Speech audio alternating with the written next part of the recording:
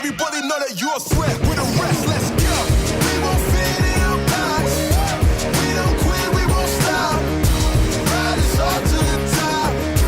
We won't fit in your, we won't fit in your, we won't fit in your box. No, we don't quit, we won't stop. No, ride us all to the top. Whoa.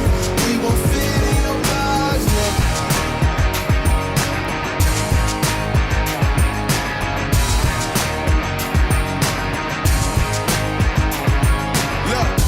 Tell you we don't fit in your box. Why you try to box me in? I got the key to unlock. I know the locksmith, optics. Speak of the loss, I'm eating lobster, chopsticks, freaking the boss. You know, I'll never fit in where I go at. Boss talk like I'm Boaz. Why fit in when you know you can stand out still? They remember you more when you hand out deals. Let's go. We won't fit in your box. We don't quit, we won't stop. Ride us all to the top. We won't fit in your, we won't fit in your, we won't fit in your box. No, we don't quit, we won't stop. No, ride us all to the top. Whoa. We won't fit in your box. No. Don't box me in. I do my own thing. Spirit is right within. I got my own way. Violent is not within. Look at the way that I do my ops again. Oh, la la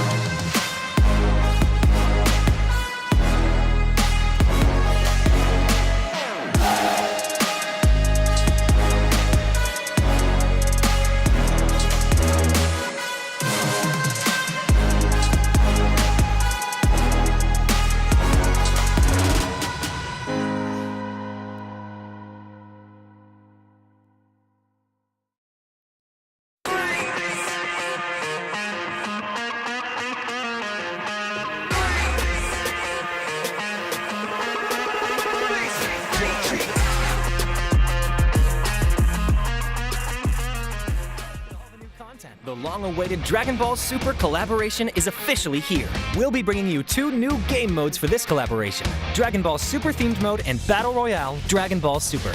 Dragon Ball Super themed mode will be available in Erangel, Livik, and Sandhawk. In this mode, we've incorporated Dragon Ball elements into the classic Battle Royale gameplay. All players will embark on a journey to find the Dragon Balls to summon Shenron. Collect the Dragon Balls scattered throughout the map.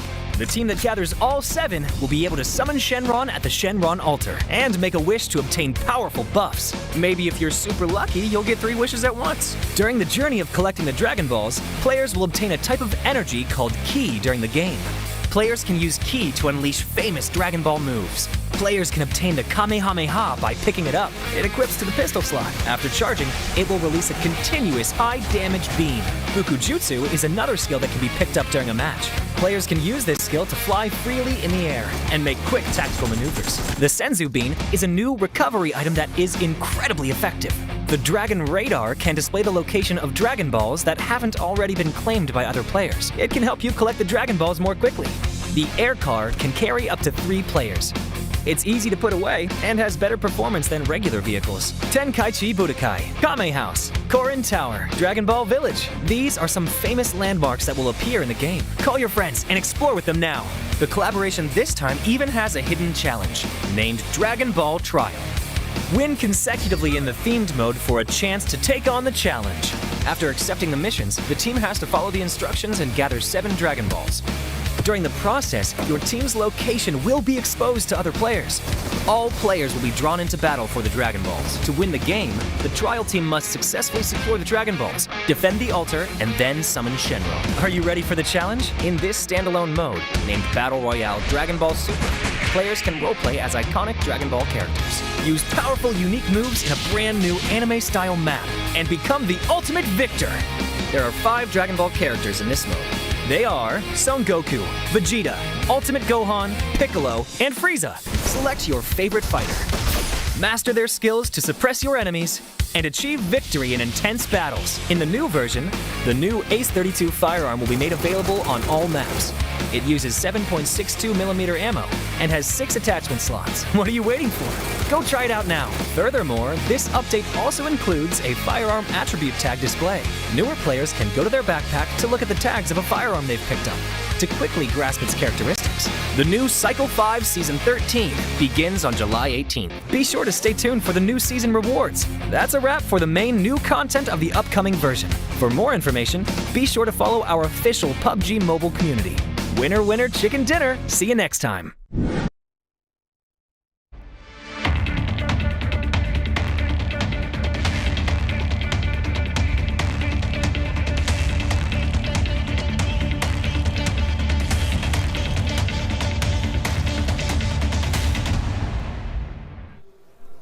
Welcome to the PUBG Mobile Regional Clash. My name is Banks, I'm your stage host, and I guess you could call this segment Backstage with Banks. As you can see, we have a remote setup on my left, which is also used as a B stream, predominantly in the 5v5 competitions that we have going on here at Gamers8, but also a place to warm up, a place to get the juices flowing for each and every one of our competitors, because this backstage area is essentially for all uses. It's to warm up, it's to unwind, and it's just to relax in between matches as well. As you can see, we have consoles set up as we approach this area of the room, and we also have table hockey, we've got table football as well. It's all just quite a nice relaxing scene, and it's nice to see the teams, you know, integrating back here in either psyching each other out to try and enable their strategies for when they go back into their competition, or they might just be relaxing, talking, and, you know, just getting to know each other a little bit better, because as you can see, it's actually quite limiting the amount of LAN events these guys do, so it's a really nice environment for them to kind of integrate, make new friends, and enjoy themselves. But ultimately, they're here to compete. Remember, this is the PUBG Mobile Regional Clash. Anything can happen, and anything can also affect your performance. So these guys are really sitting here, and they're excited to go up against each other. You'll be able to see GEEKAY Esports on my left as we go through here, the winners of the MEA Championship, and can they do it once again? I guess we'll only see. My name is Banks. I'll see you on the main stage. The banter's already beginning. It's finally here. 8 of the best teams from Europe and MEA will step into the Gamers8 arena and battle for the lion's share of $100,000. Atik, you're thinking Europe, right? نايس وان بانكس. لكن برضو عندنا 8 فرق من الشرق الأوسط وأفريقيا راح ينافسون في هذا اللقب ضد 8 فرق برضو من أوروبا، فخلونا نشوف منه حامل اللقب لهذه النسخة. 24 maps across 4 days for glory. 24 مباراة راح يلعبونها في 4 أيام. Welcome to the PUBGMOBILE Regional Clash. Europe are going to win. I don't think so.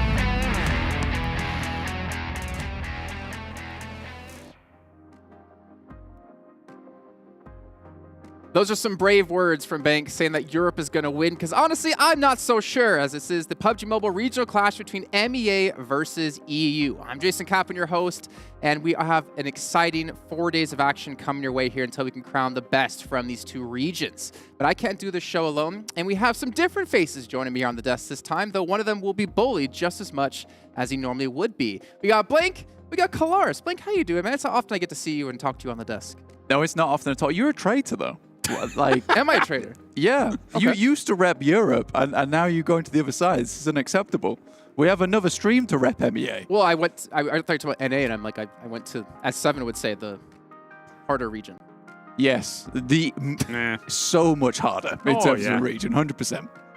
The legends of PUBG Mobile that we have in North America. But we're obviously going to be talking about MEA and EU here, Kalaris, and obviously you got to cover the EU region specifically.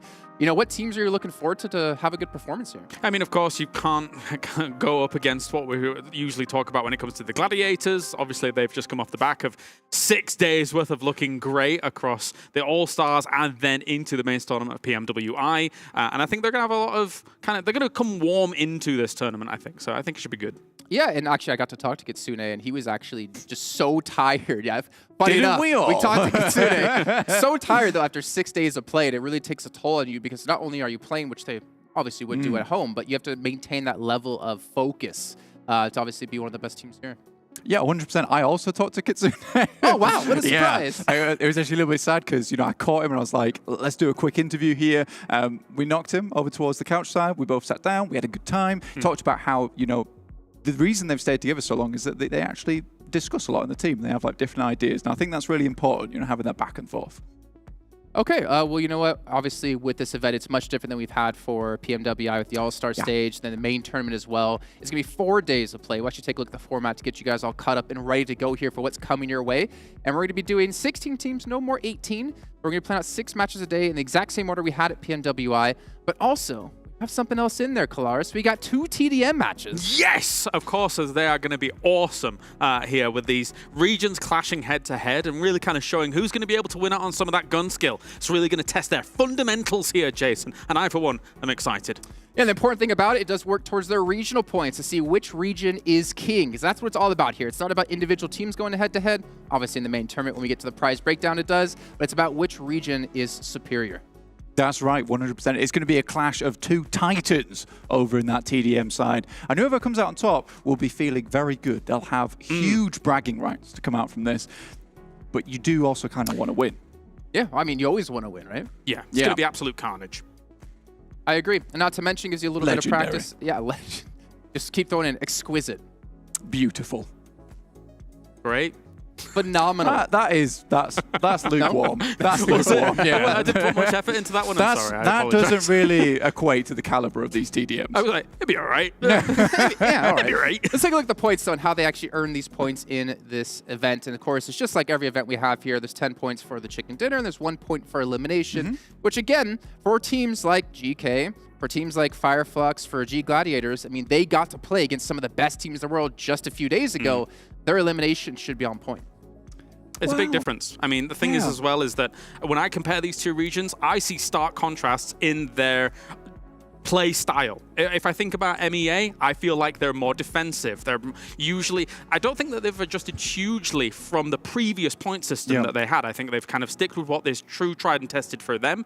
EU, I think they've adjusted a little bit more to the elimination heavy style. And yeah, we could see that paying dividends here in this tournament. 100%, 100%. Little tidbit to go off kilter here. I think Team Falcons, though, is one of the exceptions because I think they were taking a lot of fights towards the end of PMWI with some very strong teams. I think they're one of the teams that's kind of broken out that mold. They had a good start to adjust it as well, if you think about their championship, because they started off their championship to eventually qualify to theirs with 2 chicken dinners back-to-back with 9 eliminations each. From that point on, they get a lot of confidence off the back of that in the MEA region, and then they're able to say, okay, well, we've got a nice point cushion here. We can be a bit more aggressive. And going up against EU teams, that might help quite a bit. 100%. Well, I like how you did mention Kalaris playing defensive for the MEA region, and that actually brings me to what I talked to the Arabic casters about, saying the zone changes that we had happen. Obviously, not able to heal out in the blue as much anymore, especially after Zone 5 on Sandhawk.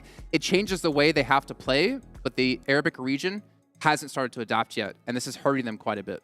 Yeah, dude, 100%. I think they were kind of the kings back in the day, specifically NIGMA Galaxy. These guys were the kings of the heal strat over on Sandhawk. Yeah. And you can do it on other maps as well. It was possible. I think I did see a Miramar where people were healing there. It's not a possibility anymore. And I think a lot of teams are getting into this rotation now, where you've got to rotate between not only the map, but also this playstyle of center and edge. You can't just be an edge team or a center team anymore. You have to be both, and it's a really difficult thing now to catch up to that sort of playstyle we see now in the PMWI. And I will say for me, NIGMA Galaxy is the one team, especially from MEA, that I'm really keeping my eyes on, because I think that as individual components, the players that they have on that roster, excellent. They've been MVPs multiple times in multiple tournaments, almost all of them, apart from Lord. But again, you know, he's still very, very good on the team as a whole.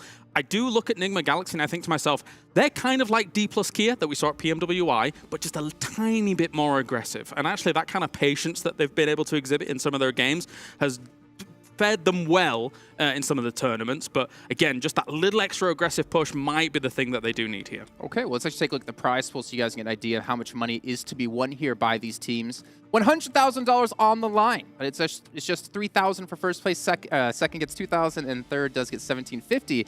But also, more importantly, besides that, they also get a lot of money just for being here at this event as well. So they take that money, really start to hammer in, focus in on some more PUBG Mobile, because PMPLs, they're still coming up here. For sure, dude. I think it's a great thing to have at the moment. Obviously, 3,000, 2,000, 1,750 is a nice prize pool to get at the end of the day. Obviously, it's great also to see Europe going up against MEA, and I think Europe as a whole, because I am backing the boys over in Europe. Weird that. Yeah, I know. It's very strange, very strange. But I think it's great to show their overall strength. I would like to see a really good fight coming out from MEA, and I think that if things go the way I think they are going to, MEA is going to learn a lot of valuable lessons from this tournament. Exactly. That's what I wanted to say as well. The fact that you can actually learn from the other region pretty well. Like, I think that from MEA, they might look at what, on the battlefield, EU's doing and maybe incorporate some of that in some of the splits, for example, that I think that Gladiators could get away with a little bit more better in this tournament than, say, PMWI, for example. And then on the opposite side of things, some compound control from MEA and seeing how that's going to fare out. We'll see. We'll see. But I don't know if I like that, though, for Gladiators in particular. I don't like seeing teams get away with something in a less competitive tournament. I'm trying to think of like the best. Translate to big ones. Yeah, right. Like, you should be able to take how you play in like your PMWIs in these big events where there's hundreds of thousands of dollars on the line, and kind of make the lobby play to your level, not play down to the lobby's level. Yeah, I think the Gladiators got massively humbled, though. I will tell you that right now. In which case, they changed a lot of things, Claris. They changed a lot of things there, and so did a few teams. And we were having a discussion between Gladiators and FLUX, and it's a great time to bring FLUX out. 188 points over in their championship. They dominated over that side, but I think FLUX didn't change as quickly as we might have liked in the PMWI. Sure. Yeah, I get what you're saying. I mean, looking at FLUX and how things sit, day 1 and 2 of PMWI, day 3, Ketch goes back to then suddenly being the MVP on the massively international stage. So he shows that he's capable of doing it. It just didn't turn on early enough. Sleeping. Well, we're talking a lot about the teams here. I want to get an idea for you guys as well at what teams are participating here in this event, because we have 8 coming in from MEA and we have 8 coming in from EU. However, looking at the MEA side, only 1 team made it from PMPL Africa, and of course, that's Team Falcons. For sure, dude. I think we have a lot of good teams actually coming through in MEA, and I think that we talked a lot about NIGMA Galaxy as well as Team Falcons. I think even GANGSTERS we can talk about here, having Dadine step in as their coach, a coach with massive international experience. Probably one of the first times we've seen a very well-respected pro player from PUBG Mobile transition over to a coach role, and I think that he's going to do good things for that team. offers a decent perspective as well. Like, you can have teams come in from other regions, I mean, the fact that, for example, Coops is on NIGMA Galaxy. It feeds back in, right? Yeah, allows him to, for example, say, oh, everyone's really playing defensively. I'm kind of an aggressive guy. You know, playing on Knights and looking great as he did. So, and it really works out when you kind of be that standout. I mean, hell, he got MVP in his region and most limbs and most damage. So yeah, definitely my eyes are fixated on NIGMA Galaxy, but there's a lot of good talent on MEA. And we're kind of focusing on that because we don't actually get that much time to talk about them because we're obviously always talking about EU, I guess. Yeah, 100%. As you mentioned, Coops, I actually hope we have an interview with him at some point as well to talk about the transition from NA to MEA to see how different the styles are. But we're going to start to focus on EU here. And to get us hyped up and ready to go for EU, we're going to take a look at our top 3 plays for the European Championship that happened just a few weeks back. And we'll come back and start to dive into what EU's got to bring.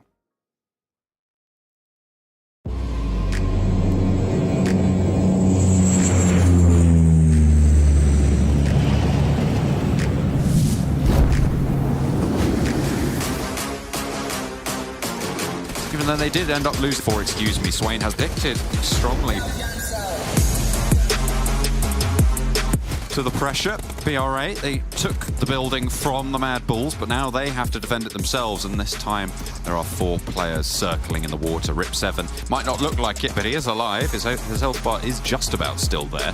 The heals can come through. Rizard goes down. Savian actually falls as well. Coursera starting to light it up. PRA more successful on the whole than the MADBULLS were, even though they did end up losing their players. Coursera just sweeps them aside.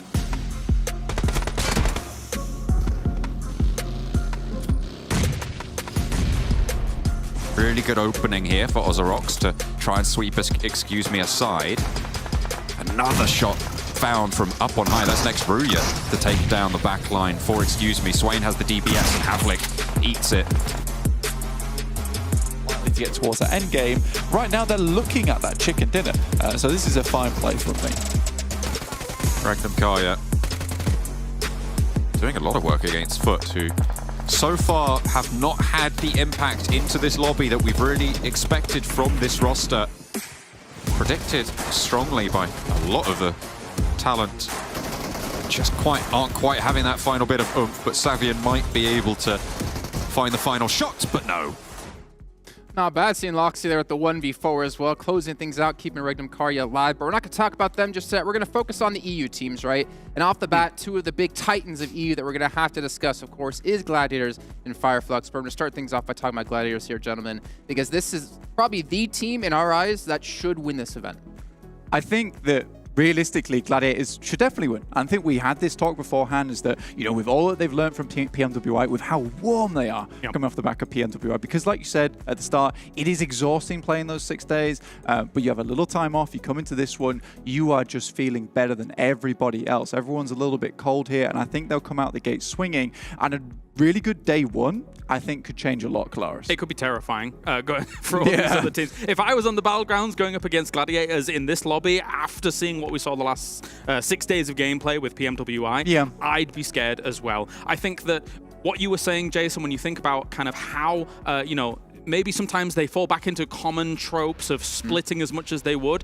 Honestly, at PMWI, we saw Matic taking that off angle. He wasn't hitting his shots.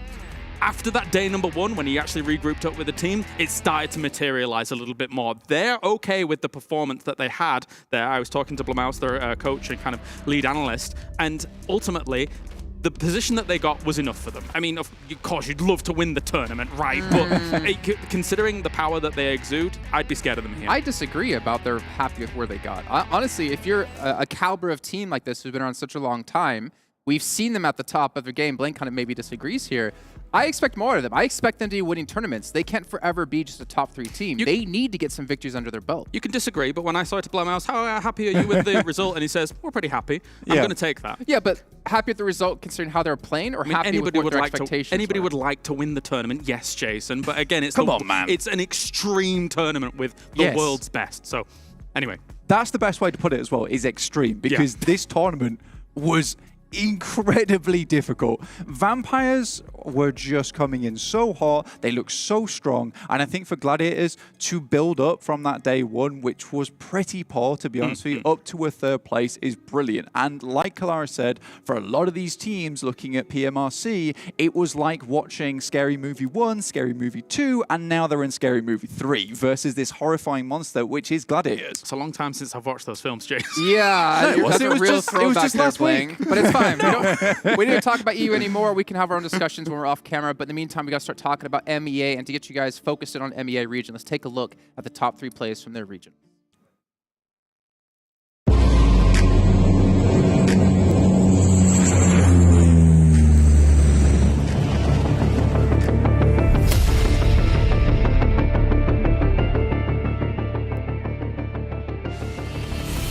مباريات ففي نقطة استفهام مستحيل يعني انت تتكلم على نجوم تتكلم على فريق كبير جدا تتكلم على فريق اوكي نحو عامل خبرة نحو عامل البطولات السابقة التي انجزها ولكن يبقى الفريق الاكثر تتويجا بالشرق الاوسط ببطولاته الرسمية ومشاركاته الاقليمية وايضا تواجده العالمي. داون الله يا نيوز الاول نوك داون زكسي راح ودع الملاعب فيفو نوك داون يا فيفو جاب الاول والثاني هل الثالث يا فيفو امسك الدي بي اس وعرض النوك داون بوم بوم جيب النوك داون يا فيفو جابه واخذها تريبل نوك داون.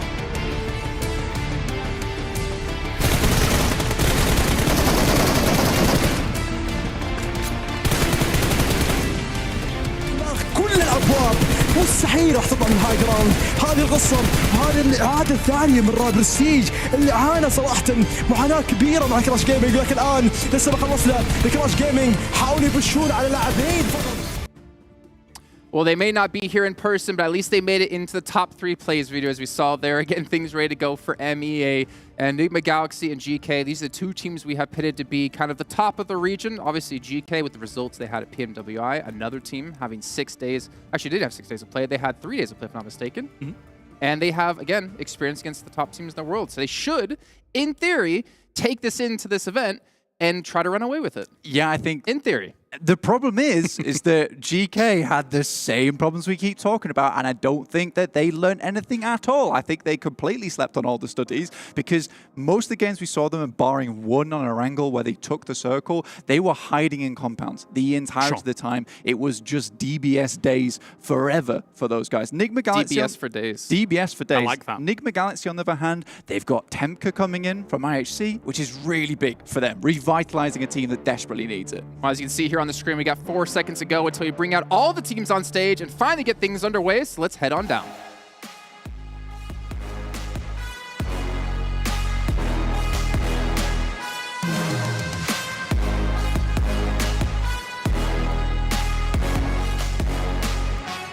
As calm settles across the Gamers8 arena, a storm is brewing.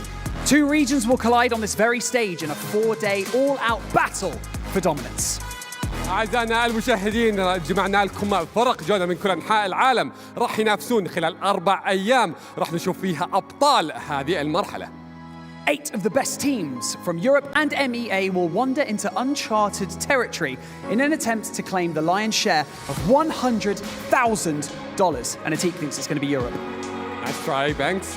لكن برضو عندنا 8 فرق من الشرق الأوسط وأفريقيا وعندنا برضو 8 فرق من أوروبا كلهم راح يتنافسون في 24 مباراة وبعدها راح نعرف منهم أبطال هذه النسخة ومجموع جوائز $100,000.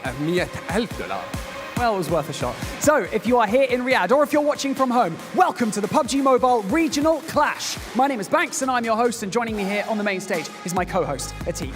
والحين أعزائنا المشاهدين بعد ما عرفنا نظام البطولة نقدر نقول لكم حياكم الله أعزائنا مشاهدينا وحضورنا في بطولة PMRC اللي راح نشوف فيها أبطال هذه النسخة. معكم مقدمكم باللغة العربية عتيق ومعنا مقدمنا باللغة الإنجليزية Banks. So it's about time that we invite our teams to the main stage. والحين أعزائنا المشاهدين خلونا عشان نبدأ مبارياتنا نرحب بالفرق معنا على المسرح.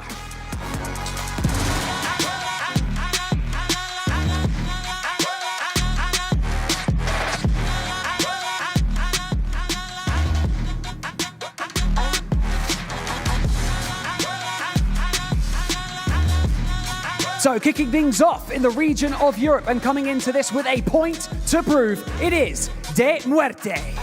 ونبدأ نرحب معنا بالفريق الأول من الريجن الأوروبي مع فريق دي مورتي.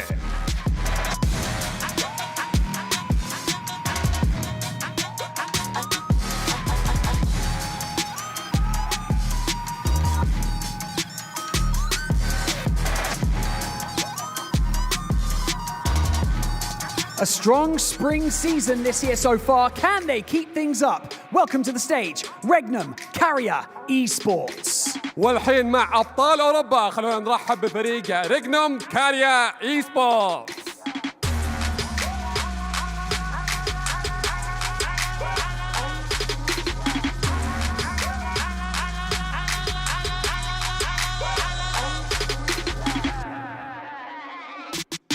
With OG members of their roster from the PUBG Mobile esports scene, please welcome to the stage, Excuse Me. والحين برضو معنا بالفريق التالي جاينا برضو من منطقة أوروبا. أعطونا تحية لفريق Excuse Me.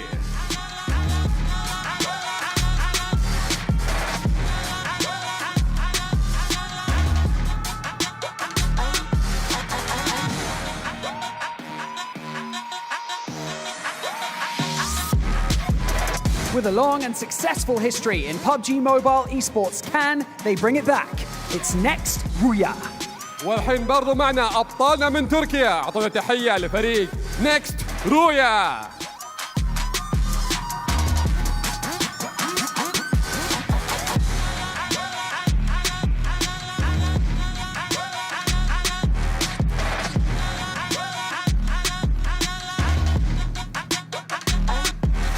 A team that have come together at the start of this year. Gamers8, make some noise for MADBULLS. والحين معنا بالفريق التالي أبطال PMPL غرب أوروبا لخريف 2022. أعطونا تحية لمادبولز.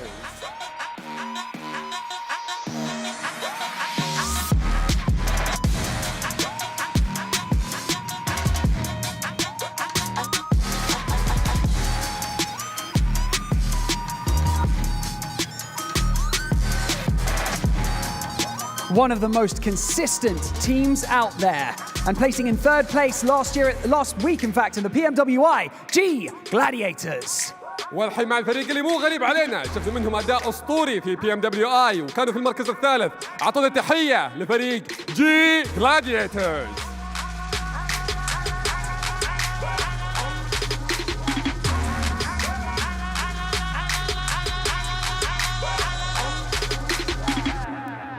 With the MVP of the European Championship on their side, welcome to the stage, NEXUS Gaming. والحين مع الفريق اللي عنده أفضل لاعب في أوروبا. أعطونا تحية لفريق NEXUS Gaming.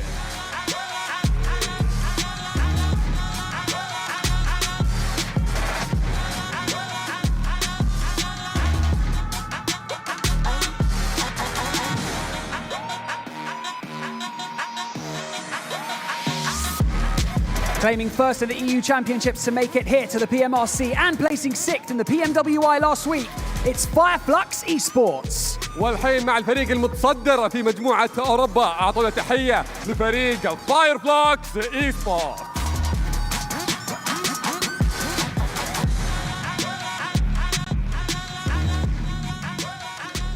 Lutz, welcome to the PUBG Mobile Regional Clash.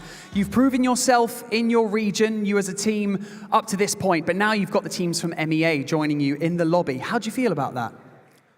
We just finished the PMWI. That's the reason we feel so confident and we are so ready for this lobby. Well, speaking... Actually, Atik, I'll let you... Sorry, mate, I dived in. سألنا اللاعب إن كيف ثقتكم في هذه البطولة بعد ما شاركتوا قبل معنا في البطولة الماضية في PMWI. كيف ثقتكم في مشاركتكم لهذه المرة؟ وقام قال ثقتنا عالية جدا بإذن الله راح تكون أفضل من المرة الماضية.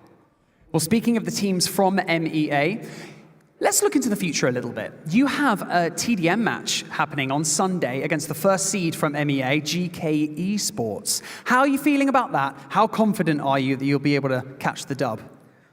Actually, we are so good in TDM and we will see how they are good.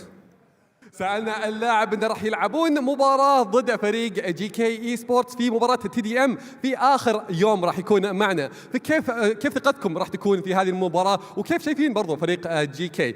قال راح نشوفها بإذن الله وقت المباراة وراح نشوف كيف مستوى جي كي وقتها.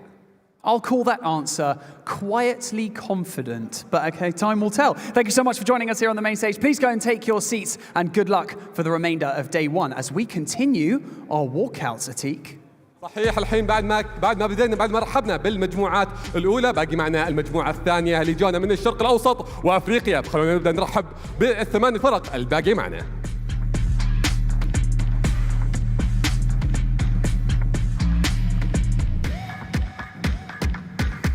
Kicking things off in the MEA region, looking to make a splash at the PUBG Mobile Regional Clash, Roads to Glory Esports. خلونا نبدا نرحب معنا بالفريق الاول مع ملوك غابات سان هوك. عندنا فريق رود تو جلوري اي سبورتس.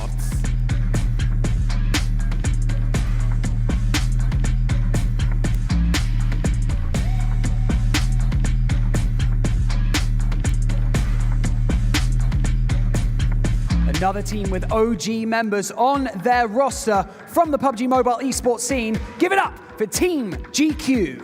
والحين مع الفريق اللي ما يهاب شيء واكثر اندفاعا، اعطونا تحيه للتيم جي كيو.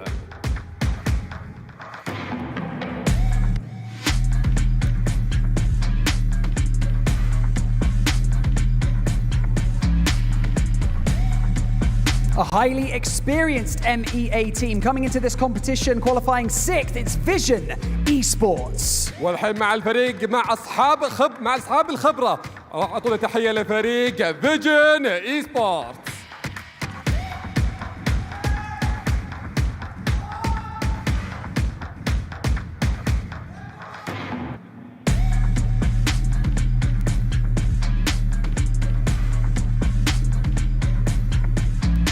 An impressive performance in the all-star stage from PMWI. You know them, you love them. It's Team FALCONS. والحين مع الفريق اللي كلكم تعرفونه، فريق اللي دائما يكون ظهوره جدا قوي، اعطونا تحيه لتيم فالكونز.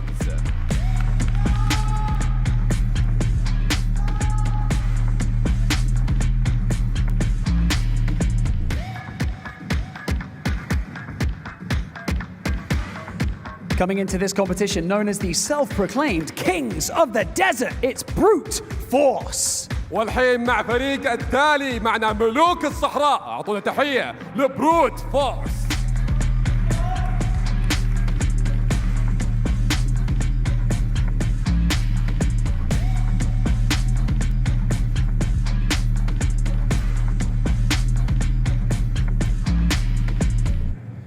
Almost no need for introduction here as an established team within an established organization. Welcome to the stage, NIGMA Galaxy. الفريق الغني عن التعريف، اعطونا تحيه لاسود الرافدين معنا فريق نيجما جالكسي.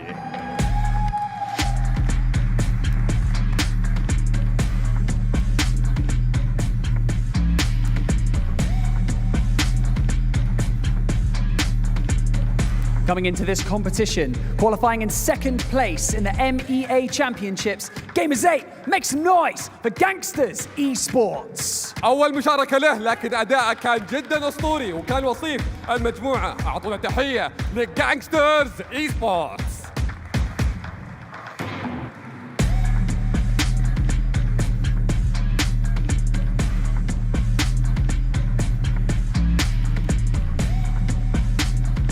And our top spot from the MEA Championships and 7th in PMWI last week, it is GEEKAY eSports. والحين مع الفريق الغني عن التعريف متصدر المجموعة في الشرق الأوسط وأفريقيا، وكان برضو المركز السابع معنا. أعطونا تحية لفريق GEEKAY eSports.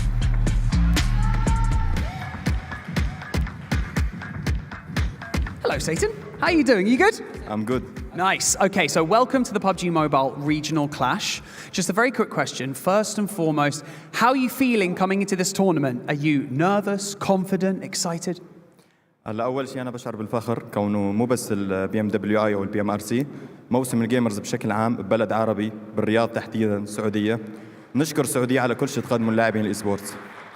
So the player said he is so proud that he's participating here in the region, surrounded by his people, and he's gonna pull off and play so well just to show it. So you are going to be facing off against FLUX in a TDM match later on this Sunday. I want to get your thoughts. They said that they know they're good going into this, and they're just going to have to wait and see if you think you're good. What do you think? هلا بصراحة نحن لعبنا ضدهم من قبل فزنا عليهم 40-15 أتمنى المرة هاي يكونوا أقوى شوي. So the players said that they actually played against him before, and they won 40-15. So this time, it's not going to be different. Oh, I love that. A little bit of banter, back and forth. That's exactly what we're looking for here at the PMRC. Thank you so much for joining us here on the main stage. Please go take your seats as we begin day one, Atik. Okay. I know that you said that you're going to be supporting Europe throughout this, and that's okay, Atik, that's okay. So, once again, 24 maps, 4 days, and we're going to have $100,000 on the line, 16 teams, 2 regions, 1 winner, and 2 completely unbiased stage hosts, I promise. So, with that being said, let's head over to the desk where they can break everything down before our first TDM match of the day. Thanks. You see the line here, and you know on my side. لكن الحين برضه عندنا المباريات اللي راح تبدا معنا الان، وعندنا زي ما شفنا 16 فريق جاهزين يبدون فيها اول مباريات معنا، فخلونا ننتقل على طول مع المعلقين ونبدا فيها مباراتنا الاولى. There's no way. Could it be? It's him. It's Jason Kaplan. It's me. Oh my God. You know, I don't think it's fair. Players get walk-ins, and we never get a walk-in. I wanted my own for once. It was good. I want entrance music. Oh my, I would make an entrance. Like just putting it out there, I want entrance music. Yes. I could think of some pretty fun stuff we could do with that. But also, I could think of some fun stuff coming up right now. As you did here, we're going to be having 2 TDM matches with our 8th ranked teams from each respective region, and then our 7th place teams from respective regions until we hit every single team throughout the next 4 days. So it'll only be 2 a day, so 8 and 7 today, tomorrow 6 and 5. And as long as you're not Maxman, you can do the math to see which teams will be playing out the rest of these days. But this is going to be exciting, man. I mean, GK, you heard saying he was extremely ready for this. You heard from Ketch as well. He's ready to go. He feels confident about this. And why wouldn't you? Because I think we can all agree the caliber of teams versus PMWI, it's definitely going to take a step down. However, I feel like the teams from the respective regions will know the top dogs a lot better and actually give them more trouble than maybe PMWI teams would have. Yeah, maybe, possibly. Maybe. I think it's definitely going to happen. I think GK is underestimating the power of FLUX at this point in time because PMWI, Ketch, I sleep. But PMRC, he's fully awake now. It's time to go. You'd think so. You'd think so. I mean, especially considering what he was able to do on day number 3. When we were watching PMWI, he was the MVP. To stand out amongst that is quite impressive. It's impressive indeed, but you know what? We obviously have to wait a little bit before we can get into FLUX, do any matches as well as GK. That'll be on the last day, and that's going to be our header between our #1 teams from each region. But going into this, right? A nice little cheeky warm-up for teams like RTG Esports and MUERTE going head-to-head with our initial match. And match 2 will be GQ team up against REGNUM CARYA. I'm actually excited to see REGNUM CARYA as well. I've always had a soft spot for them as a team, and they're one of our 3 Turkish representatives here. And we're in. So let's head over to our commentators. Actually, to change things up. It's going to be Maxman and John Allen to bring you underway. Extreme! Oh boy, do we have a treat for you. It's the first of many TDMs, Max. We are getting straight on into it. Road to Glory. It's going to be trying to open up the bidding. In fact, finding that first frag. Yeah, hyped my comeback casting here in some good old TDMs. It's good to have you. It's good to have me. Yeah, it's good to have me. Thank you very much. But yeah, of course, in TDM, my favorite map is Ruins every single day of the week because you have some elevation compared to your typical warehouse maps. And of course, corners are going to be still extremely strong because of that third-person perspective. But right now, off to a pretty decent start between the 2 teams, 3 to 4. We're going to have MUERTE. Still some really talented fraggers on that side, I'd say. John Tapok and Elementrix in particular. And talking about Elementrix, that's one looking potentially for the double. Getting the lineup, 7-3 now, and you're talking about how it was fairly even at the start, Max, but that story has changed. A little bit of an equalizer there, but Groza bites the stairs. Not ideal, but coming into this one, I was favouring MUERTE.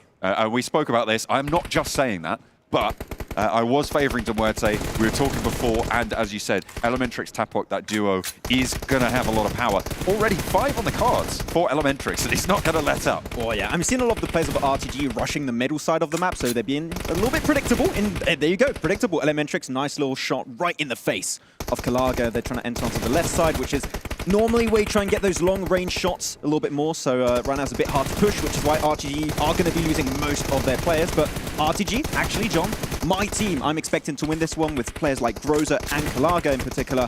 I feel like they have the fragging power to pop off here. And that's what TDM is all about, that fragging power, the prowess behind the trigger. And it looks like MUERTE currently standing tall, 14-8. They are almost halfway there. Of course, it is first to 40 on the score on the top there. You can track that. Or whoever has the highest score at the end of 10 minutes. But at the pace we're going, we're going to be at that 40 mark fairly soon if MUERTE keep it up. Yeah, this is not Warehouse. So Warehouse, typically, you have a lot more camping. This is not the case on this map. You have to push pretty much every single angle on this map if you want to get some control in the middle, which is where you're going to get most presence and most eliminations, potentially. As Aces, nice little shot onto Groza, some assistance from Elementrix along the side. And 18-10, we're starting to see a significant lead being created here, John, and MUERTE looking to potentially snatch this first game away. Very even on the elimination points across the board for RTG, but you can see the disparity there. It's Elementrix and, in fact, Aces who are leading the charge here, 8 and 6 respectively. As Taplock moves forward, wants to cut down a few of his own, and the trees start to fall. 21 halfway point is met. Groza around the corner does put that 11th up on the board, but a 10-point difference. It's very unlikely that this is comebackable, as they say. Corsair has just been loving this angle. He's been camping this the entire match, pretty much. I mean, he's been getting some great shots, punished a little bit there. You're going to have to heal up, my friend. As Tapot is going to be trying to get engaged. He is pushing this one solo against 2 players of RTG, so a little bit spicy, a little bit risky. He's going to go for the engage. Needs 1 bullet, but Groza gets the better of him. Well, you're going to be keeping RTG in the back end. RÜYA not willing to push it. Elementrix was on a flank there, but got handled down those corridors. Not ideal. Around the doors now, trying to stutter forward. Kalaga, really the only one to face on this angle, and just gets overwhelmed. Doesn't go down, however, and gives ground to allow RÜYA to come in for the refrag. The healing can start to come through as well on a close-range position, but okay, you can't just step in front of bullets. That's kind of like rule number 1, Max. Yeah, he had assistance from RÜYA too. I'm not sure it was not really necessary, but you know what? At least it's going to be a one-on-one trade, but the lead has been reduced slightly, but comebackable, and still don't think that's going to be the case here, John. That is the word of the day. Is it comebackable or no? Groza met on the stairs, turned away. Not very welcoming hosts, MUERTE, but certainly still solid on that scorecard, 29. And they are 11 to go now. RTG love just pushing together. Now they're dispatching, as I say it. Thank you very much. But Corsair is a player normally we don't usually see play for MUERTE. I believe he's been a sub in previous events. So far, not the most successful kind of showcase from Corsair. A little bit of a slow start. Ace is taking his fight, but unfortunately shut down right around those doors. Now, normally we see Becca, I believe, who is not on the roster in this TDM, but still, Corsair, 4 eliminations, playing that backstop, playing high ground. That'd be useful. Not saying that Becca would do any better either. I mean, you've also got Elementrix fragging out his mind. Tapok starting to turn up that speed, but Aces is also performing at that high level, keeping them firmly in the lead. 32 points now. Corsair needs to hold off against 3. Will be good for 1. Tuck's back in. No backup just yet. Will get taken 1 for 1. Makes sense to try and push this location. It is the best position in Ruins because you have the high ground position. Very easy to abuse with that third-person perspective. So makes sense that RTG pushed it as a 3-man squad. The spawns are going to be swapped, though. So MUERTE are going to have to go for their very own push. Tapok, the one to initiate, gets 1, but shut down instantly by Kalaga. And RÜYA will secure the other entrance. But Ace is pushing solo. Seems like MUERTE are having a tough time pushing as a team, but they're still getting the elims in. Kind of doesn't matter. They can trade 2 for 1 at this stage. They only need 3 more points. They're facing off into 11, and it's just kind of insurmountable at this stage. 2 eliminations needed. Elementrix is close by. They do have the angle on his legs, but he's going to return fire, get that reload off, and 3 players from MUERTE roll on up the stairs, looking for the shots down. They are getting shot away, but will not be enough. 40-30 is that final scoreline, and that's the first 40 points put onto the EU total. Yeah, I mean, you said it perfectly, John, at one point. We saw a lot of the times MUERTE doing 2 for 1 trades, and because of that, in a TDM game mode, it is going to be adding up slowly but surely over time. So yeah, there you go. The 8th place seed is going to be going the way of Europe, our good old region, taking the dub. Yeah, and as I said as well, putting 40 points onto the board for the regional totals as well. Going to be a good start for the EU region. Looks like they're figuring out. Hang on a minute, we just won. What's going on? What a massive W. I mean, okay, but my prediction, big L, unfortunately, but I'm known as not being the prediction guy, right? So I'm kind of living up to my name, unfortunately. Even what would you say you are known for? Being French. That's okay. That's something. That's a fact. Yeah, and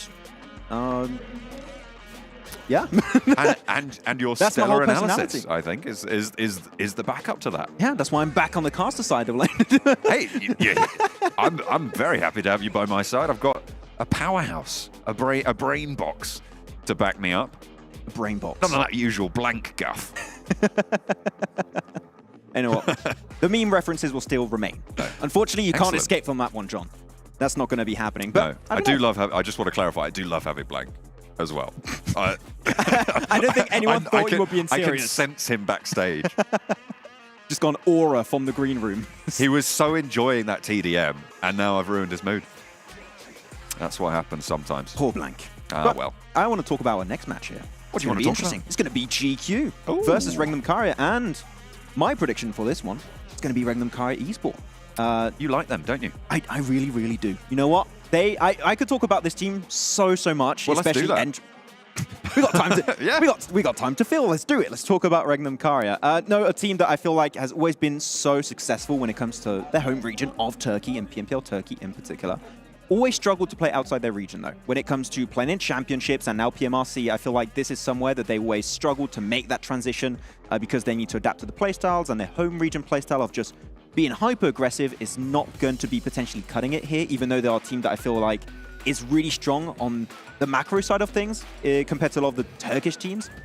I want to see them do well in the actual tournament. When it comes to TDM, I do expect them to win versus GQ because, I mean, Wild and Loxy in particular are an absolute powerhouse of a team in this event. So I'm hyped to see if Wild and Loxy can take themselves the win and bring the second win in TDM for Europe.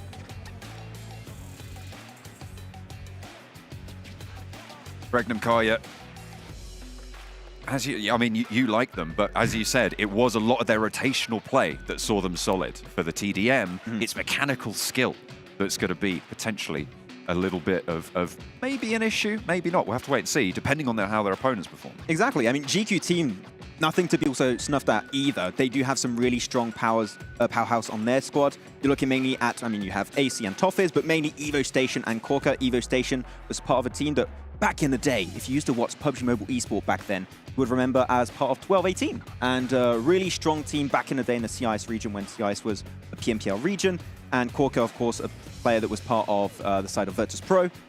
Not the most successful year for Virtus Pro, fair to say, but definitely some individual prowess performances that can be pulled off by those two players. So yeah, I feel like it's going to be a close one, but I do expect the Turkish team of REGNUM CARYA to eventually take home this win in TDM. Which, no, I gotta say, Ruins is the first time we actually see it played.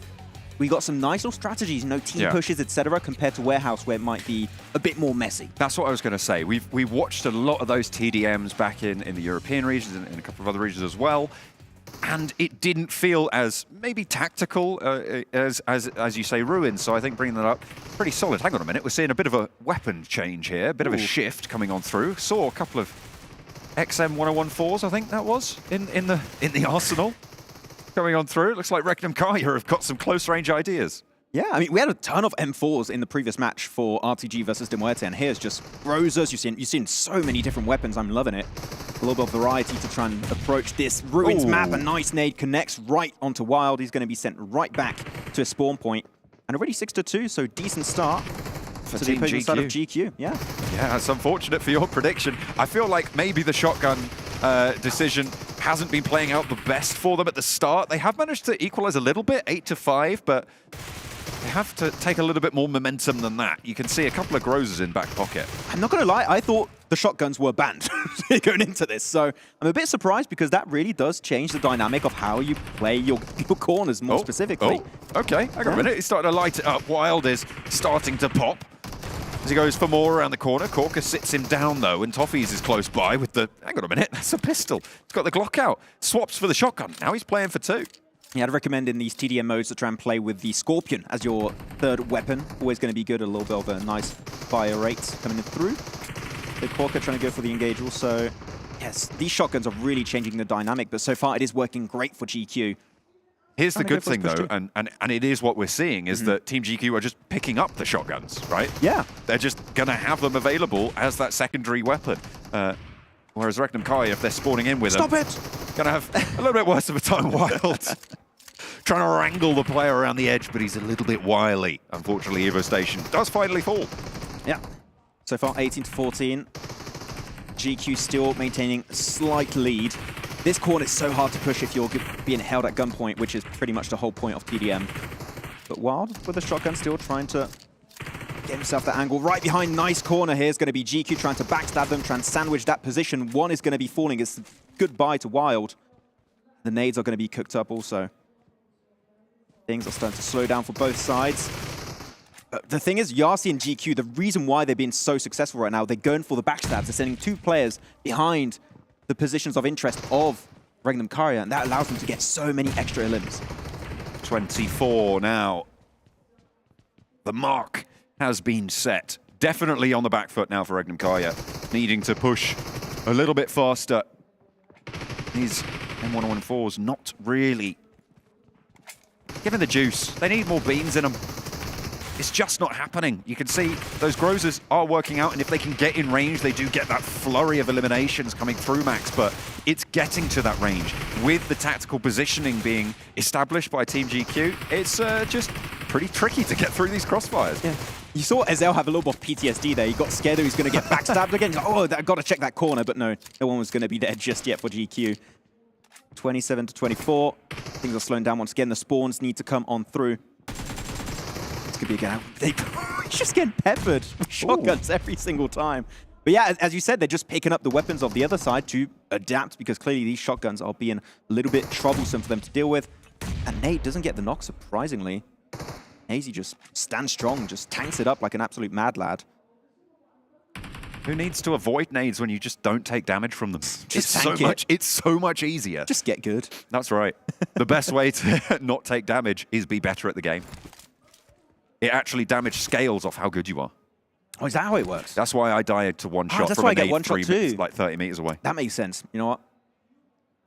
For sure. I wish I knew that before. It's actually gotten back to pretty even here. 27-26 for REGNUM CARYA on the back foot still, but they have been closing that gap. You can see the Grozers definitely being favored a little bit more. So maybe that's the change we've seen. Yeah, and you've seen GQ actually, all the players bringing in some decent stats compared to REGNUM CARYA's team. Unfortunately, it seems like Wild is not doing as initially planned entering into this. Nice angle from Loxy. Big pre-fire. Almost out of ammo, actually. They really have just slowed down. The tallies did not rise for quite a while there, but finally Team GQ were able to find two more and a third on top, Max, bringing them up to 3-0. 10 points remain for their goal. Oh, Toffee's got himself a good angle on the rooftop there. But does get taken down, unfortunately, right after by Tron. 9 more eliminations, that's all GQ need to secure, but the gap could be closed very quickly if they're not careful about it, especially against those shotguns. Could be a bit dangerous. Step too close. It's actually surprising here. The middle of the map is not being used as much as we saw in the first game, which I feel like is the best position to hold. You can really deny a lot of rotations, but here, not really the case. Tofiz, yeah, he's going to get that. There's no way you escape that angle. It is just too good over on Ruins. Wild, close to the corner, 3 points behind and a fourth added. 6 points now remain. A full white +2 is what they're looking for. But they do need to be careful. 5 eliminations remain now, Max. And as you said, it's really slowed down. It really has. Nothing is happening. Oh, what a nade from Wild. Okay. Evo Station gets one, gets two. He's speeding up the game. He wants to finish it right now. 36, and it's just a full white now needed for Team GQ, but they are falling, and they are allowing Team REGNUM CARYA to get a little bit back, clawing their way into the fold, but 3 points stand between them. Corker needs to go down if REGNUM CARYA want to stay alive, and Wild stays up as well. It's 3 points either way. Yeah, it's tied up right now between these two teams. Anyone can really take themselves the dub on this match. Oh, REGNUM CARYA gets it right from the back. Evo Station just respawned over there. 38-38, it's 2 points and everybody's going to be nervous now. Each peak could be your last. And it's Toffees to go down. REGNUM CARYA with a chance now to sneak it back. It could be Europe taking a second of the TDMs so far. A nade from Evo Station to try and find Tron, but it's a little bit too long. Is he going to reposition into it? No. He gets that healing started, and still the crucial point remains. Oh, you can see no one wants to move. It's just so risky. Down to an elim or two to wrap up this game and get himself the win. It's Loxy around the corner. Shron really just can't reposition in this angle.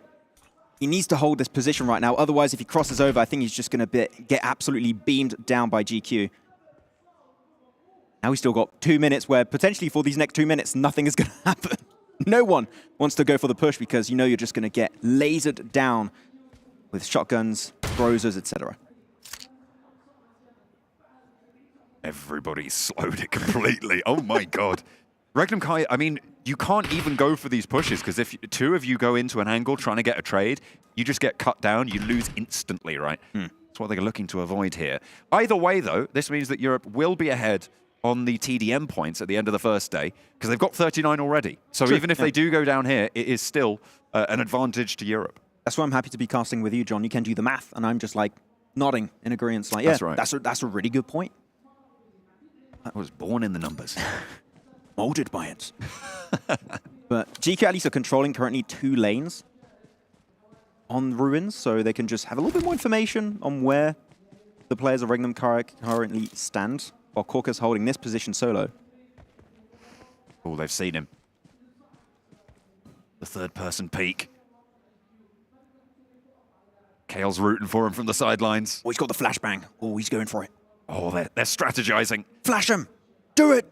Crucial push for GQ on the TDM.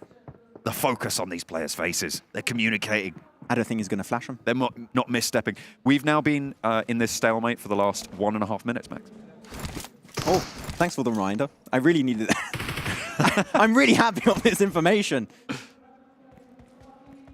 One nade. I mean, one nade in the middle. I'm surprised that hasn't happened already. Oh, he's there. Get it. Oh, he's too fast. Get the nade in hand.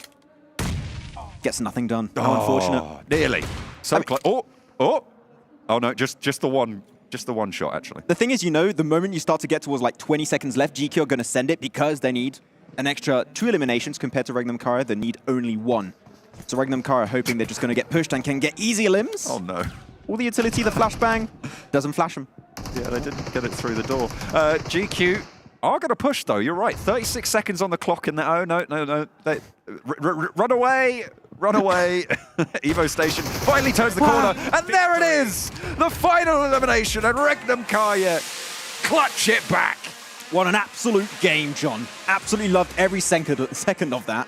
Good old times on the TDM, but of course Europe is going to be taking himself the 2nd win over here in the TDM format.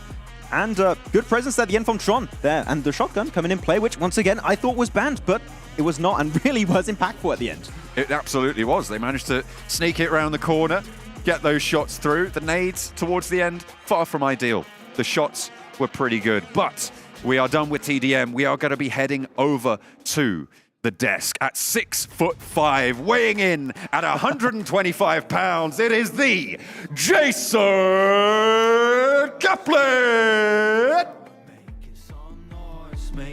There he is. Give him the shot. Oh, there he is. Coming in at 6'2", weighing in at, I don't know how much he weighs, but he's a heavyweight in the analyst world. It is Xander Blank. And coming in at 4'3.5" on a good day, it's Itty Bitty Kale. Oh no! Watch out! Watch out! Oh, he's got the shoe, not the shoe. No! He's down. Ah, back to your box. Did you guys rehearse this? What happened? Fashionable as always. Over to you guys. Thank you so much, gentlemen. Appreciate that one as we did get to see, like you saw, Blanket beat with a shoe. If y'all woke up this morning and said, Jason, you're going to see Blanket hit with a shoe, I would have said, you're crazy. But we actually got to see it happen. I came flying in like Rey Mysterio. It was wild. It didn't... Well, you know, you laid the boot on me like I did. Europe did to MEA during those TDMs. Oh, that's got adrenaline pumping through my veins. I went into fight or flight mode. Obviously, I chose flight. Yeah, you chose freeze, actually. I chose flight. That was unscripted and very fun. What can I say? What can I say? I'm a man of many talents, I guess. And apparently being 4'3" as well. That's impressive. Yeah, he did say I was 4'3". Hey! See, this is the thing. I think he confused you with 7. Ah, good point. It's why it's totally okay, because I was essentially assaulted by a hobbit. Anyway. That's not cool. You can't do that. I wasn't wearing shoes. That's true. Just saying. That's true. I was wondering what that smell was. So as we move into our first match of the day, it's going to be on Sandhawk here. And we obviously have all 16 teams playing in this one. And hopefully not as quite of a stalemate as we saw there. Let me just consult the notes. Do you want me to be serious? Yeah, please. Yeah, MUERTE actually in the first game, they got hold of the high ground on ruins, and actually that's really good to be able to kind of spot when people are coming along on the two staircases and the little hole as well. And then the second game happened, and the M1014 is pretty good. M1014. It's pretty good. It's pretty good. It's pretty good. Yeah. So, like, look, we're just coming out I was with the serious. jingles. Come on. Yes. Obviously, I think Europe was just extremely strong there. Overall, please put the shoe away. Put the shoe. I'm trying my best. look. Everyone's putting their shoes at me. I don't like it. Even the casters are doing it. I think I actually saw him have a bit of PTSD, where there's a flashback of his mom chasing around the room with the shoe. No. For me, it was a belt. My parents were lovely compared to you guys. Yeah, no, honestly, I think Sandhawk's going to be an interesting map. Overall, I think we do have a lot of interesting things coming into this one. I think for Europe, though, put that shoe down. This is going to be a bit easier for them because I think that they do move quite quickly. Gladiators are going to have a great time on this map. I don't think there's going to be many teams holding them out. I think in other tournaments, I am really struggling. In other tournaments, they have had difficulties, Colaris particularly, with teams cutting off that trifecta rotation we see a fair few times. I think what we've seen from scrims, though, as Max has helped us all out with, is that there's not many teams in boot camp right now. I think that's pretty barren. No. I mean, what you're talking about trifecta area, Gladiators did a good job of being able to push other teams away from it when they were kind of showing the potential to flex into it in PMWI. You don't have to move over from it, it's fine. That being said, though, there were some hot drop scenarios and Sandhawk that could have materialized and could have come to the forefront here. The one I might be paying attention to is the potential of Painan, because we've seen a particular team who usually dropped over on the West Coast move over there in a scrim, and I don't know whether or not they're going to continue on with that. That's a big question mark. But if they do, it's a great drop spot, and technically you can coexist one side of the river each, but it can get a little bit dicey. I think GK might be a little bit happy that D plus Kia is not here because of the amount of hot drops we had in that PMWI. Paradise. Yep. Well, the thing is, obviously, I don't really know how much you can trust on scrims and where teams are actually going to be dropping here. I'm expecting some battles to happen early, but only today. And then I'm hoping, knock on wood, that the teams will adapt to it going forward. Yeah, I think that the hot drops obviously are a bit of a problem, especially in a sprint tournament, right? Yeah. In a sprint tournament like this, if you hot drop on Sandhawk, I think we saw so many times over in the All-Stars, as well as, you know, we were looking at the main tournament, that Sandhawk for some teams was just a null point overall because they were just dying over and over again at the first minute of the game. You lose so many potential points. Some teams predicated their entirety of points off of Sandhawk alone. Stalwart. Yeah, they did have a lot of points from it. So I looked over at Max just to see his reaction. Of course, he looked defeated. No, it's true, though. I mean, in the first 2 days, 54 points. Two games on Sandhawk was half of those points, basically, which is a bit ridiculous. I do think that there's a potential that MEA has the opportunity to have a little bit of a leg up with Sandhawk. You think so? Really? Yes, and the reason I say it is because the way in which I've been kind of talking about them being a little bit more defensive compared to EU, Sandhawk actually helps that quite a lot. If you can get yourself a good compound and then you have the circle come your way, actually that really does favor kind of that style on Sandhawk. It's very difficult to breach those compounds compared to some of the other maps, Erangel and Miramar. So there could be an opportunity for MEA to start with a little bit of a push here against a region that I consider to be their superior at the moment. We'll see. Okay, well, let's actually take a look at the schedule to get you guys up to date on exactly which battlegrounds will be played when. If you tuned into PMWI at all, it's going to be the exact same order here. So we're going to have one Sandhawk a day. They'll be going into triple Erangel and double Miramar. And we've obviously seen some very exciting matches, but also something we haven't really touched on here, gentlemen, is the fact that this is the first LAN event for quite a few teams. Yeah. I mean, you look at when COVID hit, you had Nexus Gaming, previously known as Eastern Stars in some kind of form. They've, if I'm not mistaken, haven't even met until this event in person. No, I think that for Nexus, they are as my notes say here, Nexus. Good team? Dark horse? Question mark. Wow. Yeah, 100%. Extensive notes. It's real hard hitting stuff here on the desk. Obviously, I genuinely do believe that.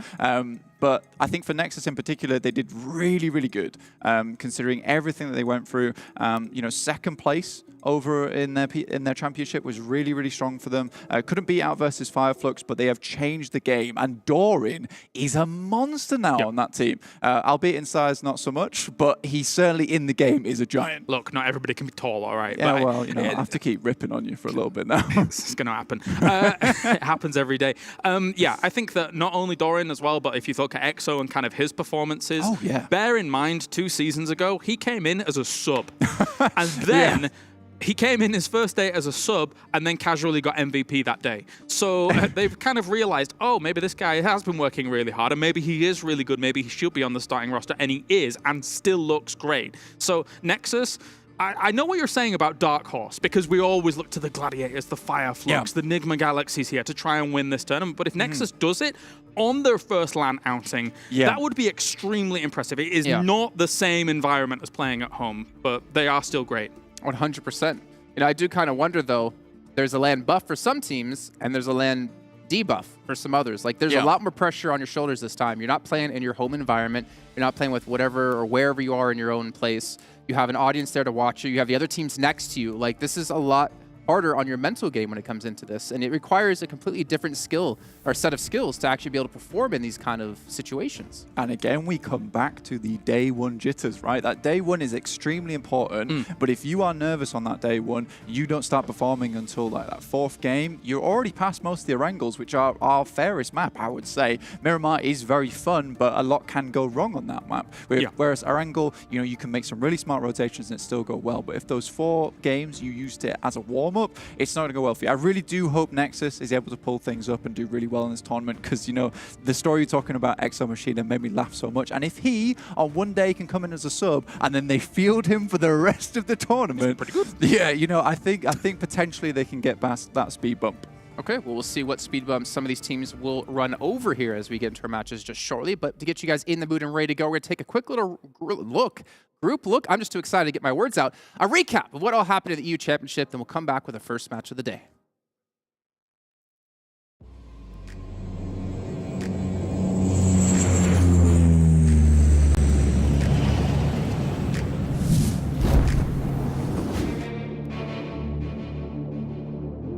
The PMPL European Championship exploded into action as the best teams from 2 regions clashed in a showdown for the ages. Let's take a quick look at how things went down. In the opening match, FLUX locked horns with the Gaming Gladiators in the endgame. Rapid trades, peeking around corners and explosive grenades filled the air. The Turkish side, with more cover to play with, managed to secure crucial revives, sealing their victory. It looked a bit hairy, but Kitsune has the DBS. Let him play close, and he's going to be giving you one hell of a run for your money, but fortunately, out comes the drop. And that is Gladiators done for. 2nd place for them and FLUX. However, this defeat only fueled the fire within the Gaming Gladiators. They turned the following Miramar match into an all-out brawl, dominating their way to a triumphant chicken dinner. Behind the crate, really aware of the threat he's under right now. The last player to fall, and the Gladiators take it home. For eSports, the Turkish champions did not want to be left behind and announced their intentions with a Sanhok showdown that left spectators in awe. Their fearless gunners eliminated opponents left and right, amassing a mind-blowing 16 elimination chicken dinner. However, it was the veteran squad of Gaming Gladiators who once again fought their way back to the top in the following match. But it was the final match of the day where we would see the 3rd contender rise to the challenge. Nexus Gaming, showcasing an unprecedented amount of control on Miramar, orchestrated a masterpiece, executing an impressive 18 elimination chicken dinner, setting a brand new record for the highest number of eliminations in a single match. And what a roll over these hillsides this roster has had. You said you wanted to see it from Nexus. We said we wanted more placements. And now against FLUX, they find the final blow and the chicken dinner. Day 2 dawned, and the atmosphere crackled with tension and anticipation. It was Sly Europe who set the stage ablaze, securing back-to-back chicken dinners in an awe-inspiring display of skill and determination. With the drop down, 2 players are there, goes out wide and Reflect falls first, but Peace is traded off. Sun HP now last standing to jump on out, but it's Sly Europe in the end. Ozrox 2 impressed with 2 wins of their own, with SBG and ARR claiming 1 win each. But the rankings witnessed only subtle changes, teasing the possibility of explosive shifts in the days to come. On day 3, NEXUS, fueled by their previous successes, took the first game by storm. They strategically maneuvered through the rough terrain, capitalizing on the chaos unleashed by other teams. Ascending to the top of the table, NEXUS sent a very clear message: the fight for supremacy had only just begun. But FLUX refused to be overshadowed. Rallying their forces and executing a masterclass on Miramar, with tenacious gameplay and a 10-elimination chicken dinner, the point table trembled as a series of shuffles commenced. And Solkay needs to get to cover. Lux has been taken down, and it's 2v2 now. Solkay close. Can he win out the challenge with the UMP? His teammate tacks a bullet, but it's traded back and forth, and FLUX just about. As the day drew to a close, FLUX refused to relinquish their hard-earned momentum. Fueled by their determination, they blazed through the competition, bagging another 20 points in a jaw-dropping display of skill and strategy. Yeah, it's just going to go down to the blue zone. Now, just the one player.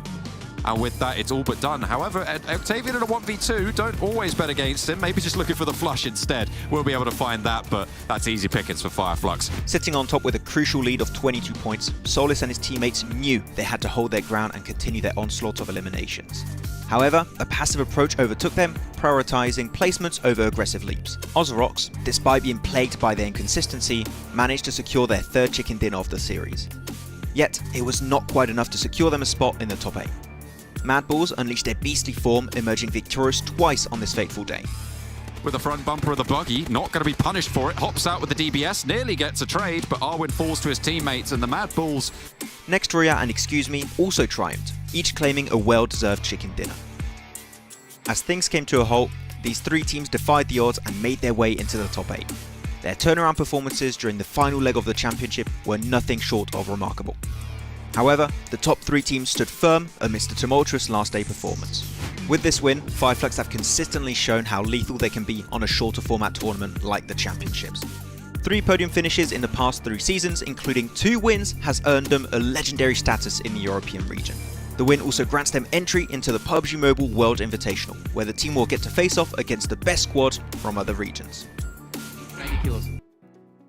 And that is a quick little recap of what all went down in the EU regionals, as you heard Maxman giving his lovely voiceover. I think that it might have been the first time I've ever heard him do a voiceover, and probably the last time. Yeah, it was as if he was recording it in a train or something. He was very calm, very relaxed, you know. Yeah, I mean, he was saying that FLUX was lethal, and I think that right now Maxman is lethal on the microphone. I think so. Yeah. We were hearing him in the TDM. Oh, spitting rhymes. Legend of commentary. A lyrical right wordsmith. Yeah, 100%. Okay, so moving into, obviously, the matches at hand here today, we're going to start to talk about some of these teams, because we're not quite sure exactly when we'll be hopping into our first match. And at some point, the longer we have to do this, there's going to be some bets made, where eyebrows might be waxed, heads might be shaved. Okay. Maxes, right? Yeah. Maxes. No, we're not you guys, no. We're all just using Max. We've got, like, betting tickets on Max's probability of keeping any of his hair. Exactly. Okay, cool. He had a haircut just a few days Even when you're ago, not on the desk, Max, you're still going to get... You know, that chest. He was just knocked over. That like, needs waxing. Hey, can we do that? No. This is why you guys aren't allowed on the desk together. I've realized this now. What do you mean? Stop. All right. Stop it. Okay, so let's start talking about some teams, right? I want to talk about 2 teams who have had probably the best increase in performance from the respective PMPLs into the regionals. We got GANGSTERS, who were previously known as Crash Gaming. They were in 6th place in their PMPL, moved up to 2nd in the regionals. And then you have NEXUS Gaming, which we touched on already, go from 6th to 2nd as well. But talk just a little bit about GANGSTERS first, as we go into the MEA region a little bit more, Blink. You know what, GANGSTERS, they look pretty decent. As we said before, you know, Dadine being a pickup for the coach is really, really important. Again, for MEA, I think it's very essential they start getting in that outside of region help, right? Because they really do need it. I think as a closed unit, this region just isn't learning too much from other players, and I think Dadine, with all the experience he has behind him, is going to perform extremely well. I think overall, though, GANGSTERS could have a good performance in this tournament, but I'm not expecting miracles out of them. Yeah, it's going to be difficult considering the kind of level that they're going up against, especially when it comes to the EU teams as a whole. I have seen, when I was watching their game, sometimes there were moments where they weren't going into late game with as much utility as you may want, and then it kind of leads to a slow demise in some of these situations, like on Erangel, for example, where you're having some of these very important dips. We saw kind of even finishes near chopsticks where you just don't have enough smokes to be able to make those transitions out. So I'm hoping that, you know, under the learning tree, we've been able to kind of 100%. keep some of that into some of those late game scenarios and keep them going. But, right, I do think it's very important to understand that, you brought this up, and I think it's a great point about the utility, and I think a lot of teams do overlook how its importance. But I think it's way easier to teach a team to go for that loot in the early game than it is to get a team to start being a bit more aggressive on their rotations. Too many teams are a bit scared to go for those rotations in the early game and leave looting areas earlier on. So I think for Gangsters that might loop back into how well they do here. But Well, again, it's a bit scary for them. It's especially prominent in a region that's maybe playing a little bit more defensive because you're not getting as many eliminations, which means you're not able to get as many boxes off of the people you've eliminated, and then you're not able to constantly expend utility to pick up utility, to expend utility to pick up utility, and have those checkpoints along the way to eventually getting yourself to a decent late game scenario. So sometimes I think they fall to that in that regard, but that could be fixed. I don't know what they've done between then and now coming into what would be an important tournament for them. Yeah, and that's why I find it hard to ever really analyze teams, because you can know what they do in their respective regions. But what they do when they get to international events like this, playing against other regions who have different styles they're not used to, it's kind of, you don't know what's going to happen in this one. And one team I wanted to talk about in particular that when I was last working on EU, which was, I think, fall season, and the prior season before that, there's a certain player from NEXUS, Frozen, that was like this golden child. He came in at 16 years of age. He was just old enough to start to compete. We saw him have an MVP on his breakout season in his PMPL. And then when we got to the regionals, when we got to the next stages of the events, he couldn't keep up. And I wonder, has he been able to finally adapt and finally grow as a player to be that carry like we got to see Kitsune do in the past, like we got to see CARYA do in the past? I haven't seen it out of him just yet, and I want to see that old Frozen. Still doing well overall, MADBULLS, 100%. Sorry. Different Frozen. Different Frozen, it's fine. Still doing well on NEXUS, yeah? I do remember him playing as well, and honestly, he was very, very good. Unfortunately, I think there's just been loads of players coming up through the woodworks right now, and the overall caliber of players in general is just much higher. I think Frozen had come in at a time where we still had quite a mediocre lot of players over on that side, and Europe has just strengthened since then, in my opinion. So I do think that he is performing well on the team, and maybe you could have that stand-up, but is it here yet? I don't really know. So you're saying Europe got stronger, which I completely agree with. I mean, looking at the teams that got us here, we have 3 Turkish teams. And we have 5 EU. So to me, that's kind of surprising, considering back when I was obviously doing the European region, it was about Turkey being one of the strongest regions, if not the strongest. But then again, having a lot of these G.GLADIATORS come in, MADBULLS come in as well, having these Eastern European teams, it definitely has made the region a lot stronger where certain other teams can't compete. Yeah, they revitalized the region a little bit. I did think before that actually occurred, our region was stagnating a little. I'm going to be real in terms of actual performance. They gave us 2 teams. They're pretty good, all right? And that actually leveled things up quite considerably. If you look at MADBULLS, for example, that on paper is a great roster. Actually really good ever since, of course, there was the divide of major pride guys and then MADBULLS guys and stuff like that. Yes, exactly. So, but on paper, they're great. But they've not been able to string it together to get to them like a proper podium finish that we would say is very, very confident, right?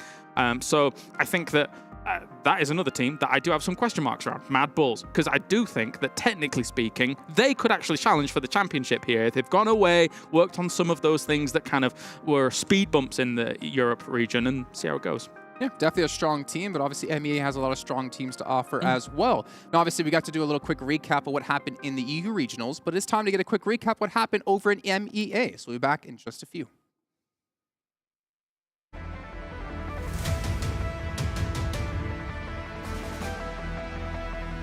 Are you ready to relive the epic moments of the exhilarating PMPL Middle East and Africa Championship 2023? Then buckle up for a breathtaking recap. The top performers separated themselves from the very start. Team Arab Golden Galaxy, the African contender, made it very clear what they have come to accomplish from the very start, triumphing over GEEKAY Esports in back-to-back end circles. Coops, the one-man army of NIGMA Galaxy, took his team to the finish line in the following Erangel. The only thing between him and the entire Brute Force army was just a rock. And while he did the best a player could do in that situation, Brute Force had already seized the game. The fourth match of the day led to a squad showdown on Sandhawk, with the zone in their favor. Crash Gaming Esports crushed the party of RÜYA Esports for a seamless win. Crash looking pretty tough, but that is the hit zone. Come on, hey buddy, gets it. That is winner chicken dinner. However, GEEKAY Esports was too determined to let the day slip away, even after such a consistent start. But this did not bring much difference to the table, as Crash Gaming and Arab Golden Esports led the rest as the points table after day 1 emerged. Day 2 went down in a different manner than anyone would have predicted. Underdogs stepped up to display their mettle against the very best. Vision Esports took home 2 wins, along with Quest and Rad, who each secured 1 victory each. It was not until match number 11 till we saw a favorite take the stage. It was none other than NIGMA Galaxy, who exacted a perfect revenge on a brute force who found themselves stuck between a rock and a hard place. Groups freak. Everyone's getting ready to find that next opportunity, that next angle, and that is going to be Ado getting run down, and with that, the blue zone lends a helping hand. NIGMA's old rival, R8, stole the limelight in the last match of the day as they washed RÜYA Esports' squad with some outstandingly precise nading. Although the day saw huge shakeups on the table, Crash Gaming, Arab Golden Galaxy, and GEEKAY Esports were successful to weather the storm and cling on to their respective spots on the table. Crash Gaming kicked off day 3 with a bang, determined to build an intimidating lead, descending like a wild tempest upon the last surviving squad. They secured a whopping 10 eliminations and started the day on a high note. Now it is time to take it. Only 2 more players stand in their way. Oh man, this is an absolutely insane push coming through from the side here of Crash Gaming. Absolutely just demolishing. Although high elimination games were scarce, Brute Force mesmerized us all with a jaw-dropping 15 elimination chicken dinner in the following match. The teams at the top didn't seem too concerned about 1 win going to Vista Gaming and the World of Battle. However, tensions began to fill the air as NIGMA Galaxy joined the race, claiming a dominating win, while top contenders like GEEKAY Esports fell in the final circle. GEEKAY, however, showed incredible resilience.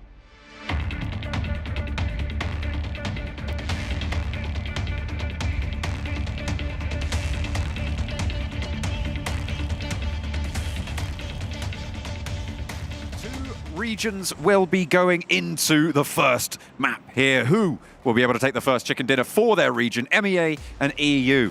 Riding on the north side of Sandhawk, my name's John Allen. With me is the wonderful, the exquisite, the delightful, the ever-French Maxman. I feel like with the irony we just saw on desk earlier, I don't know how to feel about this, but... I was serious. Oh, you've been serious? Oh, thank you very much, John. Having a great time being here for some Sandhawk action, and of course we're going to have potentially, we saw in the scrims, in also MEA Championship and European Championship, a few hot drops that could be happening here. Mainly one I'm looking at is going to be Brute Force versus Nexus Gaming in Cal in the Northern Edge, which did happen earlier. In the scrim, Brute Force did win it. Well, I'm really wondering if that's going to be happening once more right here. Just taking a scan over the map, it looks like that might be the only hot drop we have. NIGMA Galaxy on the south side have got GQ to worry about. Oh yes, you just pointed out to me, Max, the Painan hot drop as well. Yeah, RTG versus REGNUM CARYA, not going to lie. After the TDM, you know, that we saw between them, could be going REGNUM CARYA's way. They've gotten themselves a nice win at the start over there. But yeah, Painan fight is going to be interesting. And the circle, northeast, no gladiator circle, John. We're not going to see it. I'm Very glad. sad. Well, actually, yeah, you're right. It isn't actually sad. It's quite gladdening for you. Gladiators will have to rotate off that northwest island. Hard northeast shift. Nexus surrounded in Cal by Brute Force, seemingly, but the couple of vectors on board, it looks like Octavian has got something on the back there. REGNUM CARYA not willing to go for an immediate engage on RTG over the river. Boot camp, Scott, excuse me, close by, but GEEKAY going to hold the majority of it. If you really want to drop boot camp, I think this is the best way to do it here, John, is just have players in the warehouses north, and that should be the best approach. You don't have to take that fight anymore, so I feel like this is the smartest approach. So here's some teams Mainly players of Brute Force, a little bit underlooted for some of them, especially the 2 players north of the wall. Lacking in especially helmet and armor, you can see. So they're not going to have the vest or the helmet. So 1 bullet's going to do a significant amount of damage. So Brute Force, maybe if they could, I'd say avoid taking the fight. But from their position, it seems like they want to keep an absolute hold down onto Nexus. Ooh. And just like in the scrims, maybe get a 4-player swipe. Tixie's going aggressive onto MUERTE's position. MUERTE split 4 ways at the moment on the north near Hatin as well. 1 player was further south, and it looks like it was a knock and a flush as well for Gladiators. That's big news for their rotation if they want to go over the north side. Yeah, he punched him to death. Literally, he got himself that first elimination. Good for Gladiators, but MUERTE are kind of... That is a massive split, I think it's fair to say. They have players in Hatin, players towards where Gladiators like to drop. Then you have Kose, which is just actually northeast of that bridge location, and you have even another player that's just north of Excuse Me, which is initially in boot camp. So I'm really hoping we're not going to see this split happen too often, because I think it's a bit overkill for this squad. As back to Nexus though, things a little bit slow, but you can see that now the hold actually has tightened so much for Brute Force. They got even closer, and now Nexus Gaming really can't escape. They have to take this fight head on, because I don't think Brute Force are going to allow them to leave for free. The question is, how long does this fight have, right? Because you're going to have teams like MUERTE moving in, most likely along this north side. You're going to lose that presence in Lumberyard to the south. Moving down towards Tapmock is going to be a lot harder the longer this fight rages on. But with Exo Machina going down first, it could go a little bit better for Brute Force, but there's that lack of armor coming back to bite, like you said, Max. The Vector down the wall line for Kapahala, keeping his teammates safe for the time being. Oh! With the Uzi at that range. Okay, good execution from AYDO.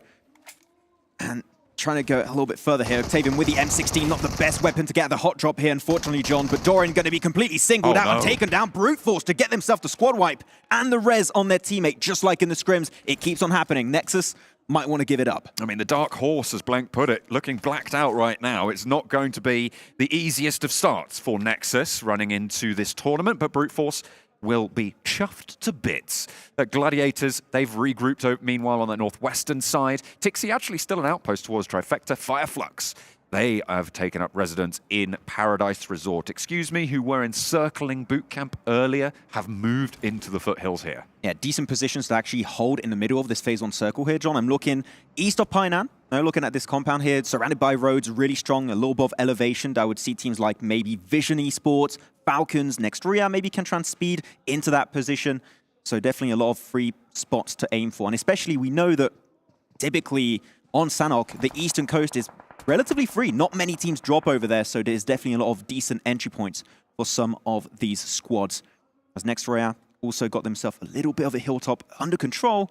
They spot Falcons, but I don't expect that to result in an all-out war happening between the 2 squads. Not just yet. The circle is big enough for the both of them currently. Time will change that, however. And we'll have to fight for every inch of land in the time to come. RTG still playing down south by Quarry. A lot of teams yet to leave their original drop spots. Gladiators still over by Camp Alpha. MADBULLS in Ruins. NIGMA Galaxy in Sami. And GQ over in Camp Charlie. Yeah, I think at this point, NIGMA Galaxy and Sami is like tradition. That even though the hill strat is just not possible anymore. You gotta do it. Just gotta do it. Okay, Ralph, I swear to God, if I see Ralph with like 25 first aids, I'm gonna lose it. Ralph, stop it. Okay, it's 2023. Stop it, Ralph. Stop it, Ralph. You don't need it. Oh my God. MADBULLS have finally mounted up. They're going to go for a rotation. Normally, they either go for the bridge south of Painan and take a compound there as a launch point. But with the circle as far as it is, they might just have to go a little bit further than that. You can see they are currently breaking down south of Painan and heading for that compound. And the Gladiators are looking across as well from that northwest island finally. No, I'm looking at GK in particular here. They are not moving towards the circle, which you would normally expect. I think they might be predicting a move from Gladiators in Trifecta. So they're going for Bootcamp Hill in the south, maybe trying to, take a very minimal risk here, just waiting there. If Gladiators come, maybe get an elimination or 2, just wound the team, and then start moving into the circle later on. But it seemed like Gladiators were aware of that position being under control of GK, so they're going to go towards Hatin position, use that bridge, get into circle. As of right now, only a few teams are currently not in the safe area, like NIGMA Galaxy, GANGSTERS, and also MADBULLS that are slowly but surely making their way down south towards Lakawi to get in the circle, but going to get some shots taken at them by the GANGSTERS. GANGSTERS didn't move far north. Far enough north, I should say, to cut off that MADBULLS rotation, which, if they'd have done their research, they should have known that was going there. Maybe they just didn't want to take that fight. But, as you say, over in Lakawi, MADBULLS now have that spot. The circles shrink, not really too dramatic here, Max. It's not really going to have that much of a crunch impact. The teams on the south side will have to move up, sure, but a lot of these teams are going to be happy. I want to see Falcons go for that central compound surrounded by roads right to the east of Lutz. Currently, that position is free, no one is there. MUERTE are somewhat close, but they're on the other side of the road, so it shouldn't be really an issue to get that entry point in the compound. So I would recommend Falcons to go there. Though one thing, John, I think we've witnessed from Falcons in PMWI in particular, is sometimes they get a bit too much in their own head, I feel like. They see a really good opportunity, but they just second-guess themselves and at the end don't go for what could be a game-winning play, which is a little bit unfortunate, though. REGNUM CARYA going to be losing one of their players instantly to the hands of then Doc and Machine, actually. Yeah, next, RÜYA finding Tron. It's an unfortunate. Next, RÜYA pushing in from that south side. Next, they had REGNUM CARYA were playing a little bit further west and playing probably a little bit too split there, really, for next RÜYA to be able to have taken them down. Losing Tron, not ideal as teams start to crunch in. That compound on the junction that you were talking about, Max, is starting to get surrounded, but with no residents. It's going to get hard to actually get access to it because it's going to be protected by, what, like 4 teams right now? Which is going to be that making that entry point so much tougher for some of the squads. GQ Corker going to be spotted out by Acer. A few shots taken, but nothing of value secured. And FLUX, I'm actually really liking what FLUX are doing here. They're just kind of spreading out their position, getting information south of Paradise Resort over to the eastern side too, with Lutz in particular. And if the circle goes their way, they can just regroup in Paradise. And because the terrain around Paradise Resort is just so rough, they have a natural line of defense set up for them. So that could be a really good position to play for them in the later stage if the circle goes their way. Though, NIGMA Galaxy actually going far south looking for GANGSTERS. There's a fight happening out in the blue. GANGSTERS versus NIGMA Galaxy. Okay. Is that all of NIGMA Galaxy going? I think so. I can't see any of them in the circle. Otherwise, Ralph is an absolute madman. Maybe they're going for a boat. Maybe they're not going for a fight, and because they have gone towards the coast side, so it could be that they're trying to rotate over towards Mong Nai, even? Could possibly be. I'm not sure what's happening here because GANGSTERS are just remaining towards docks and not willing to move at all. This is, once again, these circles do a lot more damage than what we initially had in 2022. Strats like this do not work anymore in this current season, so not sure what the game plan is, but we'll see, because now the thing is, John, even if they rotate now, you don't have really a lot of compounds remaining in circles, so it might still be too late, even if they start moving at this very moment into the safe zone. Nobody expects the stage 4 boat. That's Inquisition. That's what happens sometimes, I guess. I mean, maybe, but you're over-investing a lot into that. You need a lot of meds to be able to sustain that, and then your resources are very, very dry. You need to catch a team by surprise if you want to pull off a play like that, because otherwise you just don't have the resources at your disposal. Exactly, though REGNUM CARYA and next RÜYA are going to be playing this road trifecta, which are renowned on Sanhok for being really, really strong if you're able to zone teams away and just stop them from breaching. So far, it's going to be like a symbiotic relationship between those two teams, working together, shutting teams down as they try and approach their position. And if they are still in this circle later on, they might have to fight one another. But as of right now, they're friends. They're having a good old time in that trifecta compound. As NIGMA then, I mean, not quite the botation, but close enough. It is on the coast, so they do make it in, John. And the circle actually is great for them. They could go right into Camp Bravo and call it home. Do they want to go into Camp Bravo? Likely it's already picked through, and it's pretty difficult to get out towards those hills when you can just maintain that line on the east, though. I mean, you have got that ridge side that you've just pointed out to me, Max. Yeah, could be a decent entry point. Actually, north of Camp Bravo, you have also 2 compounds which currently are free. The thing is, NIGMA Galaxy just arrived, so scouting is something they haven't been able to do this match. So they have very little information, but seems like indeed they're going to go into Camp Bravo. It's just a safe option. It's a big position. Even if a team was in that compound, it's just, you can at least get inside of it and avoid third parties, which is a decent option. The circle, as we did see then, a little bit further southeast, which means that now Paradise Resort is going to be taken out of the equation. Lutz has been scouting this eastern edge the entire time, so I feel like FLUX could have actually a decent transition into that compound we mentioned early in the game. Have to find that opening for them to leave Paradise Resort.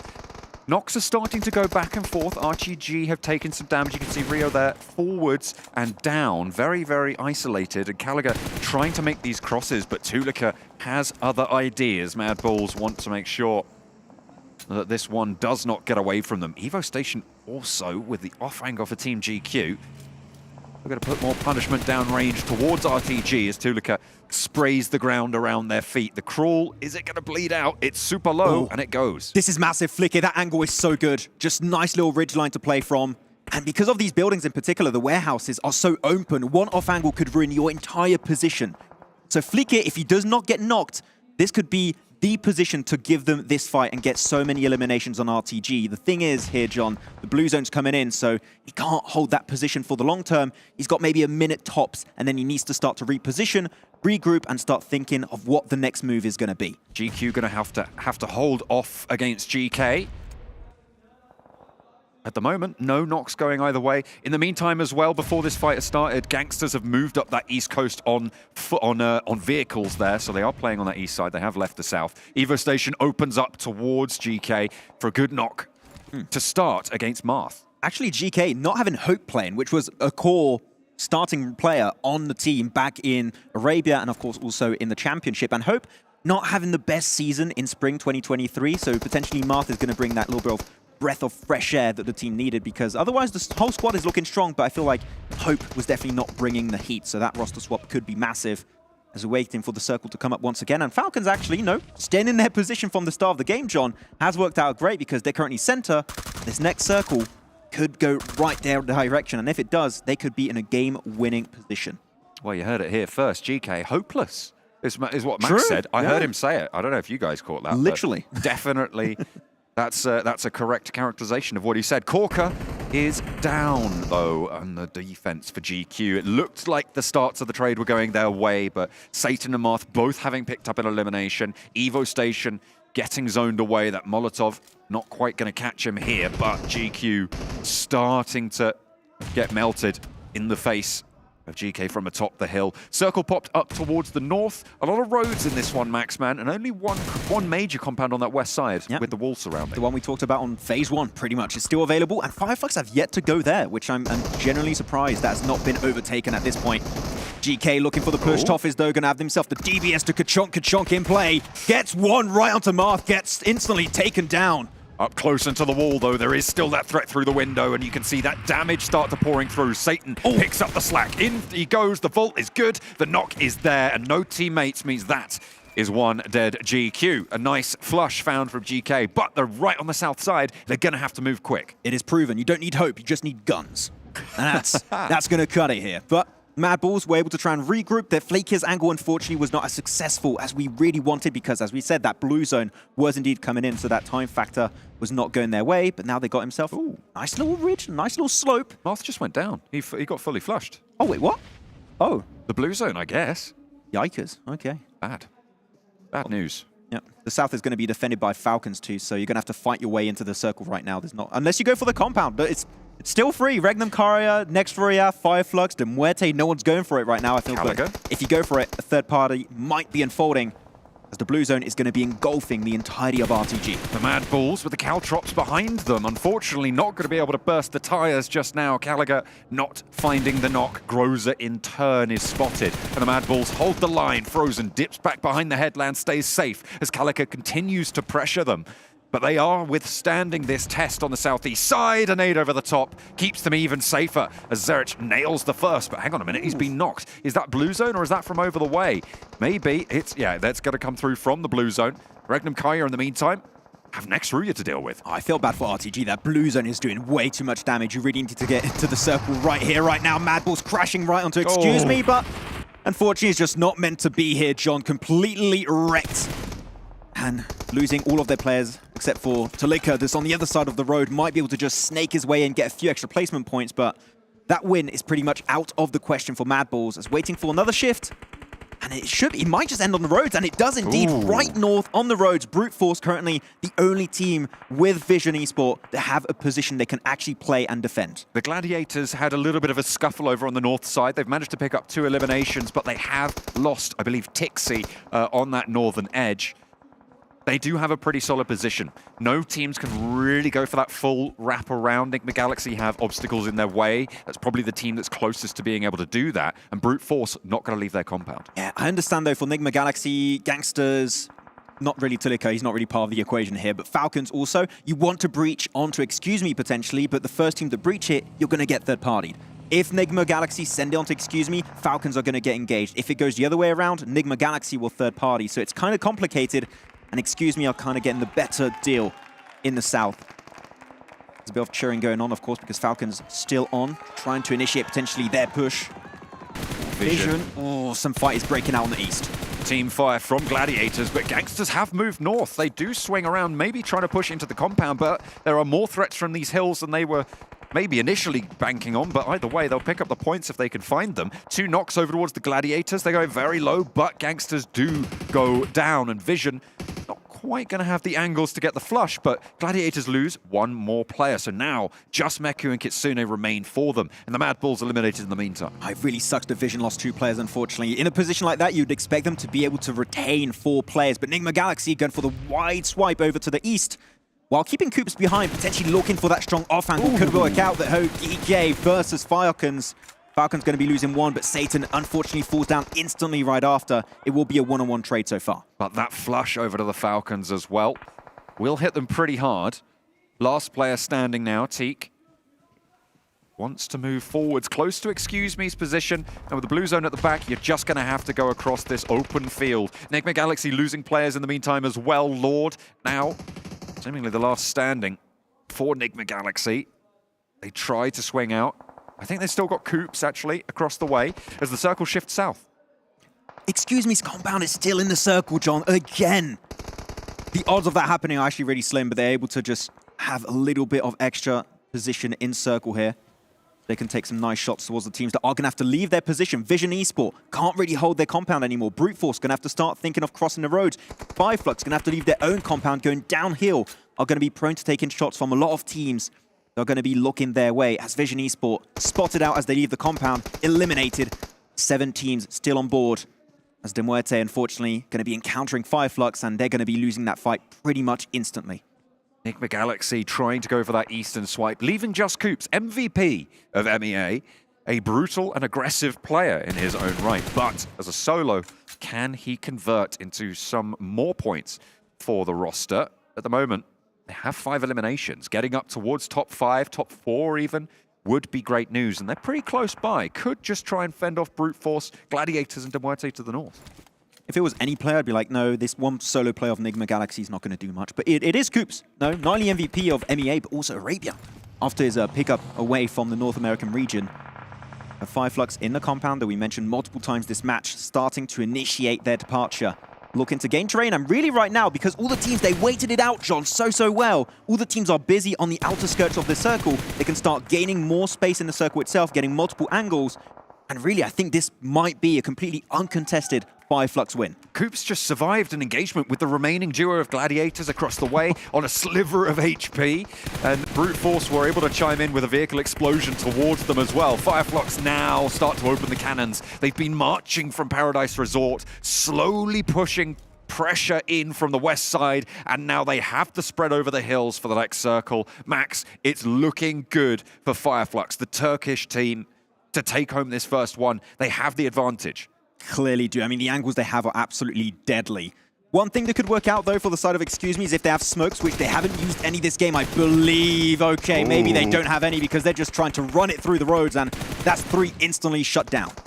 It's really difficult to leave this position. Coops also has to move forward. That airdrop is crucial for him as well. It allows him to step just that little bit closer to the road and maybe save a smoke or 2. Very strong with that third-person perspective. The smokes of Brute Force are going to be coming out.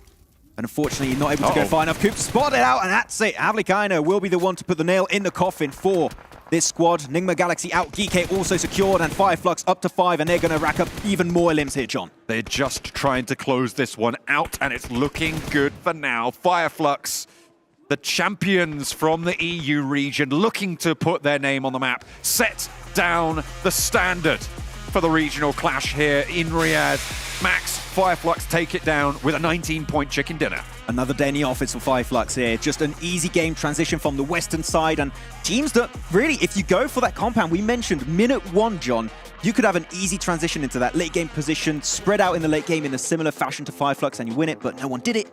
So FLUX like, well, it's free, we'll just take it. Free chicken dinner for them and good execution, but we know that FLUX, when they reach those late game moments and they have 4 players alive, it is pretty much uncontested that it is going to be their win. That's something that we have seen from FLUX over in PMWI, was that sometimes they were just going for these weird rotations and not really getting the positions that they needed. We just saw the exact opposite, as you've just highlighted. Really, really solid stuff coming through, and Turkey will be happy to see that one go through. Sure, the PMGC champions aren't here, but they've definitely got their representatives out to play. Yeah, S2G who? FLUX is my team. I'm looking out from Turkey, I'll tell you that much. I mean, they have been packing heat in these events outside of Turkey, and it's so far working out great in the regional clash. Fantastic stuff to kick things off for match number 1. We've got plenty more to come. We're going to head back over to the desk. Well, it came down to MEA versus EU at the end, with Brute Force up against FLUX, but FLUX proving to be the stronger team, at least in this situation, as things do end up on Sandhawk going FLUX's way. And Blank, I got to bring it right to you off the bat, man. You talked about, oh my God, I just forgot his name. Help me out. Catch? Catch, thank you. Yeah. I want to say Clutch. That's kind of what he was, I guess. He slept during PMWI and he's awake now. He's awake now. The alarm clock has rung, and you know, he snoozed it a couple of times over the past week, but now he's fully up and at him because he is such a good player. And you know, me and Claris are actually discussing this, and you know, he was extremely good. Even a few years ago, he was looking at one of the most promising players from the region. And realistically, you said, you know, it was between, you know, MEA as well as Europe. It really wasn't at the end. It was just the Technically it was. Technically it was, but Brute Force kind of just came out from their dwelling, and FLUX just absolutely obliterated them, Claris. Yeah, Ketch, I'm going to be surprised. I'm going to say it right now. I'll be surprised if he's not the MVP of this tournament at the end. Looking at how he's able to put himself at the forefront, and I said it during the EU Championships as well, I think FLUX right now, yeah, S2G might be the PMGC champions, but I think FLUX right now is by far the best team in Turkey in terms of what they're able to show performance-wise and kind of how they gel together. So it doesn't surprise me that they're able to win this out. On that west side, they abide by the golden rule of Sandhawk, which is never be the first one to start an engagement in the most part when you're on the edge, especially when it's 3 teams competing. You want to allow other teams to fight, and then you clean up the scraps. And that's exactly what they did on that west side, and it worked well. So let me throw a curveball your way really quickly then. If Ketch can do that here, why couldn't he do it at PMWI that well? He did it in the last day. Yeah, but last day, that's not going to win you an event. He has to warm up. Has to warm up. That's right. You know, he's got to get those reps What in. I'm getting at, right, is you can do this against teams of like this kind of caliber or these regions, but when you're playing against these big dogs from other regions, the best teams from other regions, you want to see that same performance. I think you've explained it quite well there, is that versus worse teams, he does quite well, and versus better teams, he struggles. That's some hard-hitting stuff. Thank you, Jason. That's the kind of analysis that I do here nice try, Jason. PMRC. Let's take a look at the match rankings, get an idea of how many points the teams got here in this last match. As FLUX closed things out at 19. But Brute Force, they had a decent start, right? They took down NEXUS right off the bat. Yeah, that did sadden us, honestly, because I thought NEXUS was going to do quite well. So for both teams, it's kind of warm up. First LAN foray. Reps in. I don't think it will sit NEXUS in good stead in terms of kind of any LAN jitters that may exist for them if it does so. But again, it's Sandhawk. It's just one battleground per day, so it's not exactly the most hugely impactful thing. But I do question, to a degree, NEXUS kind of going back to where that battle ensued, because we already saw it in the scrims, and Brute Force did win it out there as well. So there are some decent trash drops that you can go for on Sandhawk that doesn't mess around too much with your rotation paths. So I'm hoping NEXUS kind of moves back from that in the upcoming Sandhawks through the days. Yeah, there's even a position underneath Paradise Resort. There's a trash loot spot, you know, where you go for the big split of 4, but that can actually hold 2 teams on either side of that road. So there's definitely a possibility for other places on the map where you don't really have to interact with any other teams, and you're still in a decent position at the center, which is perfect for Sandhawk. Well, it works well as well, because we were watching this game unfold, and as kind of I predicted, it was slow. These teams were finding center spots and playing it slow. It's only really the teams that are coming from the extremities, like your Gladiators, who are very good at playing edge play on Sandhawk anyway, that are trying to go for those edge plays. So, yeah, very, very steady start here, Jason, to the tournament. Actually, I did want to touch on Gladiators really quickly, because we did see the rotation through the North Bridge, right? They went up towards the northeast side. And then they did their like typical Gladiators kind of spread, though it seemed like a 1-1-1-1 spread, but eventually became like a 2-2. But then they obviously got caught. I think it was Coops from NIGMA Galaxy that actually caught them on the rotate back out. But I'm just curious, what was your thoughts about the way they transitioned and then obviously the send in towards the center at the very end? I think it was really standard, honestly, right? Okay. And I think they were as surprised as we were. There really wasn't any competition on that side of the map. They had such a free run-in for quite some time. And I think in the majority of the regions they've played, the majority of the tournaments they've played recently, it's always a case of getting through those paddy fields and finding a team waiting for you on that edge. So for Gladiators, it was really easy. And to tie us into another point, I think the EU teams were just a little bit confused slightly at times, because even MADBULLS had the freest of rotations that is usually massively cut off. So they get so far in the circle, like, well, you know, what do we do next? We're never usually this far into the circle at this point. I think they rotated very far wide. Yeah. Did Gladiators. I think the 2-2 split that they had, trying to get information, I don't think that they were able to garner enough information to be able to make a further campaign into this game. But again, Sandhawk, there's only one of them per day. Well, let's take a look actually at FLUX a little bit more here in their player stats, because you mentioned Ketch. I think he had 4 limbs at one point. I wanted to actually see how many he had for himself. Well, we can see 2,100 damage coming through and 9 eliminations. Obviously, a big step up, and hopefully we can see the player stats, because I want to see how many limbs did he have compared to the rest of his team. I think the 7 assists as well is quite interesting overall, because they were really quite a big influence on that western side of the map. They held over towards that rocky outcrop just outside Paris Resort, and we were talking about that as well, saying, you know, it's a great position to get an outlook, get some information going. And you know, I completely agree with you, Kale, because they did take it nice and slow, which is really what they wanted to see at the end of the day. And I think 2,100 damage here, yes, it's Sandhawk numbers, but it's still a decent amount to just take you through to that endgame. Very efficient. It's bigger than Sandhawk numbers, to be honest. And actually, it shows how much impact that they did have on the rest of the lobby, aside from those eliminations. As you say, with those assists coming through here, the campaign stage from this west side, as we zoom into the fight that was going down. I want to see it. It was so nice. We want to see it twice. That's all that happened there. But obviously, FLUX off to a strong start. But a couple other teams, you know, obviously had a strong start as well. Brute Force is another one we wanted to go into if we wanted to get into that. But I feel like the general consensus we had is because the zone shifted south away from them, from the compound they had, it just became nearly impossible to get out of that position. Very difficult, very difficult. They got 2 more limbs off the back of having to make those transitions, so good for them, and they obviously did get a second place, which is great. But honestly, as you say, if that circle shifts north, they probably win the game. That compound that they have, I've spoken about, like, their MEA is very proficient at holding down these compounds, and Sandhawk could be the place where they get a leg up doing that. But yeah, you don't get your north shift. Sorry, boys. No, they played it correctly, right? As you should. It's just a coin flip at that point in time, because the tree line and the rocks only keep you alive for so long, but you are just essentially wandering into the sightlines of FLUX at that point. So it is super interesting to see. I think I would have been curious if we did see that northern shift and how FLUX would have dealt with that situation, considering they're playing it quite slow, but they were fairly rapid and they still had vehicles to mess around with at that point. So we are seeing the Brute Force player stats here in this last match. So actually pretty even across the board here between the 3 players. Neos, you know, sometimes you get 0, sometimes you get 2. It just kind of happens to work out that way, unfortunately. But obviously 4 of those did come from NEXUS off the bat. But as we said, zone shifts away. It's just kind of what's going to happen for you.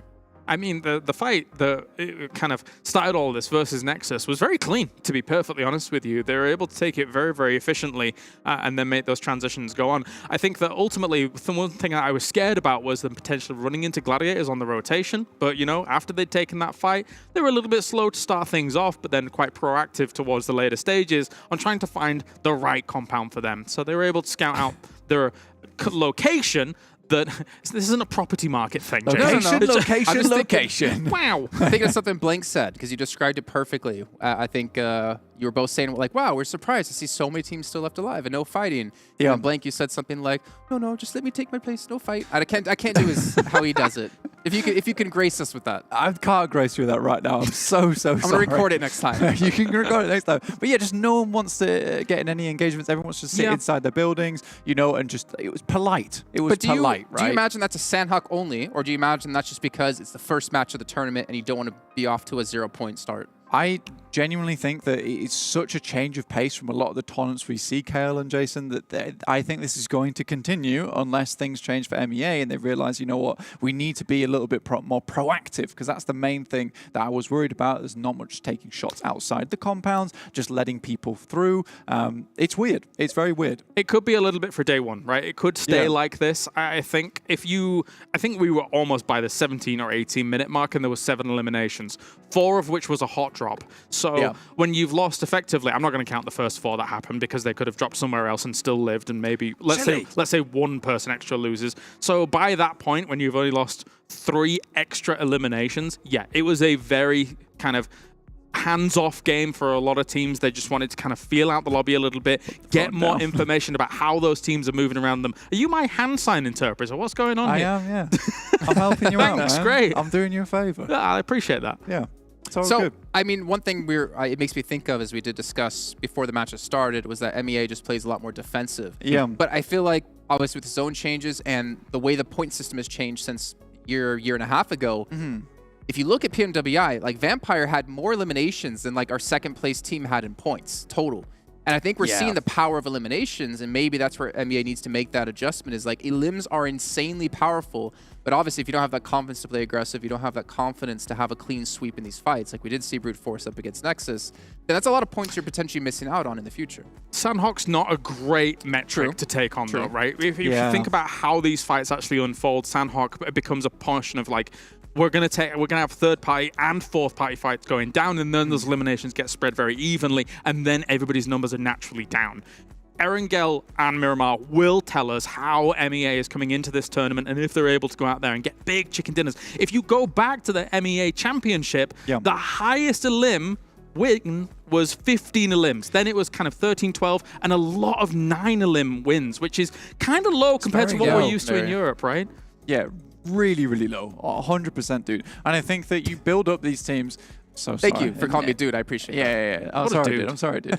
But yeah, they have to slowly build these teams up, because I think in a lot of our regions at the moment, we're starting to see teams incorporating more fraggers into those roles. We're getting much more better backstops that can play that fragger role too. I think you can't fall into the same problem that Stalwart has, which is adding too many fraggers to your team, and you really can't play as efficiently you might like. But you also can't fall into the situation that MEA currently has, which is no strong fraggers. You bring in Coops, and that's a good start. That is a good start. That was my next talking point, actually. I got you. You got me. You're the host now?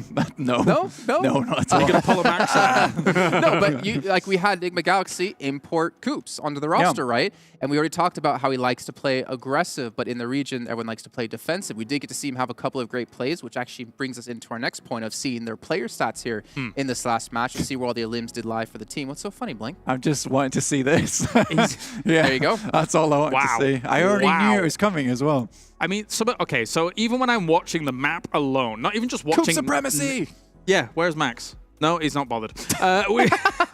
So almost 1,000 damage, right? On a Sandhog, that's kind of actually unheard of for a team that's not really gone out there and got a huge amount done. 7 limbs is great across the team, but looking at the map alone, some of the ways in which Coops is positioning himself, let's take Camp Bravo, for example. Yeah. He was positioning himself along transition paths near Camp Bravo. The other guys, they're kind of in the middle of Camp Bravo, holding things down on some of those higher buildings. I understand it, but Coops was looking for opportunities. You know what stands out? It makes me think of, and completely shoot me down if I'm wrong here.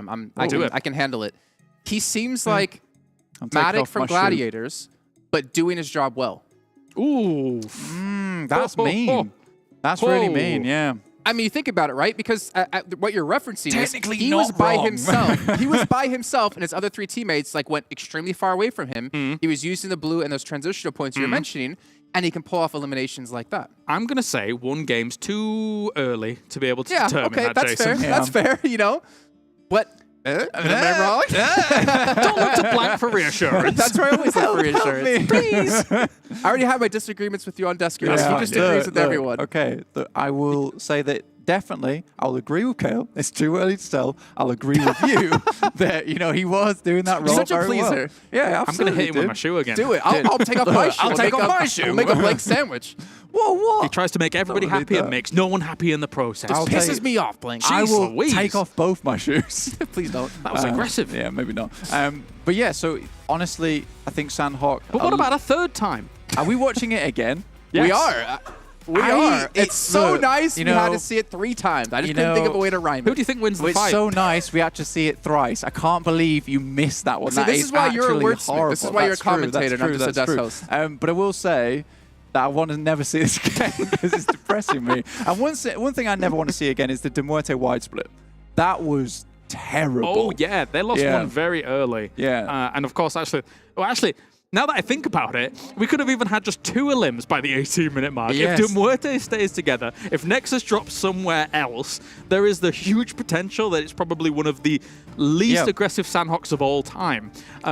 It probably... Split's crazy. You know, it probably opened that much space for Brute as well in that early game, with MUERTE being really massively underpowered at that point, also getting rid of the NEXUS from Cal. Brute had so much more space to play with. It does eliminate one other team from moving north. If you're having that kind of split, generally your transition would be a north-facing one. So they had a lot of room to work with. Right. Good point blank. Yeah. This is the first time for everything. That's the blank notes in action. Wow. MUERTE? Flux? Question mark? It says MUERTE wide split. Very bad. Catch sleep well? I just internalized my notes, but I should be doing this. You really should. I'm missing a trick. those. Look, it came back to me at the end and it was perfect. Okay, well, I want to see Gladiators player stats because this is a team I'm going to harsh on a lot, and I feel like it's a team we should harsh on a lot. Obviously, we talked about the rotations, but I want to see their damage done. Like, I want to see how many eliminations they got because this team, on paper, should be one of the top teams, if not the top team in this event. There's a couple of other ones out there that obviously do have a good chance against them, but I want to see them maybe even use this as like a training ground for like, okay, let's stop doing the 3-1 splits. Let's start playing a little bit closer together or start coming closer together, as we heard Max talk about a lot during PMWI. Because this team, I feel like if they don't improve, like I'm never gonna have hopes for them to ever win a PMGC or win a big international event. Yeah, I mean, it's like when I first started skateboarding, I was trying to do a kickflip instead of starting off with the ollie. I was just making things way too. You never go with the kickflip first. You never go with the kick. That's literally skateboarding 101. It's skateboarding 101. So I think they're just overcomplicating things for themselves a little bit, Jason, at this point in time. I don't know if you'd agree with this, Kale, because I think that there is a lot of simple solutions for Gladiators that they can go. Don't look at me that way. Kickflip. It's so dreamy. He is very dreamy. But at the end of the day, like I think they could go for something more simple, like taking compounds rather than going for these 2-2 splits that sometimes feel a little bit unnecessary. Matic on the edge side, that feels unnecessary at points too. And we have seen them perform very well. And this is really strange because we hardly ever see Kitsune being the highest damage dealer. That's not fair though. I feel like at PMWI in the main tournament, like towards the later stages of it, he actually was starting to be their top damage dealer, their top fragger. But this is exactly my point, right? Is that Kitsune used to be the guy that would be the brains, be the IGL, he'd be calling for them a lot of times, and now he's starting to be playing an off angle, a fragger, an IGL. I disagree again because okay. back on Cloud9, when he played with Beowulf, he was the co-in-game leader, and that actually was more of his role. He was the guy to put up the numbers, to put up the eliminations. So maybe this is Kitsune going back to maybe his roots. I've got blank notes. They look very sharp. I also have death notes. That's why we don't give you pens here, Blank, at this event. True. Yeah, exactly. I only have pencils. I'm not allowed a pen yet. All right, do you want the words of logic or about this? Or? Please. Yeah, Thank you. Okay. I tried to give it, then he went on a right. You tried. It was weird. Yeah. Okay, so they I don't like you two on the desk. It's fun. Bring back Max and 7. If they don't bully me on the desk, I bully them. So they drop Northwest on the island, right? Okay. Generally, that only time they're going to play a central style is on that Northwest island. Every other time they're playing on edge, and that obviously is not great for a Sandhawk situation. In PMWI, we had quite a few Northwest islands, and because of that, they were able to convert quite a lot of numbers. But not that was at the All-Star stage. And they lost every time they had that. They didn't. Well, they got podium finishes, which is important. You don't have to always win your Sandhawks if you're also doing well on the other battlegrounds. Jason, you're not wrong, man. Like when you get a central spot at the start, there's a lot of eyes on you at that point in time. So 7, Max, can you guys get back in here? We're actually going to just change things up mid-event. I don't like the hate coming this way. I'm used to being the one dealing the hate. I'm not the one that hit you with a shoe. You're provocative, and it's great. You know who's also provocative? The sweet stylings of Max Ben and John Allen. We're going to be hopping into our second match of the day, and it's going to be over on Air and Go. And then I said, Jason, that's a silly pointer. Oh, hi, guys. Yeah, we're going to be getting into the first Erangel of the day. It's good to see it. Obviously, we just had the Sanhok. A little bit slow, a little bit trepidatious for a lot of these teams, but in the end, FLUX were able to just cinch that one shut. Yeah, got himself the win, of course. Really nice securing on the first Sanhok and the only Sanhok of the day. But the TLDR of that desk segment was pretty much blank, you're wrong, and Kalaris being very dreamy. It's just... Whoa, no. Jason was wrong. That was what I got from that. I don't want to say... I'm going back to the desk on the last day. That's true. I don't want no trouble. I'm there tomorrow, so... oh, we'll see you how better that be goes. careful, yeah. Also, Blank's made some mess on the desk. You were complaining about that to me. He's made a tiny little speck. It was bothering me. All over my desk. Get it off, clean it. Well, it's going to have to get a little bit cleaner for a lot of these teams, specifically for NEXUS. This is a team that at the start, as we saw repeatedly, went down in a little bit of a scrap with Brute Force, who did end up placing second in that match, but not ideal for a team that we were expecting a lot from this tournament. At least NEXUS didn't die for nothing, you know? It got a team to second place. Well, for them, they died for nothing. Yeah. Well, but it allowed the other team to do it, But the playing path, though, is going to be pretty decent for some of these teams, though. Some positions a little bit far out of reach. Areas like Novo, Northern George Pole might be a little bit tough, but looking at Gladiators, there's been mentioned a few times on desk, and Kitsune having a good start to the day. Are they going to go for Northern George and potentially share it with a team up there? I mean, initially they were back in the championships, but it doesn't seem like that's going to be the case here. And they're going to go for Primorsk because Vampire, not here. Not PMWI, so free. Well spotted. Yes, Vango. That is true. They are not here. And I get, they just read into the lack of teams that are dropping here. I mean, fantastic stuff. Ferry Pier, normally on that split. So, good news for them. The far-flung FLUX over in Kameshki on their split around Stalba on the northeast side as well. Diametrically opposed from their main rivals, I would say, in this tournament. We have come into this one thinking that Gladiators are the favorite to win the whole thing, and they were highlighting before their rotations, keep them solid in the overall standing. They were able to get 6 points for their troubles in the last match, maybe looking for a little bit more. MADBULLS scuffle over on the east side of Rozhok. We haven't really spoken about too many hot drops here, Max, but it looks like this might be the only one that's super close right now. Yeah, they're sharing it over with GK here, MADBULLS. Satan is a little bit further away in Garden, actually, to the east. So he's going to have to be a little bit careful if he wants to potentially regroup. I would personally recommend it. Or GK, just don't take the fight, because right now they only got access to a few buildings of Rozhok, John, which means their loot is going to be severely lower than what MADBULLS might actually have. So I would recommend not going for it. So, I mean, he knows where Tolika is. He took a few shots. Oh, he's not going to go for the nade. That would have been sick, actually, but... That's my favorite. My favorite skin for the DBS, that one, with the boxing glove. I didn't see it. We've seen it plenty of times, but it's the green one. Oh, the green one. Boxing glove. Yeah. Oh, the Revo skin. Yeah. Every time Revo was playing, he's just looking at the skin, and you just knew it was him.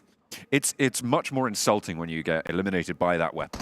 Yeah. So we're seeing Zerich actually going for the angle south of Rozhok. He really wants to pin down the entirety of GK and cut off their escape route, which I would say is a very smart play right now if he's doing that. So Zerich currently trying to lock them down so they can't escape from this position of doom.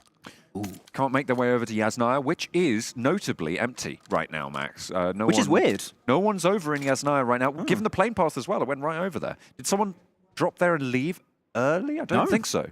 No. I mean, the thing is, right, this is the first Erangel. We're going to have 3 in a row, and that's one thing that I really enjoy about this map rotation is that teams might be looking back after this, and teams like maybe even Gladiators will be thinking, well, we went to Primorsk, which is pretty far away.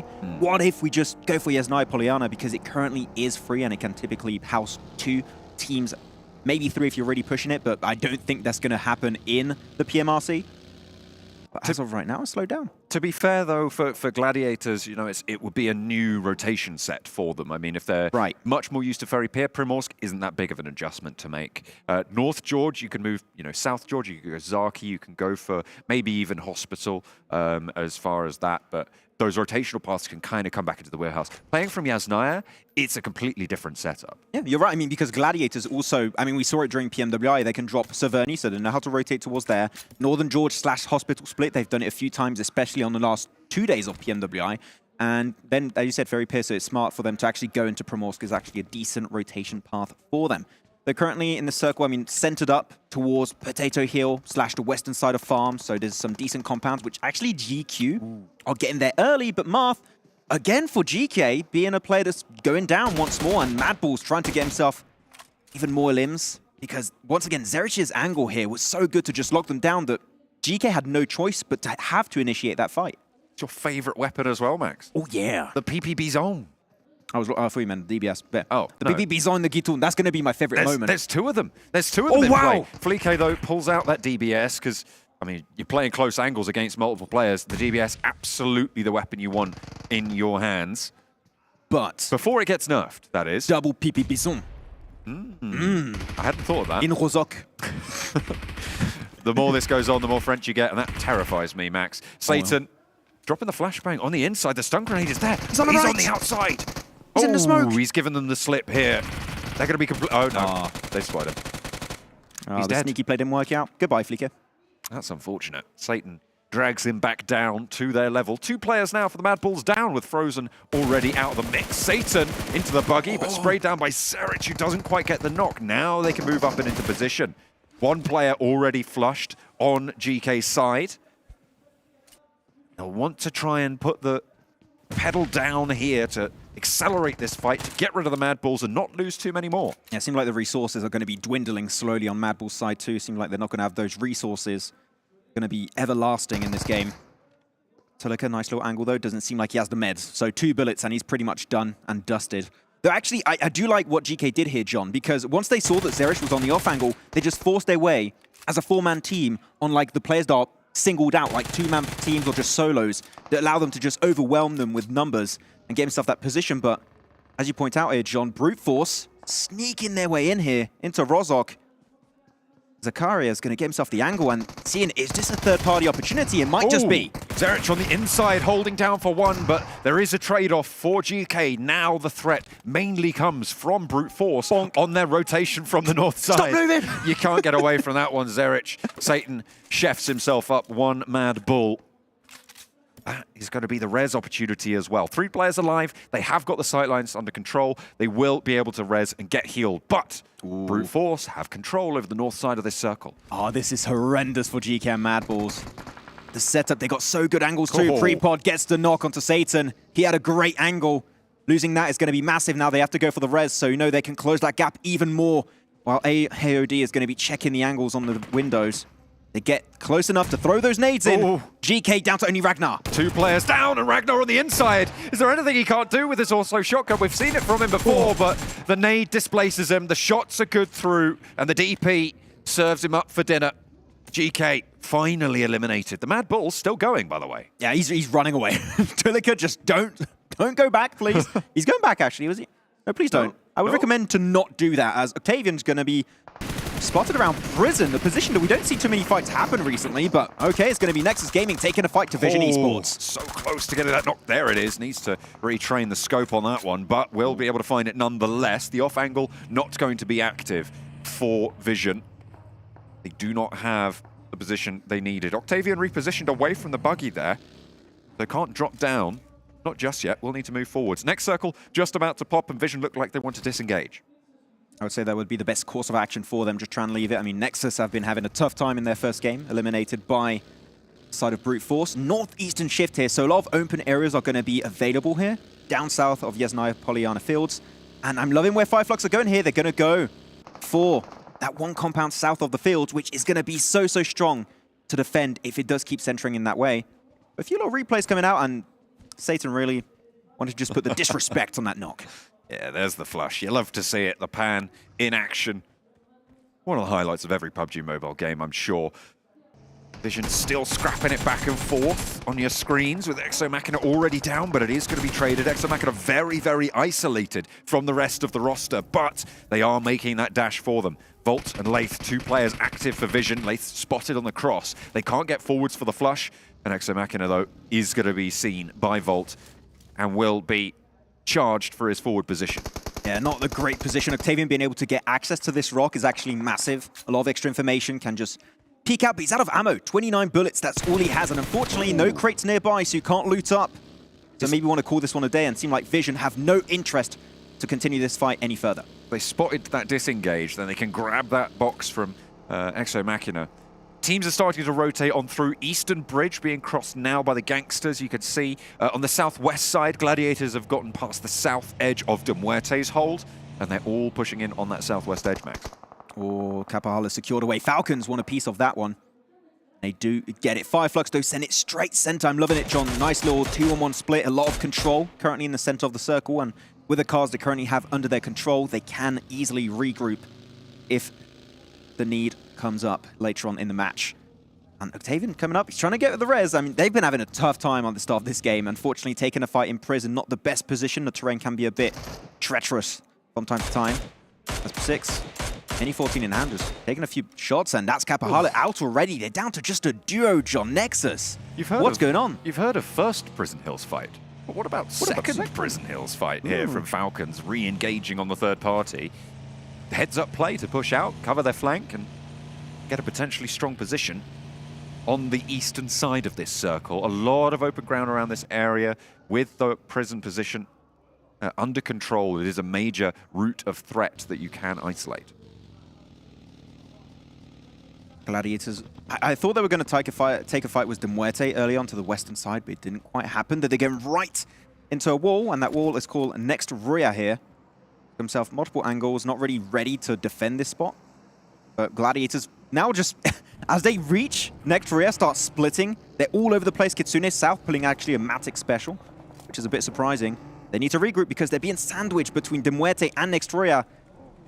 The Gladiators need to be careful. They could lose a player for free if they're not careful of their next few moves. Do have a little bit of space to play with. The circle does move out to the southwest side. This is great news for GK's position.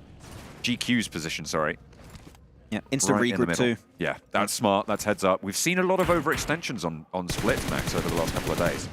It's definitely been happening quite a bit, but here you cannot afford to overstay your welcome when you're split. Otherwise, teams are going to be punishing those players relatively quickly. De Muerte also split away, Aces and Elementrix. Elementrix in particular, really far away from the rest of his squad. Don't want to be caught out. Nice spray down, into the buggy he goes. And the knock comes through. Gladiators maybe securing their first elimination. No way that res is coming out. Smoke needs to go in fast, but with a Meku on the high ground, this angle is devastating. Matic has been knocked in response, but de Muerte do not have a foothold to push forwards here. There is no way they are making the point on this. Meku can just, Matic definitely resable. Aces folded in the face of them. Losing Elementrix too. That's definitely the player I would say for de Muerte. You don't want to lose such an incredible gifted player back in the European region. Also back in the Championship of Europe. So here they're just going to buckle up, get himself in their compound, and potentially reduce the amount of movements they're going to do this game, John, to a bare minimum. Though Yekta peeking on the roof, and that Gitoon was not the play. Meku shuts the door on that one, says no thank you. We don't want any of that messing. Tapok, though, might be able to have an impact here. No one to set up a team fire with just yet. Waits for him to hop in the buggy, but Meku turns it down the hill. Maybe into the fire lines of Next RÜYA. Not safe by any stretch, but alive for the time being. Seeing GANGSTERS actually north in Yasnaya Fields currently, like very slow on the rotate like we saw in Sanhok. It kind of did hurt them, but this is a decent entry point. Not many teams aiming from the north. So I feel like GANGSTERS could have a decent spot. Tixi, once again, trying to turn up the heat. They're pushing. Needs to reposition, try and close the gap because you got the knock. Meku's already over there, so this nade is going to be huge, and here you go. They just crash. Oh, rolls him over. Oh, Meku knocked in the back and taken pretty low there. Matic just going to go for the rundown. That's the DBS. That was the DBS from Tixi out the window. It wasn't even the vehicle to get the knock. Matic goes down, and these nades are good in response, though. So Gladiators not out of the woods just yet. Dokkan Machine laying down cover. Zebwolf isolated away from this engagement. Dokkan Machine probably going to want to get away from this, but he's got more nades to play with, and they are just pouring through time and time again. The res is from Gladiators, and there's another one. Tixi goes down. Oh my goodness, the Gladiators, they've got a good start to this. They've got an opening, but they are not getting left alone here. And Tapok's in to the shot on Matic. How many nades did Dokkan Machine have? He had absolutely insane amount. Okay, he does get naded away fair. eventually. Kitsune does get that opening knock and is down to one. Potentially not going to work out, but he does get the knock actually. Z-Wolf gets it done right behind that rock. Meku trying to wrap it up. Only 3 bullets. Swap over. Oh my god, he scared me. Oh, Gladiators get themselves their 6th elimination, but way too close for comfort. Right to the edge, and they're losing players. Meku now the last standing, with Tixi knocked in a very difficult position. These third-party pinches coming through from Excuse Me, from GQ as well. So impactful. REGNUM CARYA actually great position on this phase 4 circle, surrounded by pretty much just flat terrain, a few roads north, and they had a 2-2 split super early in the game, John. So they just saw the circle, we're in a great spot, let's regroup, which of course opened up a spot for NEXUS, so they got themselves a decent compound also in these open terrains. But right now, REGNUM CARYA completely uncontested, and you're going to require a huge breach if you want to take that spot away, and that could open up the gates for a third party later on down the line. Actually, I'm looking at this, Tulika from MADBULLS just sneaked his way in, so he could get a few placement points. Close to FLUX though, so not an easy place to hide. That's true. Although, actually, saying that, if you're close to FLUX, nobody else is going to get close to FLUX. Why on earth would you? You know what? Sometimes you just got to get close to them and just hide in the bush, and sometimes they're just going to protect you.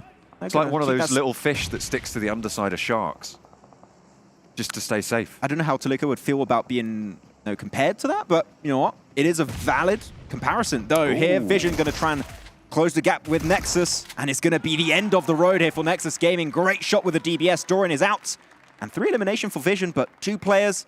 It's going to be a tough late game for them. Falcon are going to swing on the east side for them with the outpost, not going for that full commit towards Vision. REGNUM CARYA still just playing in that central area. We're up on the north side with GANGSTERS and Brute Force. Brute Force placing second in that previous match, Max, over on Sanok. Now they want to move a little bit further south. They're playing with 3 into the 4 active of the GANGSTERS. Not really going for this full engagement. You can see the further south position being operated on right now by Prepod. The thing is, Brute Force and GANGSTERS have a really good position to play north. They have a ridge across that road. If they can outlive the other teams north, they could actually have a great amount of info that would be so valuable to play in the late game. As of right now, you might have to take the fight, and currently GANGSTERS with their angles, seeming like they're the team currently in the best spot to win it. As Meku, last surviving player of Gladiators, John, and he's just trying to wing it, trying to get in circle, just get somewhere. Sees a shed in the distance, will try and aim for it, but that win is not going to happen. See, there it is. There's the knock. There's the knock onto... Oh, no, hang on. Oh, it was the finish. It was the finish. Yeah. Okay. I take that back. That was a...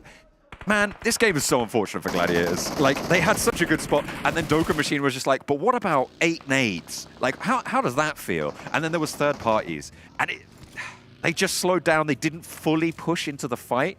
And do you know what? I kind of don't think that they needed to. But Doka Machine was just on point with those nades. It just sucked because it was also smart from Gladiators. They tried to split to not be prone to nade damage, but as you said, he had like 2 bajillion nades. And they all hit. Yeah, exactly. They all hit. They all hit. He got himself the res, instantly knocked again, so he couldn't do much. So Doka Machine definitely doing a good amount of work in that fight. Did go down to a nade, so you live by the... True.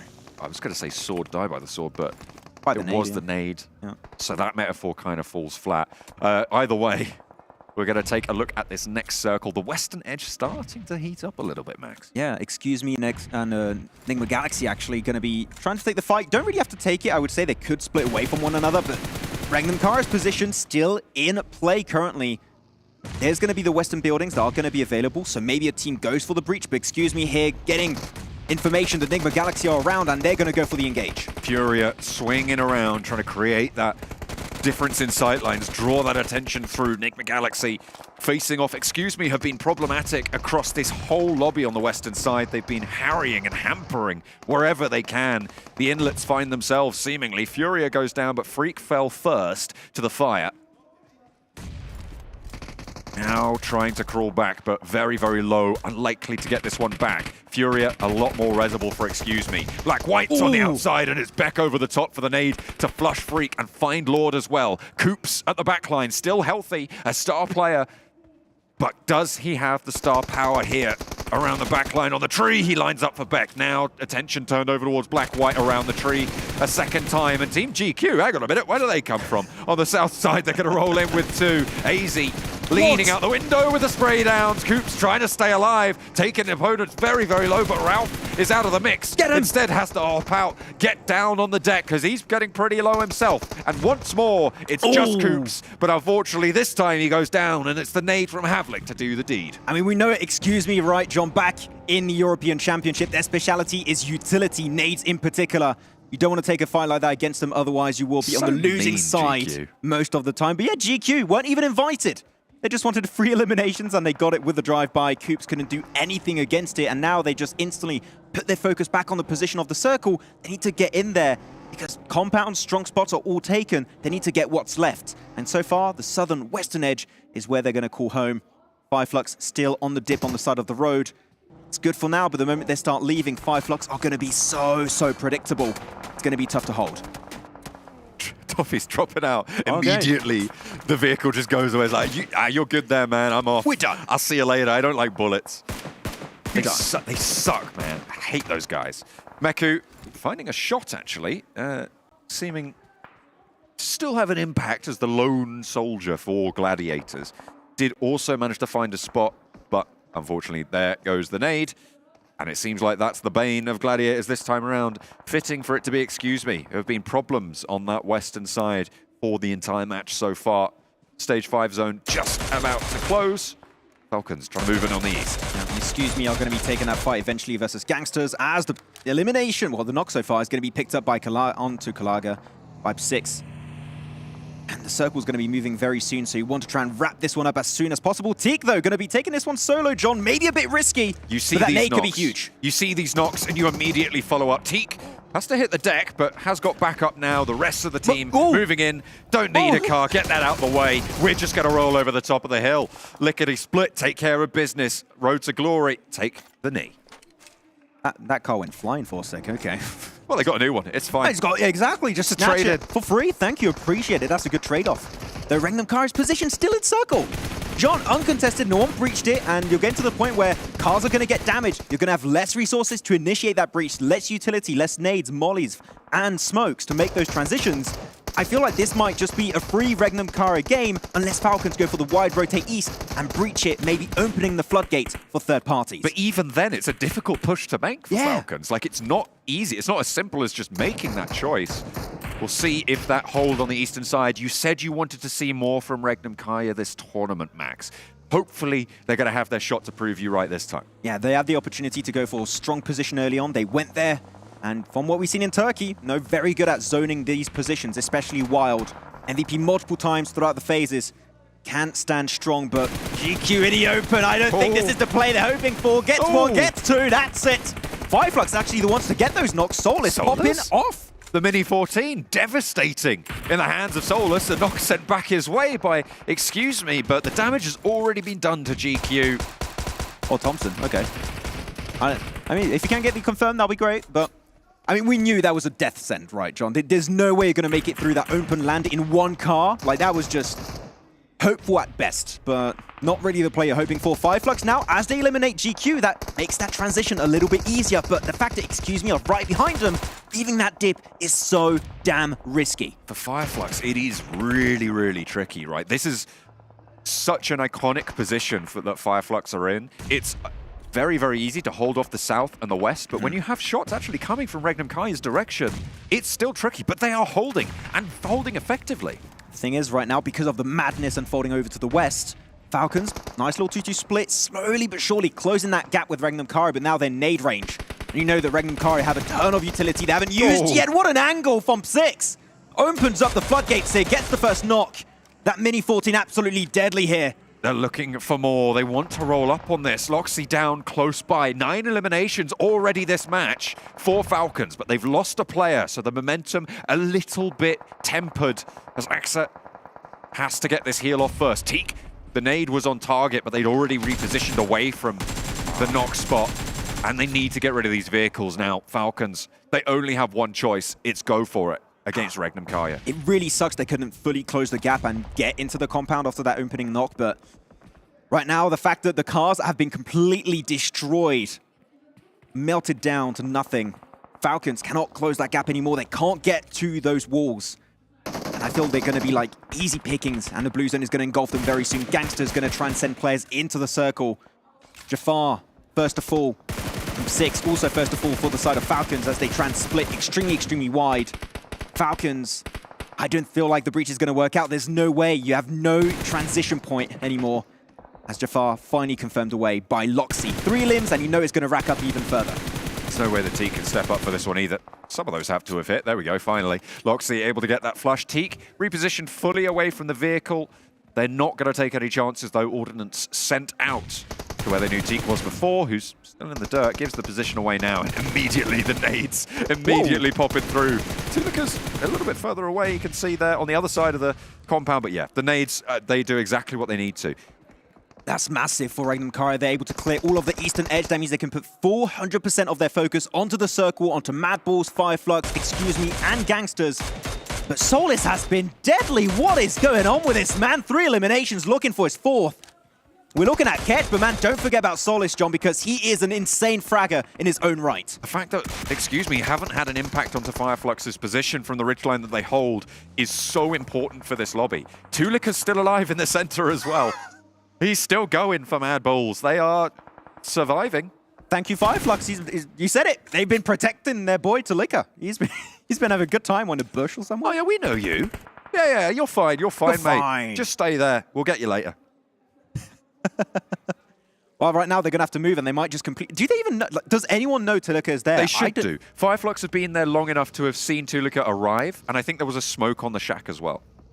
I think they might be one of the only teams to really know and have that information, though. FLUX, here you go. They're getting the cars because they were protected in that dip.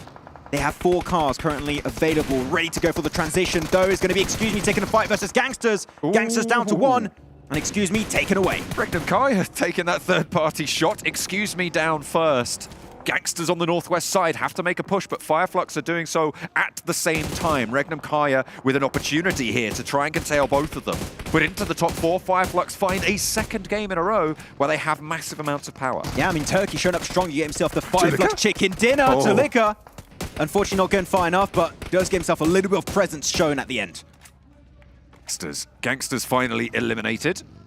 On the north side, 2 teams remain now, and it's REGNUM CARYA to test their mettle against FLUX. A Turkish derby. Ezel, that's huge. That's a great angle, actually, on that little hilltop. Lutz instantly responds. He knows he cannot stay idle. He needs to try and reposition, get maybe in nade range, or get some smokes thrown the way of Ezel to deny visibility. But right now, that angle, if he can actually play it out fully, would be huge. Solkay knocked down once again. They just cannot get the resist through. They're struggling, but that knock is massive. The REGNUM CARYA on the back foot.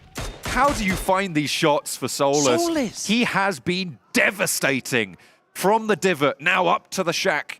FLUX looking for these reses, and they will get them. Solis in the smoke has to reposition and push forwards. They have their backs to the blue, but they're fighting strong. The cross is good, and Solkay stays alive. Look for that heal, and nade back over towards Wild. Loxy on the off angle, tries to find it, but there's the flush to bring them down to 3. REGNUM CARYA lose 1. They still have a functioning buggy here, John. They could fully send it, maybe potentially south. I would say of this position, try and avoid. You want to try and drive perpendicular to the shots are going to be taken your way by REGNUM CARYA, so you hopefully make it in the circle. And I feel like that's what Lutz is going to try and achieve.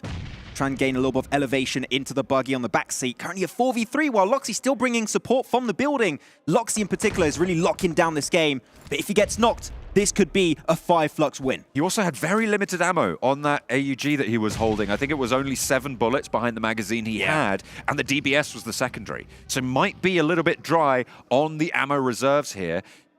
Doesn't really have a weapon swap available. So could be very, very tricky. Needs to have impact, but Wild just trying to take the shots over towards Lutz. But he's just drawing that ammo out of their backpacks at this stage. Yeah, I mean, the shotgun was really just desperate, like a little bit scared from that position. Ketch keeping him on that side of the road. I actually really enjoy it. There's still a portion of that road that is in circle, and that might be something REGNUM CARYA aren't quite fully equipped to deal with. As now the smokes dissipate, I don't think they have any more, John. You just have to play it out in the grass and hope to not be spotted by Loxy. That's been the absolute sniper of this game with that AUG, but 3 bullets, Tron? What? I mean, they are so run dry because they were holding in the compound for so long. Exactly. I mean, after that fight with Falcons and just shutting down all of the teams on the west, what do you have to play with? Pretty much nothing.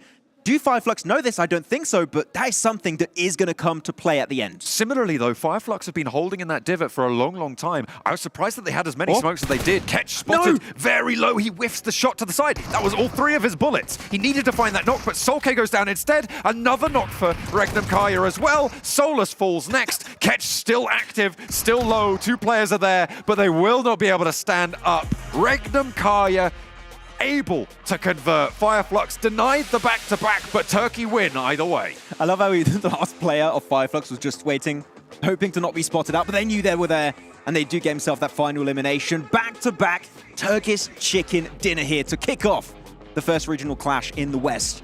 And, I mean, Turkey, FLUX in particular, a chicken dinner followed up by a 2nd place and a game that was so tough to play because of the position. REGNUM CARYA occupied all of this match is truly, truly incredible. But as we already mentioned, John, the lack of resources after taking so many fights to defend that compound at the end almost did cause the demise of REGNUM CARYA, but they were able to put it through right at the end.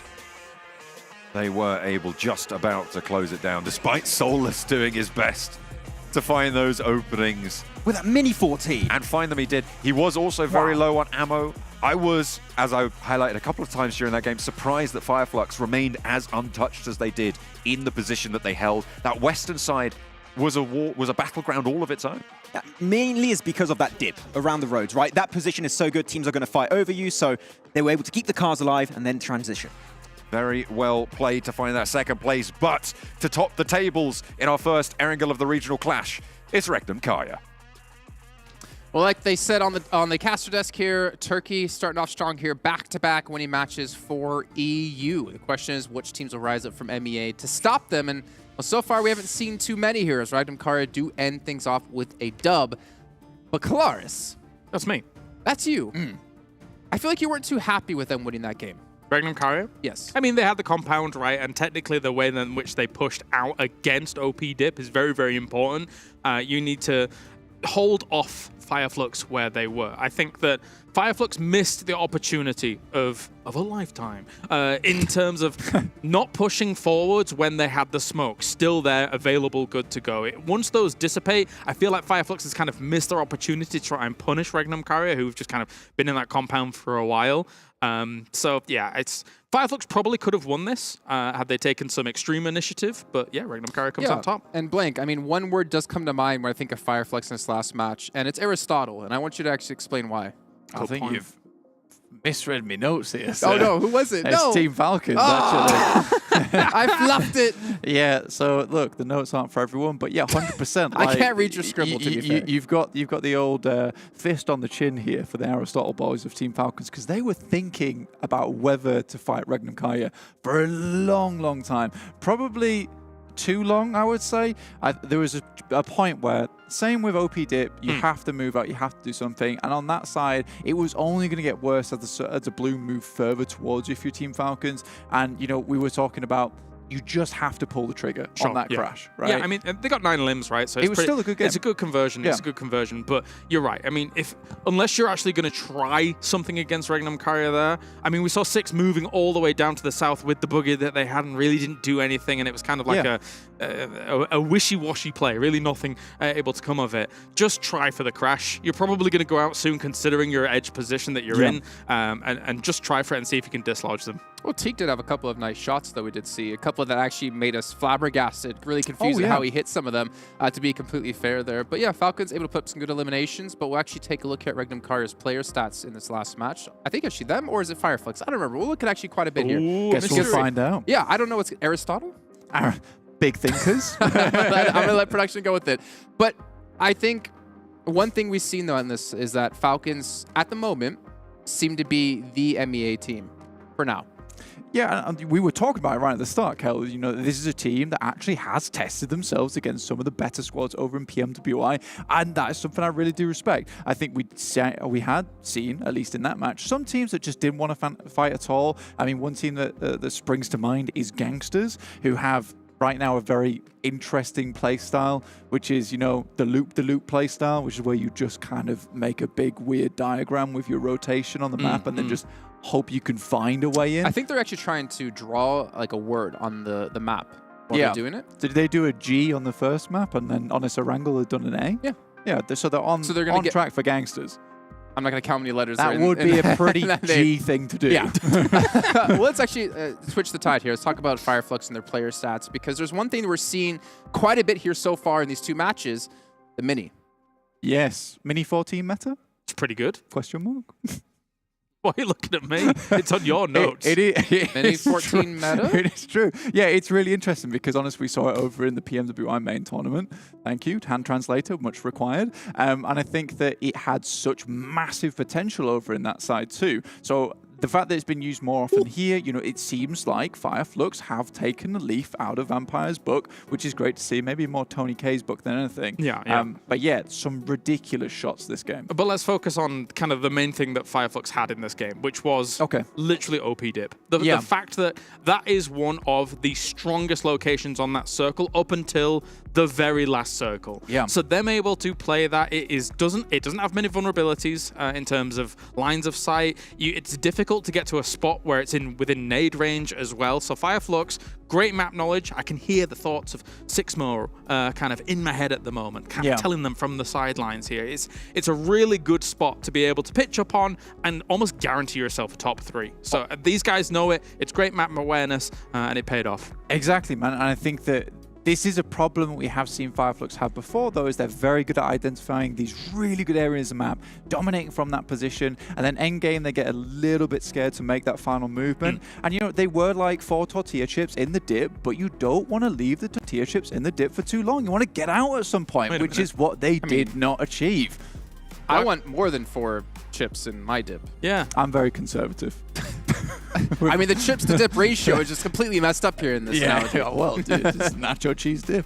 Well, we did see Gladiators up against RÜYA here, I believe, as well as Kitsune got the run over initially. But this fight, it had a good start for Gladiators. Yeah. But then I think it was, excuse me, that kind of shot, or was it MUERTE from the side that shot them down that actually punished them so heavily? Yeah, it was kind of like salsa. It was a bit of a disappointing dip compared to the nacho cheese here from Gladiators. Yes, exactly. I mean, looking at it, it's so well described. Looking at how they took this fight as a whole, I mean, a bit scrappy here and there. And once teams realize that there's going to be teams along this road, because it's guaranteed to happen in a circle like this, you can hear these fights, then go up and clean up the scraps. But I was surprised it was as scrappy as it was for Gladiators. I thought that they were going to win this a bit more handedly, but not to be the case. Again, Kitsune is really stepping up for the team. It's a little bit sad to see. I think there is some real powerhouses on this side. Luckily, Meku doesn't fluff the finish here. There's been so many times when Meku's gone for the clutch, not been able to do it. But you're 100% right. On that ridge side, I see it so many times when those fights are scrappy, there's always going to be a third-party team that comes along. And I think it just wasn't as clean as we've seen Gladiators to be able to be in the past. And it's versus NEXUS. I kind of felt like they would win that fight pretty handily. Okay. Completely agree. We're going to actually move on ahead here, and actually, I think we're getting close to the next match. Now that I noticed, we have about 10 seconds until we head into our next Erangel of the day. We did obviously have some adaptations looking at Gladiators in their drop location. I believe they went Primorsk, where we've seen them Severny in the past. I can't remember who actually dropped Severny off the top of my head, but I know Seven's back there just yelling at me of who it actually was. Do you remember who it was? I think it was Brute. I'm reading some of Blank's notes. He has no clue what's going on. I'm just going to be honest. What do you mean? This one's a good one. Vision in the prison. Big disrespect. Glad's VPE? What could it mean? Cryptic. Very cryptic indeed. Ooh. I can understand it. It's fine. You know, like REGNUM CARYA versus FireFlux player stats here in this last match. We could see the damage really putting down out of REGNUM CARYA with 1800, but to be fair, FireFlux with 5 less eliminations able to keep up. Are you the Zodiac Killer? What? No, I'm pretty sure he's been Let me read his notes, I'll find him. You'll find the correlation. Yeah. Oh, dear. Scary stuff. Let me actually try it. The GANGSTERS, slow rotate, we've done that. MADBULLS. It's not a recipe. Just 2 dashes of bad rotations, 3 little sprinkles of eliminations. What else have we done? All right, we're going to head over to our commentators to get it off this desk. We don't want to hear what Blank is baking, as we have John Allen and Max Mann to take us underway. Oh my god, I think Nicolas Cage is going to have to take a look at those notes to try and decipher what's going on there. Oh, but I just enjoyed Vision in a prison. Blank is nice. A national treasure, to be sure. That is one thing that's for certain. He's bringing the chips to the party. He's making it happen. He's serving it up fresh and hot. Southside Plain, Max. for our second area goal of the day. Lipovka down to Primorsk. A bit more southern than what you would normally expect from these, but that's okay. Teams will be able to adapt on the fly, no problem whatsoever. Our Vision going to go back to prison. I do wonder how that's going to be potentially working out. But yeah, so far nothing really out of the ordinary. But clearly we have witnessed that throughout the start of the day, John, Turkey has brought the heat. All the players has been looking good. And as they mentioned on the desk, right? No, the Mini 14, a weapon that seems to be way more relevant, weirdly, compared to PMWI, which is something I didn't expect, but we do know that the MEA teams do enjoy their good old Mini 14. It's also a little hint at maybe things to come as well, Max, because obviously with the DBS nerf being rolled out fairly soon into the next competitive cycle, it's very likely that we're going to see that weapon replaced in a lot of teams' arsenals. The Mini 14, a prime candidate, I believe, in a lot of players' minds. I mean, you've got the SLR in there, the SKS, maybe a little bit less, but yeah, you absolutely are going to be finding a lot of Mini 14s and a lot of DMR play in general, wherever you can.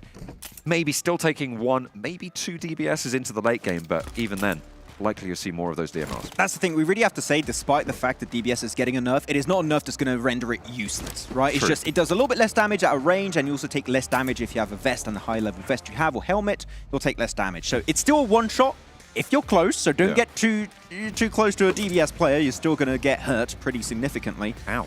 But it does pack a punch. It does hurt quite a bit, but a little bit of an adjustment here. Taking a look at the map from GEEKAY, they're playing over towards apartments and school as opposed to going straight into Rozhok itself. Circle southeast. I do enjoy that transition a lot, actually. It's just not worth taking a fight. I mean, that's at least a faster transition from what we saw back in PMWI, fighting D plus Kia, right? They just kept taking a fight, not really willing to make a change.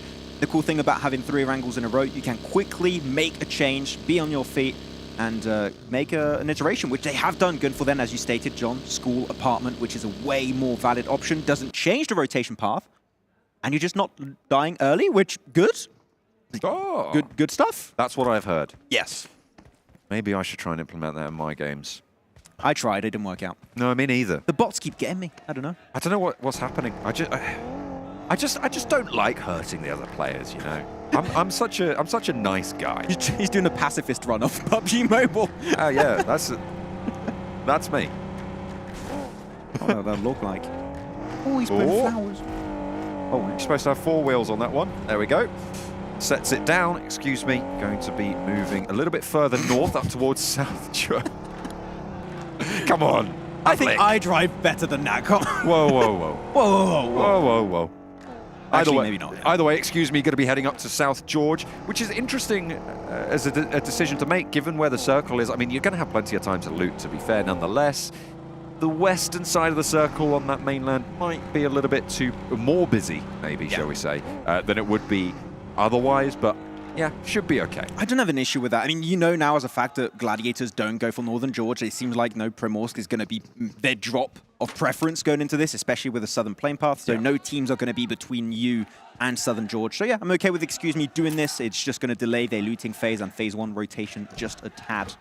But it shouldn't really hinder them in the long run. Though looking at this circle, we did see it go on the more southern eastern edge of the map. We're not really expecting a Sovnovka finish here, so teams like RTG, GANGSTERS should be trying to leave that position. But here, Falcons, actually doing relatively good to kick off the tournament compared to PMWI, which I am impressed by. The only team from Africa, actually, from MEA here. And so far, nice split, central position. If they regroup, if the circle's on top of them once again, Falcons could be once more having a strong result, 3 games in a row. Would be good to see. They're not right towards the top on the overalls right now, but they are consistently sort of appearing in these games and making themselves known. Not quite as much as FLUX, who are sitting pretty clear at the top right now, but still, it's only 2 matches in, right? And they were talking about before how it's too early to say things like, oh, Coops is Matic, but good. Still can't believe they said that. Right? It's a little bit out of pocket, I thought. But the second match, Coops was still the last guy standing. He's doing a lot of work, although that wasn't necessarily because of the angle. It's more just his teammates got taken down. You can see the overalls on the right-hand side of your screen right now. 2 Turkish teams sat at the top. with next RÜYA all the way down towards the bottom. So that's the third Turkish entry there. A good start for the region. We claim them as EU, which means that our region's doing best, Max. We're winning. That's right. All that. Excellent. We're so good.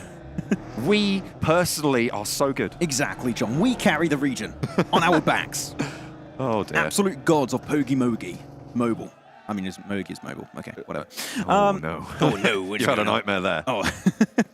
But next we're also going to be trying to be on the move. I mean, so far a circle like this, teams are very slow on the rotate. Teams like MUERTE, Gladiators, excuse me, Brute Force have yet to initiate their rotations, but I feel like that's fine, especially after that first wrangle, that first feeler game, should I say. Teams are trying to already understand how things are going to go, and it is relatively slow. We see this playstyle in PMWI being so dominant, which is play passive early, start popping off late game. But seems like some teams still want to pop off in the early stage here. It's going to be GQ taking the fight with this NIGMA Galaxy. It's actually Lord taking the fight, and Toff on the roof could be in a great overview position. Drops down to that overhang, but Evo goes down to the PPB zone, Max. The infamous. That's what you want to see. As a good start for NIGMA Galaxy on the roll-up. Evo Station still down and crawling. Toffees with nades on the top floor. Spotted. Lord cooking one now in the back pocket, but a reposition from Toffees again keeps him heads up in through the window. They're forcing the angle. And NIGMA Galaxy playing this one well. You can see a split not going to plan for Team GQ. They are losing 2 in the middle of their split, and they are cleft in twain. It was not even that bad from Toffees. He was trying to slow down the fight because he knew his 2 teammates were trying to come in as backup. And if he was able to survive, I'm sure they would have tried to get 2 angles, but AC and CARYA were just not quick enough on the swivel. So that's 2 players taken up. GQ going back in another compound in the center. It's unfortunate because they had such a great drop here for this type of circle, John, and I expected them to try and regroup, avoid fights as much as possible, but NIGMA Galaxy were already out for blood. So teams already made their move into the center. RTG crossed the bridge. REGNUM CARYA have left the northern shelter position, and they started to center up. So you got already 4 teams in pretty much key locations of this phase 1, and if the circle keeps heading their way, we already have teams that I feel like could very easily make it to top 5, if not a podium finish here. That's a very early call. I like it. I like it. You're being bold today, Max. You have so Max. much water. It should shift north, and you could somewhat read that there's a chance it could end. Bridge finish.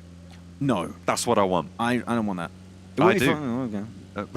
It's okay. I've only said it, and you're so miffed already. I don't like Oh, my goodness me. Oh, I don't want it to finish on the bridge. Well, the next circle is going to pop any second now. On the western side, MUERTE very close to the Gladiators position. The shift goes out quite far east. I can already hear Kalaris. Oh, give me a mini melter finish. Oh, yeah.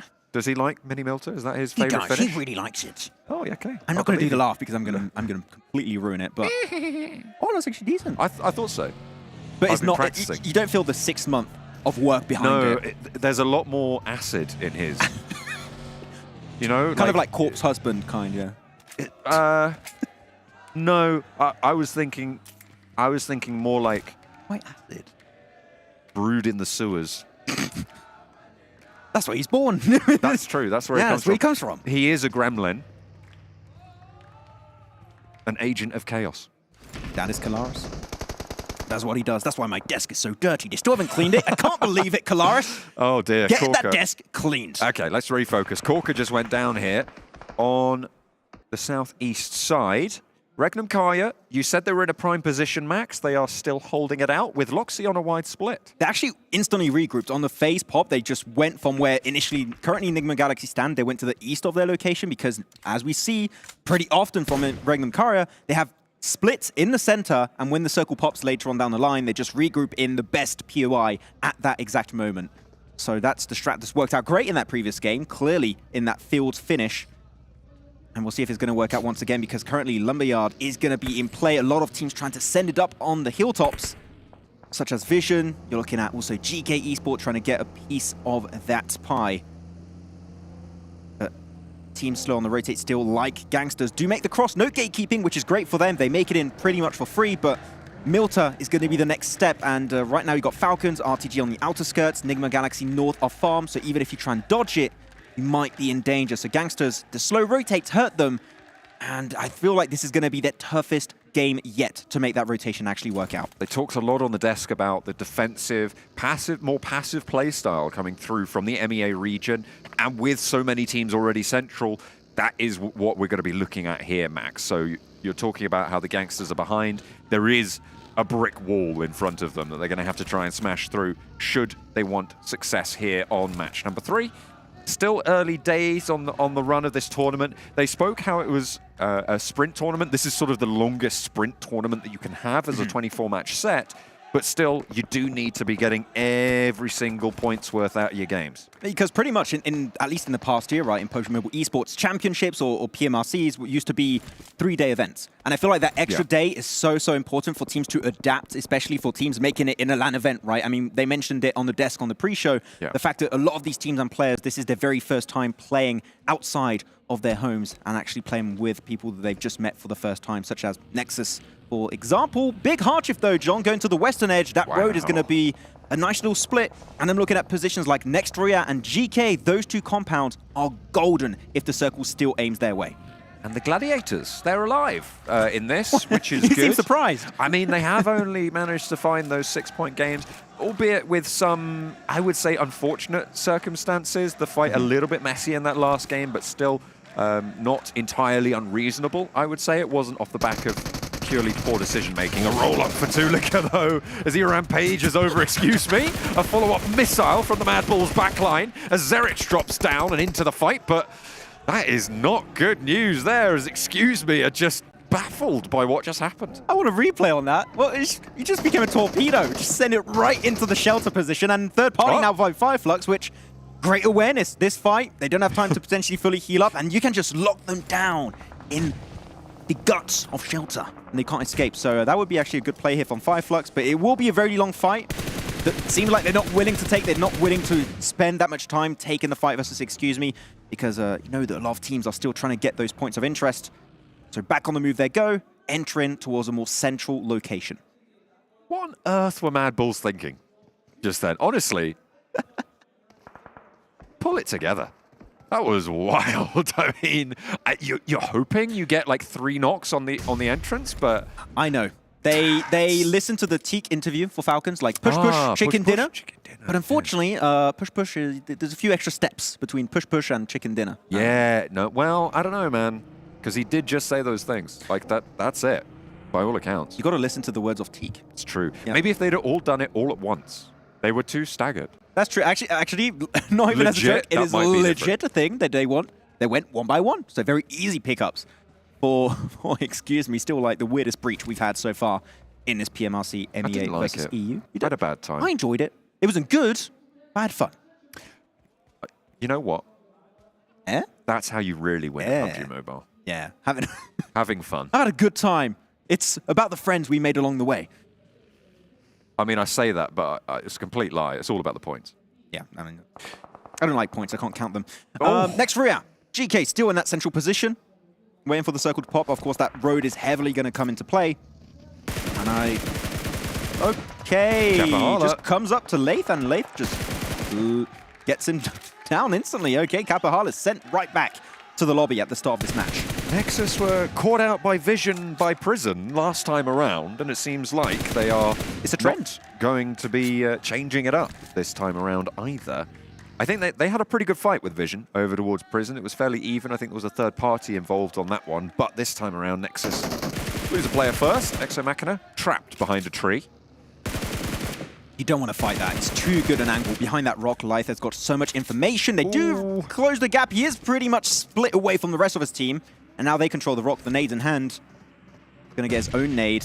One cheeky throw onto Doran could be huge, but they can't peek too far because there it is. Mon and Cypher has great angles to defend him. Lythe is so safe. Now they get an extra knock. They should go on the full-on offensive here, John. They need to get all those limbs. And back up to the rock as well. EXOMACHINA crossing open ground, spotted by Safe. To be able to get the suppression is so important for the rest of his team to be able to handle NEXUS. Octavian hits the deck on a 1-for-1 trade. And NEXUS are coming apart again. EXOMACHINA now the last to stand in the face of them in elimination. The thing is, I'm seeing Brute Force further north here of this location, John, and we know they love third parties. It is pretty much their speciality when it comes to PUBG Mobile Esports. are they willing to get involved? Because they're a little bit split. Neos and Prepod are not really in a position to regroup and go for the third party just yet. So I am wondering if that's going to happen. Though, while this fight is happening, NEXUS crossed the road and actually pretty much sharing their position with GEEKAY. So they're going to be doing that, once again, symbiotic relationship, helping each other out until the very end of this match. The fight concludes between Vision and Nexus with one casualty sent out to Vision's side. Nexus playing with none as they are out of it. RTG, they lose someone over towards MUERTE. And they just pop a nade under the vehicle. Bye-bye.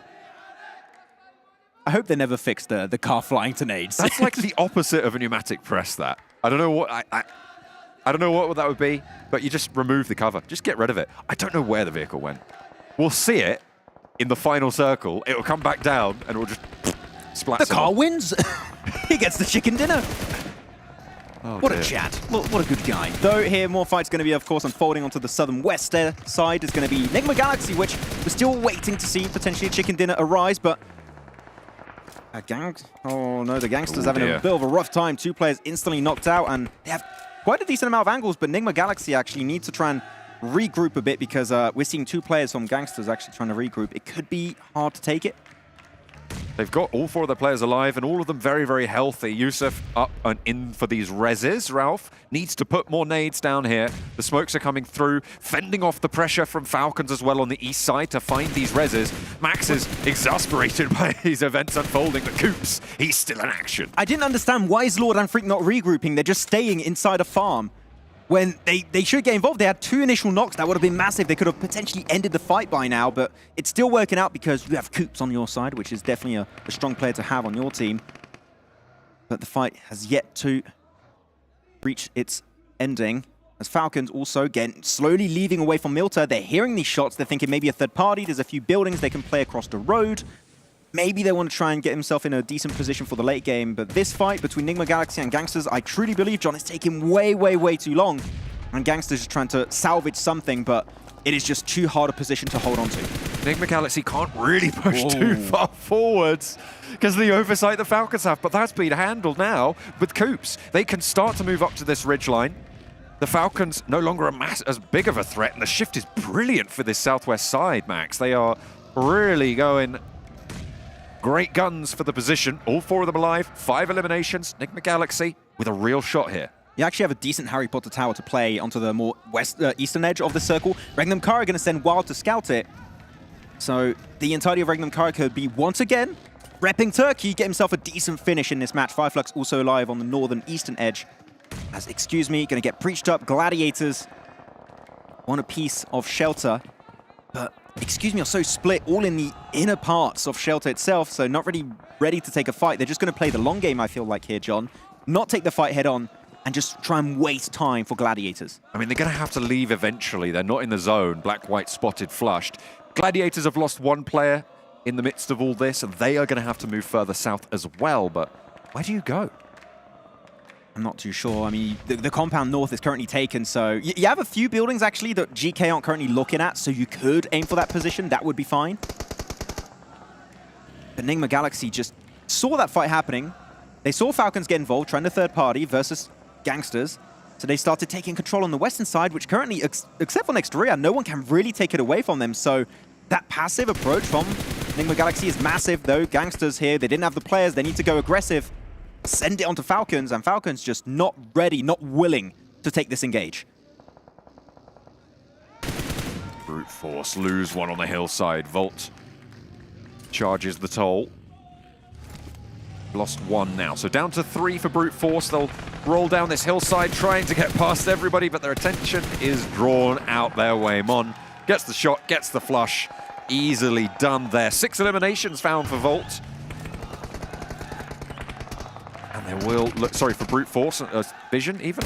And they'll be looking for a little bit more as well, as Volt on the inside with Prepod looking to push on in now on the ground floor, but holding the staircase with an auto shotgun.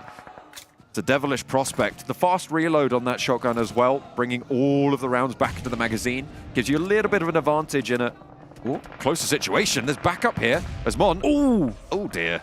Great Poor timing on the team on the team nade, and Volt goes very low. The flush is there for Prepod. Oh, I think FLUX are going to try and third-party this. They're seeing Scythe right above from Vision. Vision's going to fully regroup right now, but FLUX, it's all you go for this fight potentially, or you breach onto REGNUM CARYA, because right now they are being pushed away by the blue zone, and they are taking shots towards the compound. They know some fights are unfolding here, but the blue zone's right on top of them. FLUX need to make a decision right now. The time is not going to be enough for them, unfortunately, to make like a slow rotation. They need to pull the trigger now. They don't want to go to this position, though. It's not in the zone. They'll have to probably crash onto REGNUM. Oh, a beautiful banked nade there for Prepod. With 2 eliminations, will carry the torch for the team moving forwards. For Brute Force, RTG, nade range of Falcons now on the southeast side. Even more utility thrown their way. RTG, they need to leave this dip. It's just some nade bait. That's one instantly picked up. Kalaga couldn't do anything. Stolen away by Solus with a mini 14 again, John. The weapon of the day for sure. 4 eliminations now for FLUX, 2 for Solus. Picked up on third-party engagements. REGNUM CARYA down the hill, the main target that this team is looking for. The smokes to block out the angle from Falcons. Do they swing wide? Probably not with the circle as it sits. Oh, that's huge onto Wild there. Can't do anything. It's going to have to go for the first aid, so relieving a bit of pressure away from the FLUX squad. Oh, and actually confirms it. What? A double knock found by Solus with a nade down the hill. How on earth did he get both of them there? They must have crawled away from each other, but now they can start to roll in. This should be easy pickings against this REGNUM CARYA hold. 1 up, 1 down. They need to handle them one at a time. Isolate, conquer, and Tron goes down first. Loxy on the upstairs position with the DBS will be a little bit more of a threat. There is a knock sent back over towards Solus in the meantime, but Loxy not going to be able to get this flush just yet. And the nade into the high ground there. That should seal the deal. Loxy behind the desk. Nice. Not going to be able to hide from that one. Such a good play, especially because they keep sulking on the high ground, so they have a little angle. They can't peek from those windows anymore, John. Good execution and good timing after they get those 2 opening nade knocks from Solus. Now teams are starting to fall down like flies. RTG is going to be the next one picked up. 17 still up and about, trying to secure themselves the 3rd chicken dinner of the day. Gangsters wrapping around, trying to get involved onto Falcons to secure themselves this building. But Solke still has everything in sight. The ammo, just gets though, all the info. Ammo, though, not so much. Has to swap out to the UMP to try and get this flush onto Kevin. Will be able to find that. Very low on the ammo. Will need to regroup with his team to try and pick some more up. Gangsters will be eliminated. 5 teams remain, 17 players. FLUX, Lutz spotted. Eaten by the Mini 14. That was the breach that's going to potentially secure the game for FLUX here. They could look for a chicken dinner again. Though the thing is, they might be slow on resources. We did see that their resources weren't looking too good. They were able to loot up, though, a little bit on the fallen team of REGNUM CARYA, so that's definitely going to help them out. But GK slowly going to start getting involved. Not too sure how many limbs they currently have. They currently have 4. So definitely a slow start, but should be able to take this fight at the end pretty nicely. M6 also with the Mini 14. Gets Ralph looking for Lord 2. Looking for more? What? Wow, wow, wow. This Mini 14 starting to have a real bite in this lobby. With no qualification spots from this tournament, it is just for bragging rights and that prize pool. Players are starting to pull out the tester weapons. They are looking to try and get proficient in a tournament setting with these guns. They're going to be seeing a lot more of them. You've got the DP coming back into action. It's good to see some more variety in these backpacks. This is amazing from Falcons because they're just not second-guessing themselves like we saw in PMWI. They're just fully committing to a play the moment they make that decision. They couldn't do it last game, unfortunately, because the cars were not in working condition, but here that breach south was absolutely amazing. But now the circle's not coming their way. How are they going to fight their way out of that one? I'm not too sure. But NIGMA Galaxy having to cross that road, unfortunately, was a good idea to try and hold the west side of the road, but the circle not favorable. Coops, the anchor point lost. NIGMA Galaxy might be living their final moments here. And Falcons push their way up to FLUX. But who's going to take dominant control of this circle? Because it's not certain just yet. Solke goes down. Falcons on the hunt there. And FLUX left with 1. Solus on the inside. Mini 14 at that range. Not going to help you, son. And the Falcons are able to take them down. 3 eliminations on the game, but FLUX have got 14 points this match. That is going to keep them right at the top of those tables, nice and firmly. NIGMA Galaxy with 8 elims. They're looking across. Yeah, they're going to be able to build FLUX a little bit of a dip in that first and second place position on the rankings, though. NIGMA Galaxy crossing over. They do make it to a ridge. They are safe for now. Freak, though. Oh, okay, you're done. See you later. That's not going to happen, Freak, unfortunately. Runs out of tires on the buggy and runs out of health in the bar. Will fall down. GK now, the only team with 4. Yeah, and Satan's angle actually so strong, sending it over to the eastern edge. Could get some extra intel because it is a little bit more elevated than where the rest of GK currently stand in their compound. It's low ground, flat terrain. NIGMA trying to play the long game, but they're getting pushed in by the blue zone here, John. I'm not sure who's going to be able to get himself that second place because GK currently are not involved in fights. If they get themselves that split, those off angles in the late game, I feel like we are witnessing the start of a GK chicken dinner. 3 teams have occupied the tower that currently Falcons are in. First, REGNUM CARYA. They were swept aside by the FLUX push. And now Falcons. They have taken up that mantle. It seems to be a little bit cursed, though. I think you might be right with that GK call. Unless something special happens from these off angles. That could be the case. Oh, nice roof play from Guyth. Actually, almost out of ammo. He had 28 bullets in the clip and 6 extra bullets on top. So they're also slowly out of resources, out of actual ammo itself. It's going to make it a bit rough. Also playing the Scar, which is nice to see. Played a little bit. And 372 bullets. Okay, he's fine. He's not getting out of bullets anytime soon. I was just about to say, players seem to be starting to optimize more for carrying as many smokes and as much utility as possible.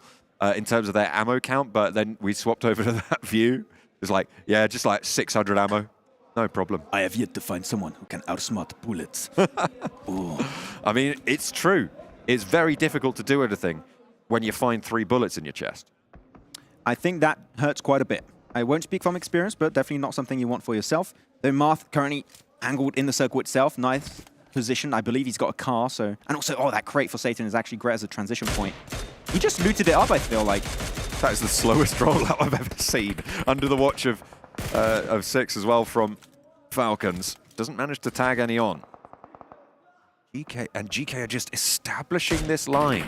They aren't going bold, they aren't going brash, but they are effective. This is a fight for second place, John. I mean, we already touched upon it. It's NIGMA versus Falcons to see which of these 2 teams gets himself that second place, get themselves these 6 points for this match. The curse of the tower strikes again as a second Falcon falls. The third, not far behind. NIGMA Galaxy up into second place with 2 players alive. It is Lord and Ralph. No Coops to be seen. The MVP from their PMPL season. Can Lord step up? No, he's not. Ralph now, the last player to have a chance. The nade over the top, and it's goodbye to NIGMA Galaxy. They stand in the fire.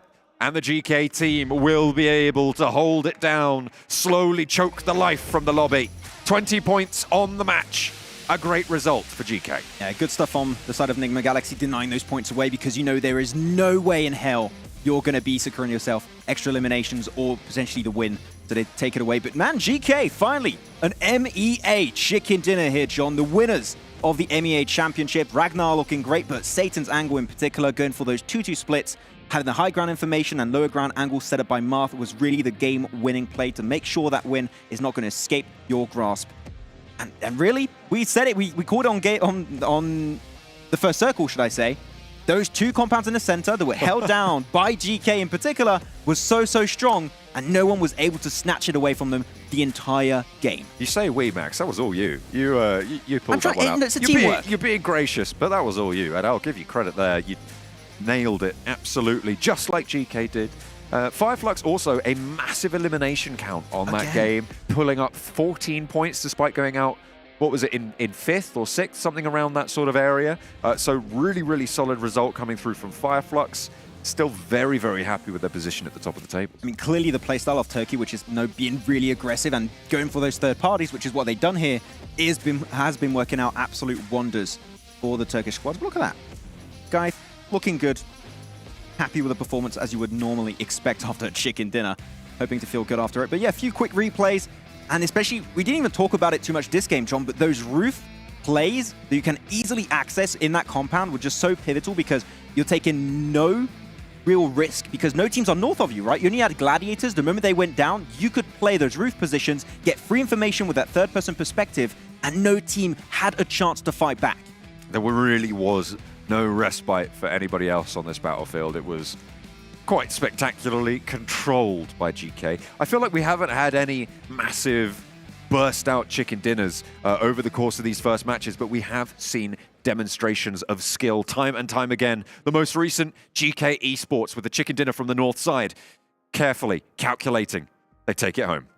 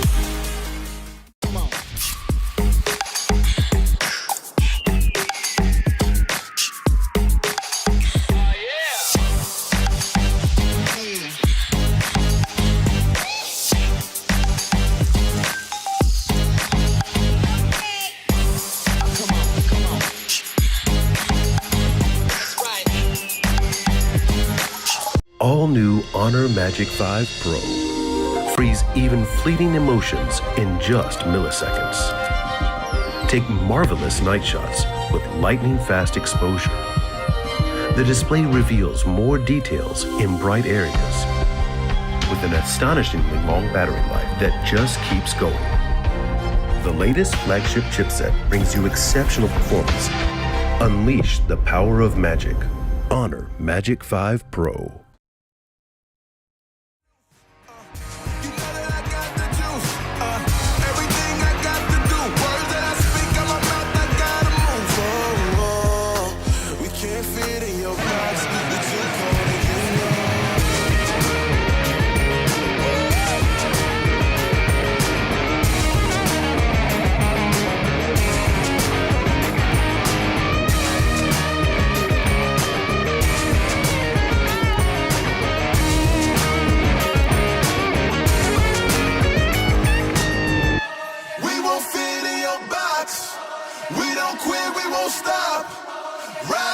To the top, we will feed it up, we will feed it up, we will feed it up, box, no, we don't quit, we won't stop, no, ride us all to the top, whoa, we will feed it up, box, no. Thank you, Ben, for coming out tonight. My name is Son of Augustine. Let's go.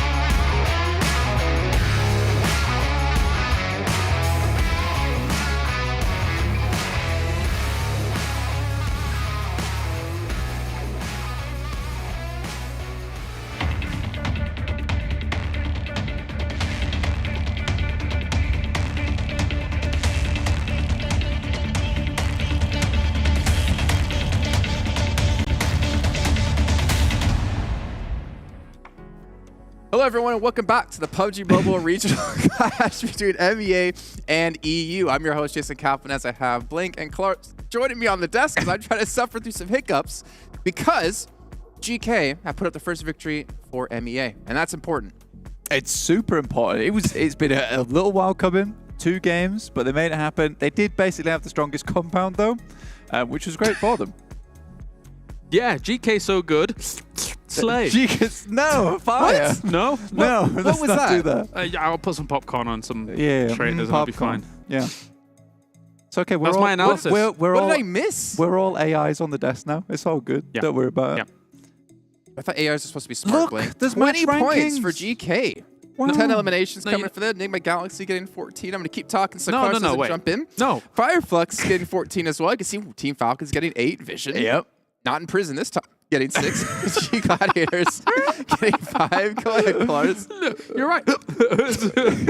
I mean, GK, what Blag was saying is correct. They did have the strongest compound, and actually I did think that maybe some teams would try and challenge that location because it was one of the best spots for them to just haphazardly walk into having decent eliminations and decent placement points off the back of this, but not much challenge really presented itself as you bang on the table. To Nexus, man. 2 points. I can't stand for this, Jason. You're right. For the strength that we talked about, to going into Sandhuck, losing right away, getting 2 points on match 2, and now 0 yet again. Yeah. I just censor myself. That's what I'm actually doing. I'm bleeping myself out. It's really good, yeah. I'm kind of surprised, but also kind of not surprised, considering this is their first LAN event together. Yeah, so let's take a look at those GEEKAY stats right now and just see exactly how well they did. Why are you moving on? Look, check the screen out. Look. Talk about them. Hello, Satan. 734 damage. Hi. Very nice. Eliminations 4 and knockouts 4. That is basically all on his lonesome. But again, really strong compound. I think Satan definitely popped off there. It's not surprising to me that Ragnar's only got 260 damage. That guy only touches the DPS. True. And no one even got close to that compound. That's fair. That's fair. Yeah. I mean, looking at this compound, how it plays things out as well. Obviously, with it shifting south of this, obviously they had to flex out from there. But by the time that they'd had to, most of the teams had been wounded coming in from the east side. And obviously NIGMA Galaxy, who played a great game, by the way, still wounded coming in on that south side. Trying to cross that road was never going to work out if you were taking it slow, and they kind of were taking it slow. So I wasn't a big fan of the slow, you know. Do you know what I actually really like that GEEKAY did is that they kind of accepted NEXUS into that position on their northeast side. And they just kept them out as much as possible from the main compound they knew would be very, very strong, right? Which is quite important. And then ended up NEXUS having to leave and double back on themselves towards a compound that they already cleared out. And by that time, GEEKAY just had a really strong hold. And I think if they flex too much, you might have had a problem there. Maybe. Okay, well, let's actually delve back to FLUX really quickly, because yet again, another strong performance from this team from Turkey. What? Wait. So take a look at their stats on the day. This is on the day so far. And you were saying that Catch, you know, he's going to be the MVP at the end of this day, but you did say while we're watching the game, Claris, that Solus actually might be that player now. Yeah, so obviously in the previous game, he got himself, I think it was 5 eliminations, and it was quite a lot of damage as well. I think 900 and some off the back of OP dip. And again, you know, they're just continuing to look great. They were playing down from Lumberyard Hill and didn't really have compounds along the way, but we're still taking names here, Blank, and it's just showing how versatile this team is, and they don't need OP dip, they don't need a compound, they're still going to get themselves plenty of points on the board. Yeah, so sorry, just consulting them. They're telling me what I need to say next, which is that FLUX, they were so confident actually that they were leaving SeoulK in the back and taking these 4v4s, but with SeoulK basically just holding on the border a lot of times. And I think that when you can do that and be confident for your backstop to be able to, well, basically back you up, right? It's really, really good to have that going on. So I think they're just feeling very confident now off the back of their really strong wins, right? So I think that FLUX is only going to get better because it's sort of the opposite problem that we saw NEXUS have, which is that 0 points every time. It's not good. But for FLUX, this woke me up. Their confidence has just skyrocketed, whereas NEXUS, I think their confidence was massively shattered, hurt by their first game. Did you really look at your notes to see? To see hurt? Yeah. I need to just one word. Yeah. You know, if he bangs on the desk hard enough, maybe he'll scare your hiccups out. I'm just gonna keep. That's not a hiccup. That's not my voice. Wait, was that a hiccup? Are we really an AI? Did the hiccup do that? I don't know. Okay. I'm gonna skip. Whoa, you gotta stop hiccuping, man. It's really doing something weird to your voice.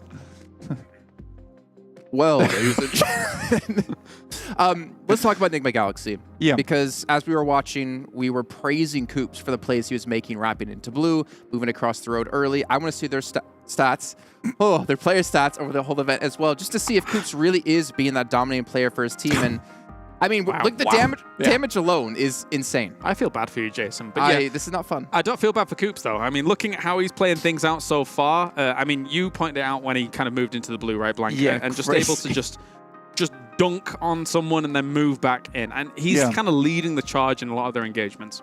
Yeah, so the notes that I have for the Blank notes today is he's the Cooperang.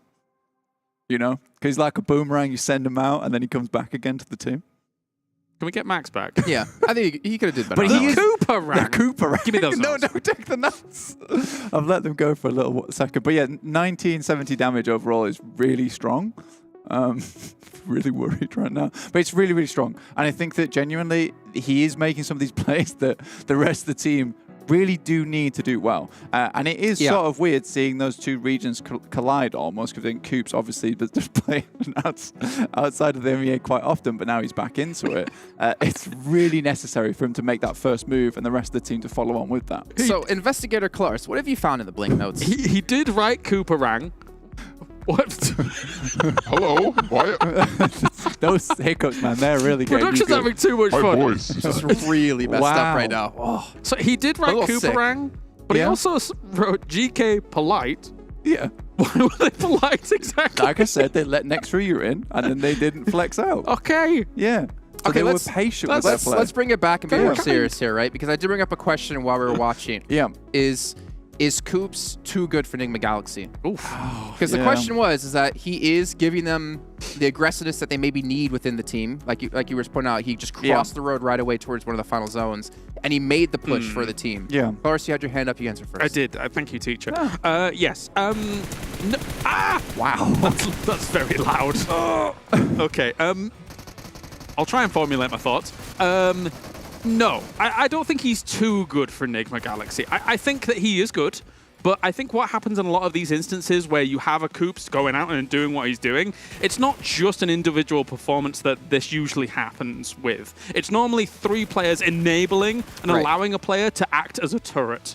We often refer to a turret role as someone who's just allowed to shoot at everything and get away with it. Yes. Back on MADBULLS before they split up. Yeah. Like, Zerich doesn't look half as good anymore when he wasn't being able to set up effect a lot of times. I think this is a great place for Coops to currently be and, you know, hone his skill set as the contract eliminator. Excuse me? Yeah. Contract eliminator. Yeah. He did put that. Yeah, he did. Well, then that leads me to ask another question. Does this playstyle work in a CCT that he's doing? Because we talked so many times now about how you can't just have that one-star player. You can't just have Coops put on 1900 damage. He puts up threes all day long. But you have to have other people who can do so. And if the whole team has to play around him to enable him, that for me would not be a CCT. Yeah, well, Koopalicious in this role, I think obviously like it's a position where he can Delicious look gum, good. my favorite flavor, actually. Yeah, exactly. And I think it's podium worthy for a tournament like this right now. Don't know if it's going to be CCT caliber, as you say, taking that #1 spot, championship caliber team, but podium for the Cooper man. This is the thing. I think NIGMA Galaxy right now is an excellent whetstone for Coops to sharpen his blade at this point in time, you know? But the thing is he only that good if he's being supported by 3 teammates? Or is he this good if you put him on a different roster? I think he'd still be good on a different roster. I think right now it's working out for him. I see 7 nodding. I think the fact that he does make these plays a lot of times on his own, mate, the guy sent out into the circle so quick once GANGSTERS started running away. It was almost scary. That is true. He's very good about snap decisions. Yes, exactly, yeah. Obviously, we saw him try and go across the road first to kind of as the spearhead to try and make something work. He did get knocked, but at least we're being proactive here. For me, for my money, I wouldn't have minded NIGMA Galaxy in I think maybe they had 2 vehicles or something like that. But just trying to go north and trying to dislodge GK where they were, but they were kind of playing for the salvage game of the position because they knew that their position was always going to be difficult. So you go south and they played for the placement. Is he playing proactive in a region that typically plays reactive, as you mentioned before, playing very defensive out of MEA? Yeah, I would 100% agree with you there because I think that aggressive nature... Why are you looking at me? I don't know. You're looking for approval. I'm looking for a little bit of approval. Daddy, can I have some approval? Please, sir. But yeah, so did I say a right thing? Is that okay? Yeah, go on. Thank you. I will continue now. But yeah, I think it's really good for him. But I think the rest of the team is really benefiting from the fact that he goes, wow, this has killed you. I don't know This has absolutely murdered you. I'm so sorry. Can we see overalls? Yes. I don't want to see my face right now. If you want to, yeah. Can we see overalls, actually? Get an idea where the teams do stand? Because that would be really interesting to see, because I'm pretty sure FLUX is Yeah. My makeup's running. Did you say any of the PGM just then? No. No, you didn't. Okay, never mind. Okay, good. Yeah. It's fine. Don't worry about But it. what I will say is that, you know, you asked a great question about the CCT. I think you did really well there. I like that. Did Clarus give approval of that? I think he did. Thumbs up. Nice. Yeah. Okay. Beautiful. Cool. Brilliant. Brilliant. Fantastic. We're not doing that Wow. again. Are the hiccups gone? They actually are gone, but now I have Wonderful. tears in my eyes, so Yeah. it's proving another problem. But we can see here, Wow. Fireflux has proved to be a problem at 45 points here, as we have GK actually going to be in second at 36. That's surprising. Is That it? GK's in second? Yeah, I would say so. I didn't expect that one coming through. 36 points for GK. I think they've done fairly decently through most of the matches, but I didn't think they'd done this well. Well, they got a win on the board, and that was 20 of the points. Yeah. So that's going to help for sure, especially when it's only 3 games down. Okay, calm down. I am calm. Excuse me. On the other side of things, with 25 points. Now, Go that's surprising. Which one? Excuse me? Jinx. Sorry, what? Excuse me? It's pretty good. It's pretty good. I mean, this is one of the teams that we didn't really talk about that much at the beginning. In fact, we didn't talk about them at all in the pre-show. But honestly, through the EU Championships, they actually gained traction a lot as a team. In the first stages, they didn't really look that great, but as time went on, they really built a lot of synergy. And I think we're seeing the fruits of that labor. Yeah, I think that they really do have a very strong roster now. Not like massively strong, maybe a first place finish here, strong roster, but I think they are building up to it at this point in time. And I think that there are some names on that squad that I wouldn't say will completely stand out, but as a group of players, they present a very different idea than what NIGMA Galaxy has, which is that one really strong player. And Excuse Me, on the other hand, have a group of 4 players that are playing very well synergistically. Thank you. He's got the thumbs up of approval from Kalaris. We did well. We should make that into a picture. Yeah. A player to watch, though. Typically, we do this at the start of the day, and I think we probably would have went with this player at the start of the day. Now, Blink, who did we choose? He doesn't remember. Coops, yes. Oh, he does remember. Yeah. Yeah. I was going to say Ketch for a second then, but then a ghostly voice whispered to me. Did it? Yeah, but I don't have Coops on my notes, but yeah, it's Coops. This is our player to watch. For good reason. And we have been watching him. Yeah, and we've been enjoying watching very him, to be closely. fair. Yeah. I think this is one of the few times I've actually seen you just be like amazed at the play he made, wrapping around in blue with the Cooper ring. Yeah, it was one of my, actually probably my favorite play of the tournament so far. We've only had 3 games. It's actually kind of rare. You know, when players like the Koopasaurus are able to make this work, it's sometimes a little bit kind of out there. You don't really expect this play. When you're in the blue, sometimes you're expecting, okay, maybe I'm in a bit of a defensive posture. Maybe, I'm going to be able to eventually wrap in. But when somebody comes out of the play zone into the blue to take you out, knowing that they want to cover their back, that's heads up It's not the play. first time he's done this as well. I think that was on Sandhawk. He was playing from the blue too, trying to catch some teams off guard. Yeah, I mean, Coops has been dunking on the hoops at the moment, and realistically, there's not much we can do about it from our point of things. And I think teams just need to be aware that there is just this monstrous player going around that is going to hunt you down. And I think that he is making these plays that are MVP caliber at this point in time. It's a bit easier for him as well because the rest of the team is supporting him, just buffing him up, essentially. And he's getting a lot of these eliminations and damage on board. But he deserves it because it is quite difficult to play that role where there is a lot depending on you, because we've had several teams in the past where they have that one extremely strong player, they go down at minute 10, the rest of the game is ruined. So far, I would say, after 3 games, after 3 games, he has been very reliable. It's kind of rare. We talk about the idea of who's going to be the MVP after 3 games, and we're already in a situation where Coops is looking great, Solus is looking great. Usually it will be Ketch on FLUX, but maybe that will change in the next couple of games. But yeah, right now, those 2 are looking like the front runners. Yeah, and we still have a lot of matches left to go, 21 to be in fact. And you guys at home who are watching, make sure you pay attention to chat as well, because we have a survey link for you to give us feedback about the show. Maybe you want to kick these 2 off the desk and bring them over to the casting desk. Probably. Which actually might happen one of these days. Who knows? It could potentially happen. But obviously, let us know your feedback here. And again, if you take screenshots of you filling it out, send the picture over to 7 Worlds Gaming. He's going to send you some UC. Yeah, your feedback is important and will be rewarded by 7. Good job, so much, 7. Thanks, 7. You're a good guy. Such a giving guy. Thumb of approval. Yeah. the Kale thumb of approval. Maybe thumbs up of approval. Yeah, it's Probably a bit difficult to say, actually. The thumb of approval. Yeah, I don't like it. I don't like that either, actually. Okay. No. You know what I don't like? Gladiators so far. I hate to keep hammering on them, but I don't like them for their play so far. Yeah, I mean, Kale actually has some really good points that game, just about where they could have gone. I always do. And, we were talking about you went to that northern side, and perhaps there was somewhere else they could have gone. Yeah, so they ended up, okay, so they're along Snake Road, kind of northwest of the compounds that became very important, right? Yeah. They actually, I think, you said it well in terms of, I think they're overthinking something slightly. Yeah. Technically, yes, you could play from where they went in terms of shelter and then move south and try and go for that, but they got embroiled in a fight that just didn't really conclude for a long time, and it kind of hurt both teams respectively in that position. So I was hoping that they would take the overlook over the compound where next RÜYA was, and then eventually move down that western side. Maybe that could have been actually a winning play, or at least getting themselves towards where the NIGMA Galaxy situation occurred and taking that fight. But instead they looked for a heavier wrap, and I would love to ask them why they chose that specifically, because I think that they could have gone elsewhere. You can see here, this is their player stats on the day. Okay, on the day. Don't jump the gun. Don't worry, I'm gonna help you out here. Thank you. Kitsune leading the charge here on damage and eliminations.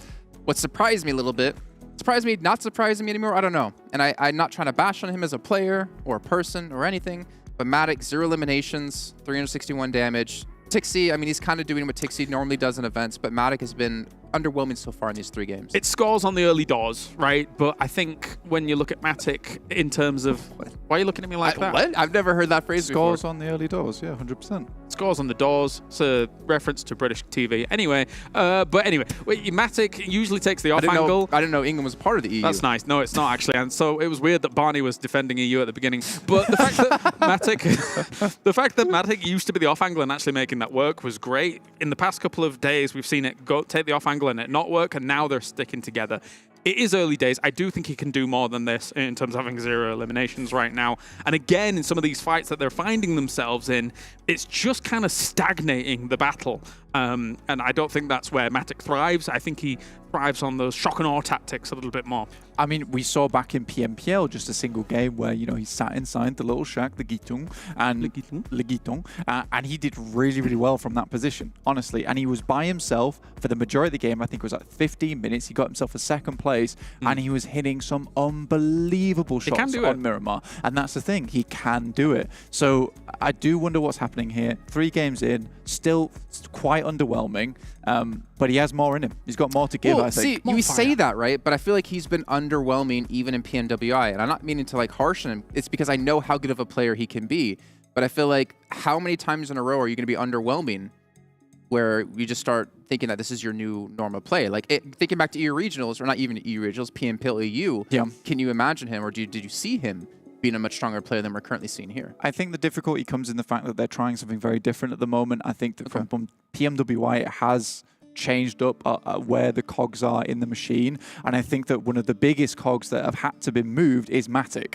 So I think he may be struggling a little bit because his playstyle's had to completely change from playing that off angle to having him a lot more with the team now, and he's got to refigure out what he wants to do. He's a good player, and I think if we give him some time, perhaps he'll feel more comfortable in this role, or maybe just in terms of this event, maybe they go back to something similar in the past just for this event.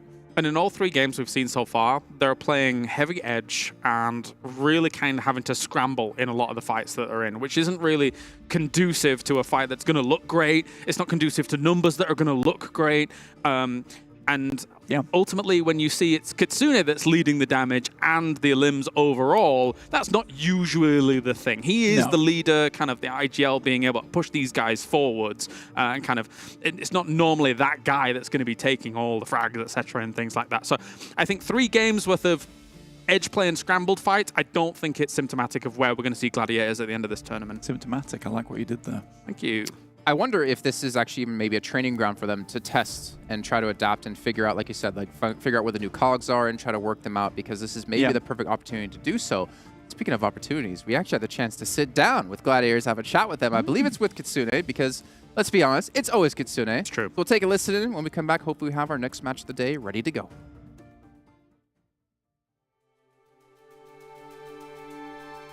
Я считаю, что это будет прикольный экспириенс для 2 регионов, потому что это единственный лан между регионов, который у нас будет. И это опыт для СНГ команд Турции, Африки и всех остальных регионов.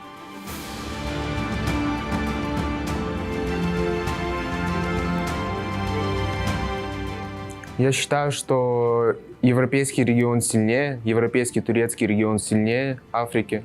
В раза 2, мне кажется. И думаю, победит команда из Европы. Ну, и в Африке, и в Европе есть несколько команд, которые играют агрессивно, но я думаю, больше всего команд агрессивно играют в Европе, а в Африке, мне кажется, в Африке и Арабии играют более пассивно и залетают в центр. Думаю, что это команда FALCON, потому что это единственная команда, кто прошла из своего региона на PMY. Пожелать им удачи, но победа будет на стороне европейских команд.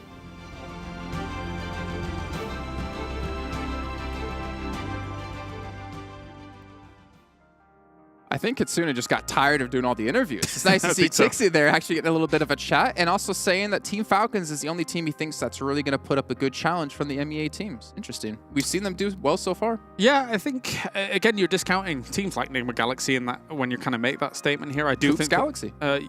There you go, Coops Galaxy. It's Coops World. Uh-oh. Oh, no.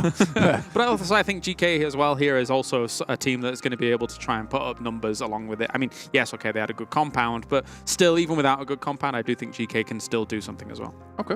What about MADBULLS, though? MADBULLS, to me, always carries that kind of, they are going to just do insanely well in events. The first time we got him back with, like, Zerich, Effect on the team, they were like an unstoppable combo. Obviously, Effect not there anymore. And then we see them go up against Excuse Me, and they just get slaughtered at Shelter here. And I want to take a look at their stats throughout this entire event so far, because they've been, almost to me, equal to Nexus in terms of a letdown so far. You know, it's weird for me because I think the way I always have seen MADBULLS is an initial slow rotate into the most impatient crashes we have seen, because they will slowly get into the circle, make some fairly decent rotations, in fact, and then just throw everything at the wall and hope something sticks a lot of times. And I just don't think they have that same strength in a gunfight anymore that they used to in the past. And it's weird now that Tulika is leading the charge in terms of damage, because he really wasn't at the top at the start. It was more towards Zerich and FLUX. And I think that, you know what, all respect to Tulika. He has done fantastically well here to prop the team up. But these guys on the right are not playing to their own standard. And I think something needs to change in terms of the rotations. There has to be adaptation. Yeah, so you're saying that sometimes maybe their gunplay doesn't stick. But I think their gunplay is still good, and like being able to take a fight is good. As you say, I think it's the decision-making that goes into leading onto where are we going next? How are we getting there? Might be the thing that is currently their messying up those Achilles heel almost. Yeah. Well, it's a good point though, right? Because we've talked a lot during PMWI that you can't just be good gunslingers anymore. You can't just be good fraggers. You have to have a complete package, which is why we look at Vampire and how quick and how smart they execute all the rotations were. Oh, yeah. Is that what MADBULLS is lacking then, in your guys' opinion? Like, yeah, they might have the gun skill, but they don't have the in-game leading to make the rotations properly, as you already mentioned before. Slow on the rotate and then just... Go fast, decent rotates. Honestly, the initial rotations are good, and I feel like they make a lot of rotations that I would like to see from like top 5 teams. It's just that strange decision of when to push and when not to push that comes into play towards the end game that is really throwing them off kilter. And it's happened a few times. It happened over in the championships versus Major Pride and Painan, is that they would approach Painan very slowly. I think they would get good scouting done, and then all of a sudden just put the foot on the gas and then send across the bridge instantaneously, in which case Major Pride just sent a whole hail of bullets their way, taking them down. And that's happened several times. But you're frowning, and I'd love to know your thoughts on this. It's difficult for me to determine just based on like what we've seen so far in this tournament. Obviously, you could draw kind of what's going on in the EU champs and kind of infer from that, but things could have changed from then.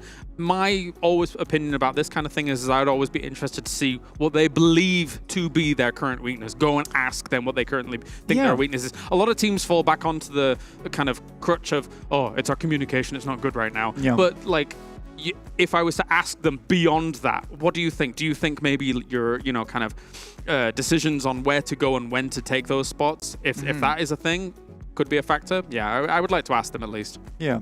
For me, it's definitely, it feels like timing. But you're right, we can't know, and it's still... Not entirely, you can't know entirely. Too little data. Yeah. So it's not super clean cut. But yeah, if we can get these guys on an interview, or one of us can message them, let's find out. Possible. Right, I mean, obviously the thing is we've only had 3... No. I would never want to see him calm down. Yeah, true. But we only have 3 matches to go from, and that's the problem, is we can only make so many assumptions just seeing such a small sample size here in this event. Obviously, I'm going to change your style slightly depending on the teams you're against, more importantly, the region you're against. But look on the other side, though. Brute Force. I mean, this is a team that I kind of had high hopes for. I think they're kind of living up to their expectations so far. They came into this in 4th. They got 3rd in their own PMPL respectively.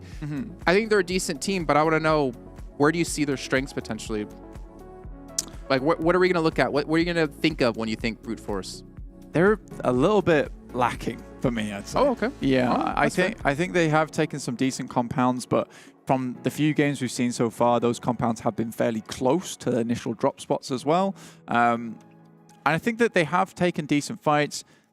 We looked at that engagement 3 times already on the clips versus Nexus. Well, luckily you mentioned that. No, I'm just kidding. Don't you do it. Don't you do it. But yeah, so I think that for them, that's maybe not super conducive to what we want to show from them, because it's like that is a pretty weak team at this point in time of the tournament. But I just think that maybe they're a middling team for me. They're a middling team, essentially. On Erangel so far, for me, they've been kind of invisible. Yeah, exactly. I've not really been able to... not notice them too much. Yeah, there's not been things that have been too noticeable. I think Game 2, they eventually fell up in the north side of the battleground as the circles came down towards OP dip and things like that. Yeah. And I think, if I recall correctly, they lost to GANGSTERS up there, who were making these wide rotates. So maybe there's a world where they got caught unawares by a very heavy wide rotate, which sometimes you can't predict, as GANGSTERS has been exhibiting that. Well, you can see here next RÜYA coming up as well, and I wanted to talk about them because, again, for me, it's Frozen. Like, he's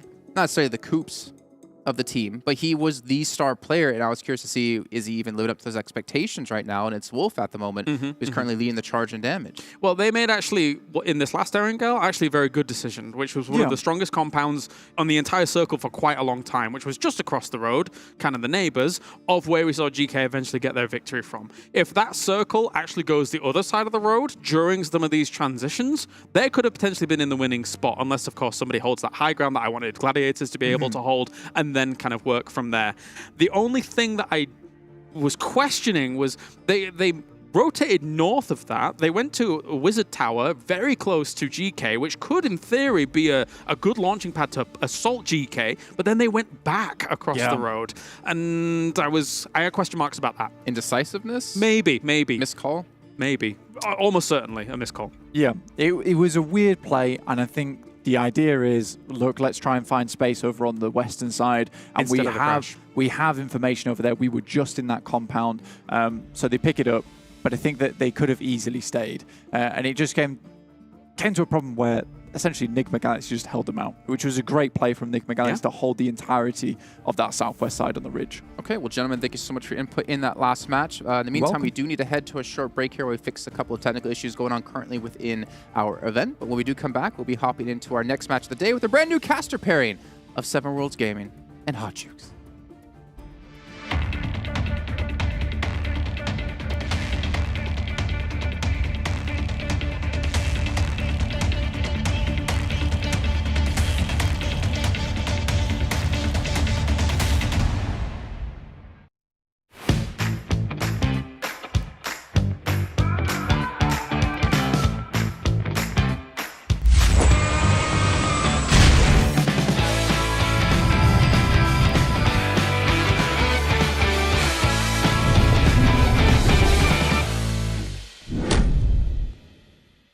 All new Honor Magic 5 Pro.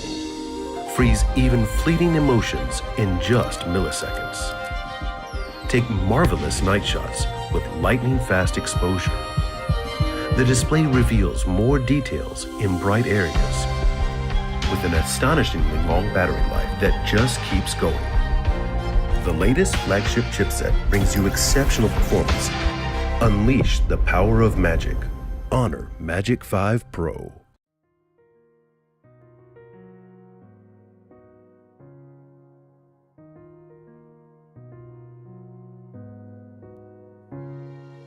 الحياة لحن، ولأننا جزء من مقطوعة عظيمة تحركنا، تلمسنا، تصنع من لحظاتنا ذكريات بديعة.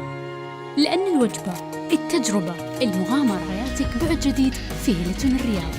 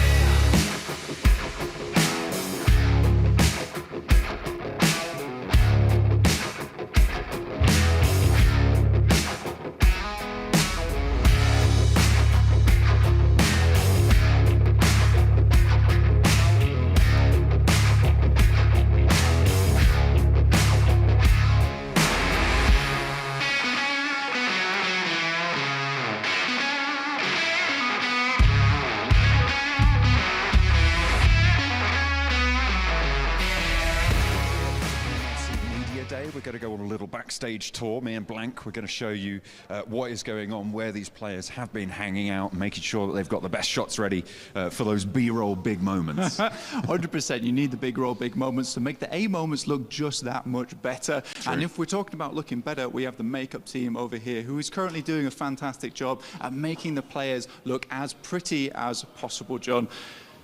And they're doing a good job of it. I've seen a couple of players. They've been working their magic on us as well this morning. We have been put into the limelight for this one, so we're very grateful for their services. Yeah, we need it 100%. But we're going to head over right now to the hero shots, because we certainly do have some heroes on board with us in our game so far. We have PUBG Mobile going on. That's what we're currently covering here. PMRC MEA versus Europe, but plenty more games here over in Gamers8. Getting through the door. Going on, but right now, obviously, oh my goodness, we've got a session already taking place right here. Okay, this looks like we got brute force on the stage. They are taking their shots. Very good. Hello. thank you for stepping in. We're just doing some backstage filming. Good luck in the tournament, guys. Yeah, just ignore us. Just ignore us, 100%. We are irrelevant, unfortunately. Yeah. We've had a couple of booths as well going. I think we've been scanning a couple of the players. They did it in a couple of the games. Yeah, maybe they did. Maybe we'll see that for PUBG Mobile. We we'll may, have to wait and see. But in the meantime, let's go take a look at where they're taking all those headshots as well, because you can't just have the hero shots with the teams. We've got to have those one-on-one moments. So let's go over there right now. Let's take a look. We're going to go back past. We're making players run away. It's very bad. Yeah, people scatter in the face of a microphone, I've found. We find it hard to corner them, but hopefully... Whoa. We're not trying to corner anybody, unless yeah, it's in the game. Do you think? Yes, 100%. Well, they're probably better at it than me, so I don't think I'd be able to corner any of these guys. Yeah, that is true. Right now, we have a really, really good amount of teams coming through to MENA versus Europe. Some of the teams already playing in the PMWI had a massive amount of warm-up. Right now, we do have a player shots taking place with our wonderful photographer as well. We've got some of the other talent as well, hanging out in the middle. I'm just doing my best to avoid tables right now. They're stealing the snacks. They're my death trap. I've seen Max snaffling away those granola bars. Oh, really? It's very evil. Absolutely. Right. Let's infiltrate. Let's see if who we can get. Kitsune. Can we talk to you, please? You're sat down already. Let's stay sat down. Let's stay sat down. Let's have a chill out time. Can I grab you for an interview? Is that okay, dude? Yeah, but like 5 minutes, guys, okay? Oh, two. 5 minutes is fine. In fact, we need less than that. Okay. Dude, 100%. Talk to you before PMWI finish on the main tournament. Take, grab it. I said, it's mine now. I can do some interviews though. 100%. You could interview me if you wanted. Okay, how do you enjoy the Riyadh? I love it so far, man. Really? I loved even more the fact that you guys top 3 on the last day. No, that's impossible. No, it's not. It's not impossible for the last minute men. Okay. 100%. Dude, I have one really quick question for you before we head on over towards the rest of the thing, because I didn't want to take up too much of your time. Okay. Now, your team has been together a long, long time throughout many different orgs. How have you guys stayed together for so long? That synergy really does look like it's there. I mean, basically we are just friends, you know. We have the same mentality, we have the same vision of the team building, and we have like, you know what I feel is being the engine like of our team is that me and Matic, we have like very different vision of the gameplay, and we always in the discussion, you know. And that's how we manage to always find a ways to become better every time. And that's why we always like keep growing, getting better and stuff like that. Yeah. Last question then, before we go. After coming 3rd place in the PMWI main tournament, probably the most difficult tournament this entire year, I would say. Do you think you're going to win PMRC?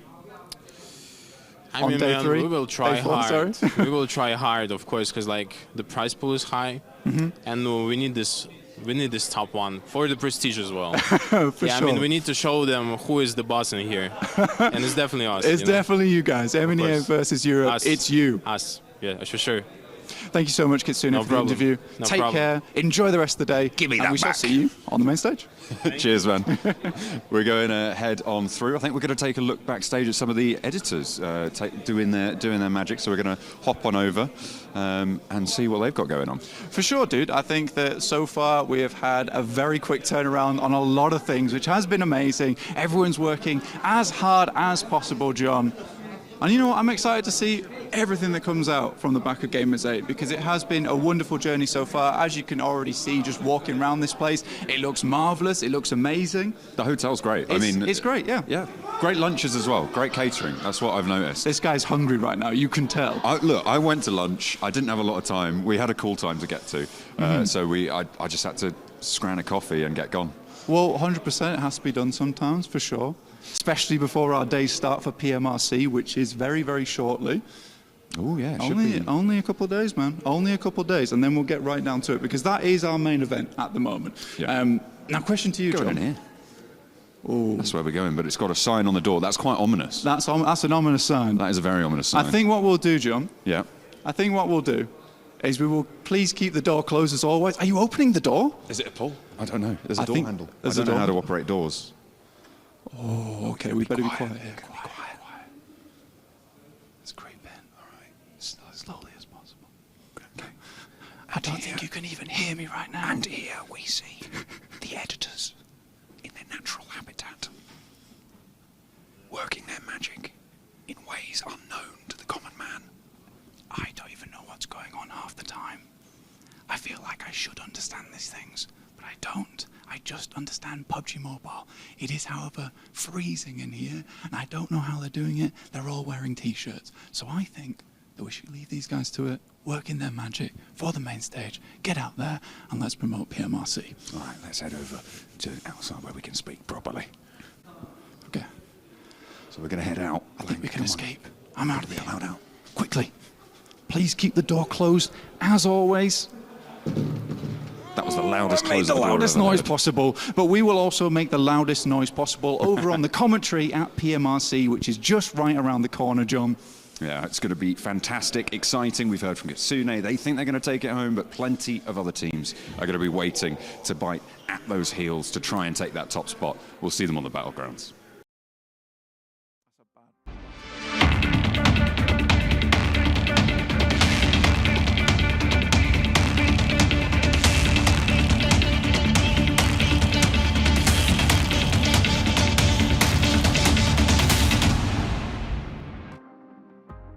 Welcome back, everyone, to the PUBG Mobile Regional Clash between MEA and EU. We are moments away from getting into our fourth match of the day. We still have 3 more to come in total today, but we have more time, luckily, to chat with Blank, 100%, and Kalaris.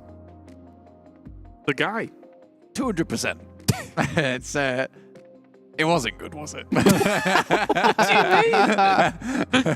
Now, the trick is, actually, we've been running a competition that you guys didn't know about. Yeah. It's for the viewers. If you can catch how many times Blank has said 100% on the show today, you win a special prize. We could have a little counter up in the top corner with his little face, just like 100%. There's been a lot. Just like a That ding. has been, Just yeah. add a new tally to it. I counted about 8 so far. Damn. Got 8 from 7. Pretty He good thinks guess. 8. Pretty good I would guess. think 7 would probably have said 7 to stay on brand. Yeah. But that would 28. mean 28. That You've would done mean goofed. that I've increased the amount of times I've said 100% by 800% during the show, which is pretty good, to be fair. Amazing. Oh, man. Amazing. Quality content here. Just seeing the cringe in the green room while watching that video from you every time you said 100%, that gives me life. Physically buckled in there. I felt myself drain of life. It was, you know, it is what it is. It is what it is. That's my new one. And so, please, no. I don't think Kalaris approves of that. I've not done anything this death segment. I'm just listening Yeah. to you two go back and forth about 100%. That's it. Can we talk about the game? You want to talk about the game? What do you think? What do you want to talk about in the game? What would you like to speak about, sir? I can hear the guys laughing in the back. We've had 10 minutes. I've got tons of teams to talk We've about. had 10 minutes. Crack on. Crack on. Yeah. NIGMA Galaxy are not bad, eh?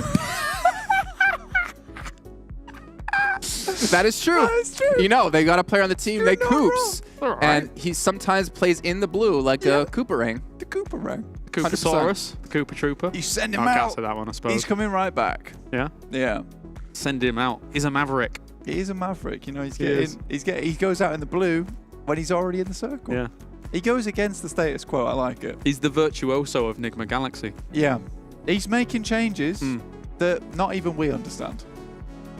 We've said nothing in this last 5 minutes. I know. We've said absolutely nothing. It's 5 minutes. It's actually been about 30 seconds. Oh, no. I know it feels a lot longer. Let's actually see no. overalls one more time if you guys missed out before we did head to the break. Yeah, we're just going to sit on this for a little bit, just kind of talk about some teams maybe we didn't touch on. REGNUM CARYA, we did see them have a strong match too where they got themselves a chicken dinny, but they haven't really done much since. Excuse me? There's no way Chicken dinny. No way you hit was the chicken dinny. Yeah. That's Is like a that common like- thing in the States. Is that like a Happy Meal of... That is next level. A win. 7 is looking well confused. That's not an American thing. That's a Well, you thing. It's not, is it? Yeah, I can't say what I want to say. You pulled a chicken dinny out of nowhere. I guarantee You're you, grasping. chicken dinny is for sure You're a phrase. grasping at this point. You're grasping. Well, I It's feel a like we're chicken grasping nugget on this because of a desk winner right with a now, let's chicken be dinner. honest. But they have 24 points so far, currently in 4th place. Yeah, I think REGNUM CARYA, you know what? I wish Max was here because... I don't. We can summon him if you'd like. No. Don't say that. That's really awful. Yeah, I heard if you say his name 3 times fast, he'll actually just appear on the desk. Stop. Let me... Cease! I can hear him running over here. Oh my god, he's He's here! running. Can he come back? That wasn't very nice, Max. Aw, I wanted him to talk about REGNUM CARYA for a second. Why? He has some big opinions. Oh, actually, he does believe that they're Yeah. a better team than...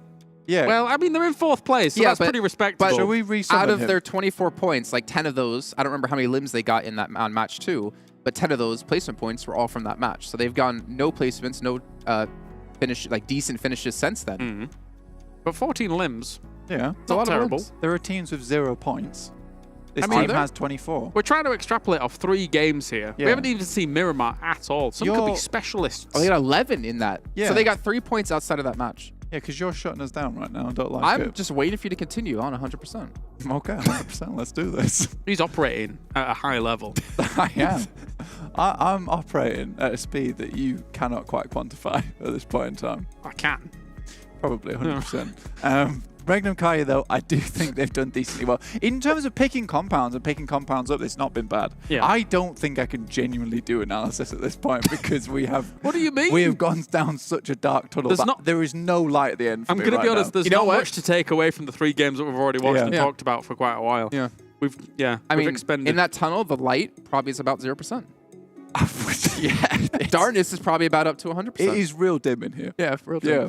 All right, well, we can see on the second page here, hopefully, and talk about a couple other teams, because we did touch on quite a few of those so far. This is why I can't have blank on the desk when we have to fill, because it just does not work out How well. has GANGSTERS got 13 points? There's no shot. That is crazy. They're actually not bad when it comes They're to not some placement bad. points. Yeah, I mean, the placement wide points. wraps are leaving them in a position where they're actually just able to scramble a few together. Yeah. On every battleground, or sorry, Yeah, but every map so far. Look at That's Vision. 13 eliminations, 1 placement. So they're Yeah. kind of like the DRS at this lobby. Exactly. Yeah. You know what? Honestly, I think GANGSTERS' weird rap has been really cool. I've not exactly enjoyed it at a pro perspective, but in terms of what they're doing and the points they're gaining off the back of it, it is a little strange. I mean, the only problem is it can work, but it will only work as so far as to get yourself in the middle of the table right now when it comes to these wide wraps and not being able to take the fights as aggressively as may be the case. There's a headset on my left. Well, I remember I said earlier, I heard if we say his name 3 times fast, it'll just summon him, even though he puts the microphone on the wrong side. Did we say it 3 and times he fast? should probably change where the microphone is on his face, because if he's been in esports long enough, he knows that it does not go to the side where the camera is. Maxman, Maxman, Maxman. Maxman. It is me! This guy. That was terrifying. He just appeared next to me. I'm on the box too. Look at this. Wow. Can you get off my box, please? He's tall. I'm just completely. I'm just here. That's off the box. perfect. no, No, that's good. Yeah, No, okay. stay there. All right, Probably didn't want me on desk. can you please tell us about REGNUM CARYA? They're a good team. They're a pretty good team. Thank you very much. See you later. Okay. Is that it? So compared to a lot of the Turkish teams, we know the Turkish teams they're good fragging teams, right? They like to be aggressive. Yeah. I took the Kalaris voice. I don't know why. That's my imitation of Kalaris. How's that my That's voice? really weird. It's pretty good. my Thank voice. you, Hot Juice. But no, really strong aggressive teams, right? We saw that especially from... Yeah. That's what I bring to the desk, okay? Hand movements, that's my thing. Yeah, Don't take sorry. it away. Apologies. They're very good at being aggressive. Many you're looking at Luxy, Carry on. Let him talk. Okay. I am. Looking at Luxy, looking at Wild in particular, but one thing that makes them stand out from a lot of the Turkish squads, I'd say, is their splits that they do early on in the game, 2-2 splits in particular, and they regroup really quickly, like that. Yes. Which has been actually really successful. 2 games in a row, looking at mainly Game 2 and Game 3 on both wrangles. And that's something that sets them apart from a lot of the teams from Turkey, because when they get in those central positions, they're really good at zoning. One thing that's been the issue, though, is that they don't have those resources in the late game. So if they could finally start looting teams they eliminate, I feel like they could get more wins. They already got one, they could have maybe got a second. You know what? This is why you're on the desk, because that genuinely, that was actually pretty decent. I will give him What that. do you think I'm here for? What? You think I just got lost one day? Oh, I'm on desk. No, I'll but stay there. the fact that you can just slide in and just hit us with that is... See, but you know what? that's I like the impressive. confidence he has, and I have to not have to ask Daddy for approval if That's it is true. something. That's true. Who's yeah. this guy? I mean, who is he? To be fair, he does look to me quite a lot when we're not on the camera. So, No. you don't think so? 100%. No, he was looking... That's right. He was looking directly at the camera. He had full confidence. But we're not on. Never mind. What do you mean? I mean, off the camera in the green room when we're talking about strats. We're kind of used to discussing the game with one another. Truth be told, Oh, in wow. EU. Very serious right now. Putting himself on a It's box true. even in the green room. Is it true? Yeah. Okay, yeah. Thank you. Yeah. Yeah, I guess. That was very ominous. I don't It was. I didn't like that. Agree with me. Can I leave? I know. I think You can leave, but I'm just going to leave. say your name 3 times quickly and you'll magically appear No, back again. I can't use that. You can't summon You could Max really Man ruin twice in a somebody row. like that. Yeah. John Allen, John Allen, John Allen. No, please. no, We don't need please. that. No. Actually. I don't think we have a fit headset. I don't need so I 5 think people. it's lucky. There's only 5 people on this desk. He can Let me swap fix with my Max. microphone. You can swap with Max and you can... Are you about to do an impression of John Allen? Talk No, about Team no, Falcons. it's not. You want to do it? Go for it. It's me, John Allen. I'm here. I loved it. So, ladies and gentlemen, we are going to be heading down to the stage with an interview with GANGSTERS, and we'll be back shortly. Oh. Like a region perspective right now. Yeah, MEA is only slightly behind of Europe right now. You know, we're creating this story here on the main stage. You know how it is. But I just wanted to ask you, what are you guys going to plan on changing or adapting to make sure that you get some more chicken dinners on the board? Okay, so I think right now we'll try to play more aggressive. I don't really see the teams fighting in the end. We'll try to push more in the end, and yeah, we will just play the game. سألنا اللاعب جعفر صحيح ان مستوى الفريق الحين برضو جدا ممتاز، لكن حتى ايش الاشياء اللي تنقصهم عشان يقدرون ياخذون التشيكن دينرز، خصوصا ان عندنا الريجن الاوروبي متقدم شوي في النقاط، فايش الشيء اللي ينقص فريق جانجسترز عشان يقدرون يرجعوا مره ثانيه ياخذون النقاط بشكل اكبر. فذكر اللاعب قال ان بيحاولون يركزون لعبهم بشكل اجريسيف اكثر عشان يقدرون ياخذون النقاط، وحتى برضو في المراحل الاخيره بيحاولون ما يترددون انهم يطبون في اي فايت، وانهم فعلا يقدرون ياخذونها ويتفوقون فيه. هذا اللي راح يجمع لهم في النقاط، وباذن الله راح نشوفهم بشكل افضل في المباريات الجايه. Jafar, before I let you go, I just wanted to ask you what it's like, you know, competing here. So what was it like, first of all, when you first got here and you saw the main stage, but also when you're up there and you're competing, is it difficult to block out all of the like external factors like the lights, the cameras, us? Like, how does it feel? Okay, so when I first got here, I was so nervous. I mean, it's my first LAN tournament, like an offline tournament, and like all of us, we never played an offline tournament. So at first, like even like playing on the phone, we saw it like as a new phone. We don't really know what to do. But now, as the 3 matches went, we're getting used to it, and I think by the next days we will do better. For sure. سألنا اللاعب إنه كيف شعوركم الحين في مشاركتكم هنا على المسرح، هل هي برضو تجربة مختلفة؟ وذكر اللاعب جعفر صحيح إنه برضو إنه تجربة مختلفة، هو أول مشاركة لهم، مو بس هو اللاعب، حتى برضو الفريق كامل فريق جانجستر أول مشاركة لهم على المسرح، يقول تجربة جدا مختلفة، وأول مباريات حسوا بضغط وحسوا بتوتر في هذه المنافسة، لكن يقول بعد ما عدد ال3 مباريات هذه قدروا يتأقلمون معها، قدروا إنه يتعودون، وبإذن الله المباريات الجاية بتكون متأقلمين فيها بشكل أكثر، والتواصل بيصير فيها، حتى برضو روح الفريق راح تصير معنويات أكبر. Well, you guys have been doing extremely well so far. I'm sure that you will adapt and you'll get used to the feeling of performing on the main stage. And best of luck with the rest of your first day of competition. And with that, thank you so much for joining us here on the main stage. We're going to throw it back over to the desk so that we can continue day 1. والحين أعزائنا المشاهدين بعد ما أخذنا المقابلة مع اللاعب جعفر، خلونا على طول نروح مع المعلقين أو المحللين نكمل فيها باقي المباريات. He was ready to go, wasn't he? Yeah, he was.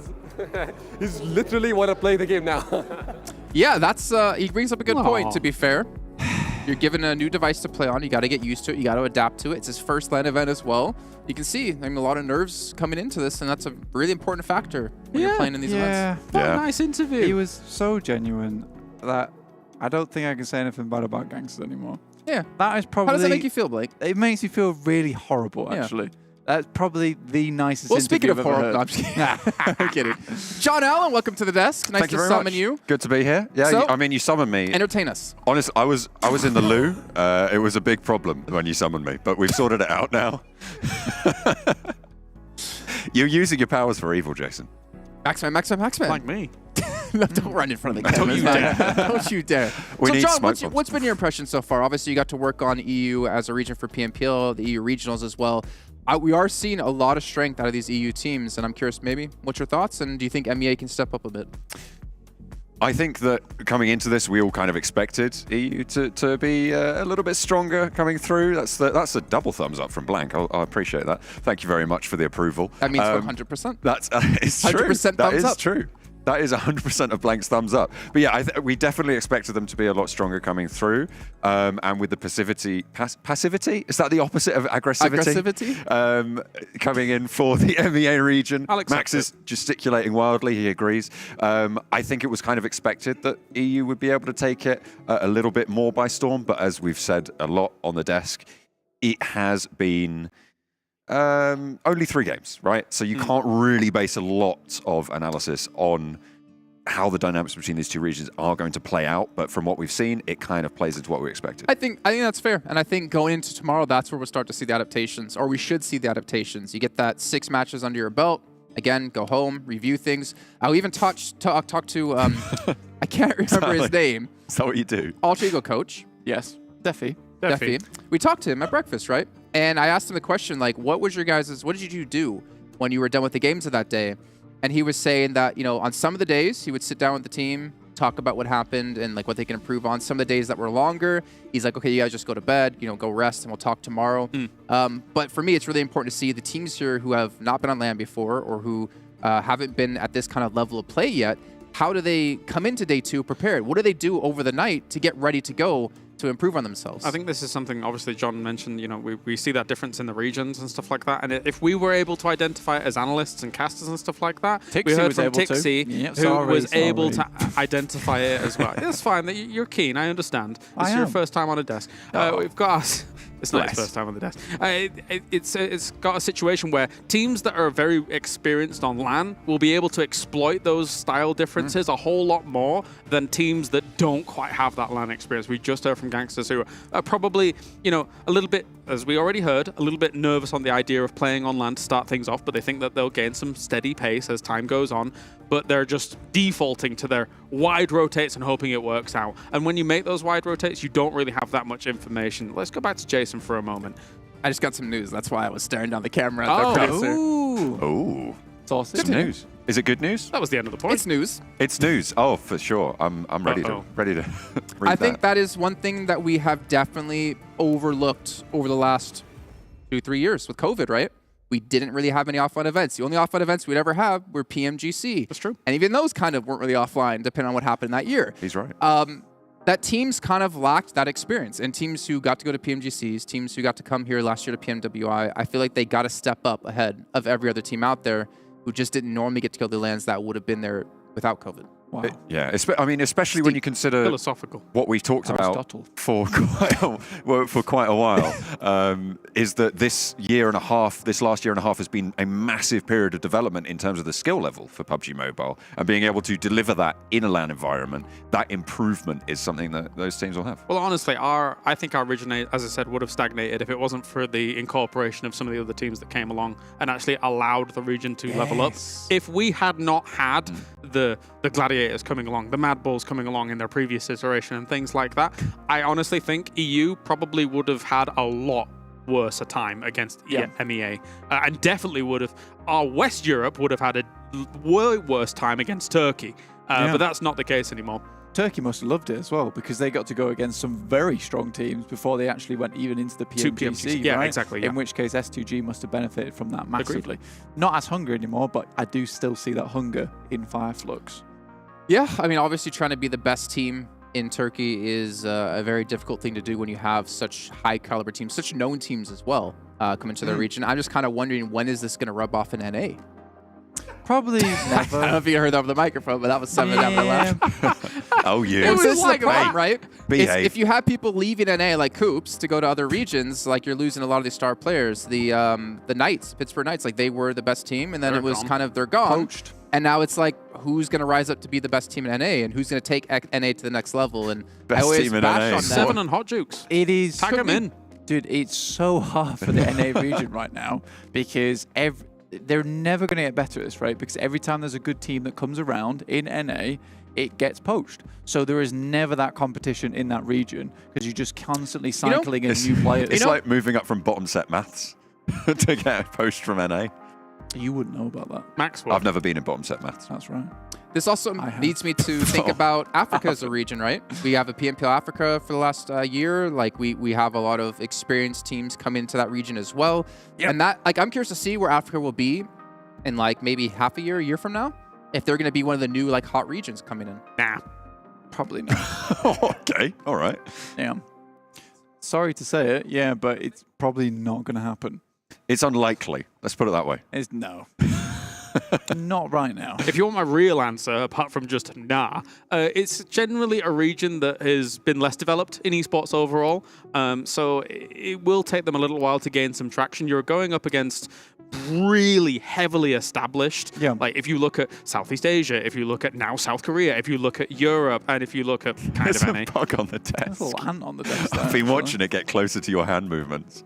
Yeah, but you are right. It's harder for them to gain traction. It's harder for them to have that kind of practice regimen in place, great scrims in place. You then have to kind of look further afield from your region and hope that you're going to be able to incorporate. We actually have seen some players come into the region from outside and do okay. It's scared. Every time you put your hand on the desk, I think you're going to squish it. I'm not going to hurt him. But it might be like some kind of beastie. What? Some pernicious beastie. Some pernicious beastie. I'm here making a serious point about the scrims. got Yeah, quite I'm just joking. It's got wings. It's got wings. Oh no. Oh, You've got wings. You've got a tissue or something over there, don't you? Just No, don't do that. No, I don't want to squish it. let it go. What's wrong with you guys? Leave him be. He's fine. I didn't mean it. He's just causing me mild He's coming closer to problems. He's going to you, Jason.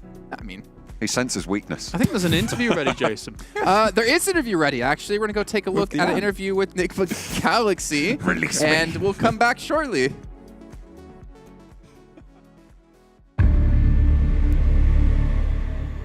Hello, my name is Rashar, and my in-game name is Freak. I'm 21 years old, from Iraq.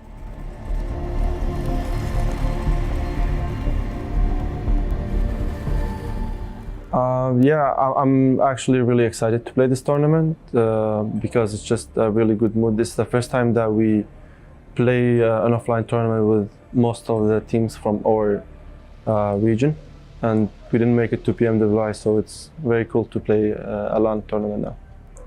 I mean, playing against the teams from our region is usual, since we play against them a lot, but like the name of the tournament is a regional clash, so we definitely want to take back the title, you know. There's definitely different styles of playing between MENA and Europe. Europe, I think, would be playing more aggressive, and a lot of times blind aggressive as well, but MENA is known for its passive playstyle, but since they changed the point system, even MENA is playing very aggressive now. So we're trying to apply like more in between. I mean, all of them are pretty good, I believe, since they qualified to this. They're very high level, but one name that if they pop off is GG, definitely. They've been around for a long time and they're very good. I just wish them luck, and they definitely should watch out for us, and I hope they have fun.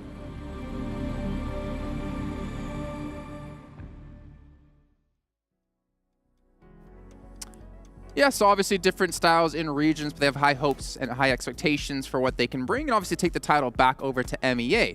But I want to bring us into a new topic here, my magical powers that I've seen to have developed over the course of the last 10 minutes. That I can just summon random people by saying their name 3 times. Should I give it a go again? I think that would be a great idea. Okay. Yeah. Hot jukes, hot jukes, hot jukes. dear.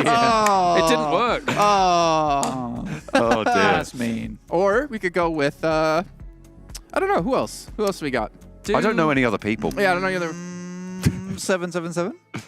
Oh! Good Now luck. you get to see his real height. Wait, so was Blank's terrifying. magic now? I thought it was Yeah. just Jason. No, it's 100% magic. Oh, 100%. 100% magic right there. He looks so small. Yeah, I think we should get rid of him. Yeah, take him Oh, away. yeah. Do you want to do the other one? No, I think we should test Colaris, who looks thrilled. Oh, I'm enthralled by this. This is great stuff. That was That could have been any cleaner. I'm just saying. that was the most horrible exchange of microphones I've ever experienced. That was some extreme rustling. How are your quads, Max? I don't. Your legs hurt. Let's just leave him there. Yeah. Poor guy. He looks good. No. He's gone. He's And giving he's up. gone. He gave He up. was suffering for quite some time.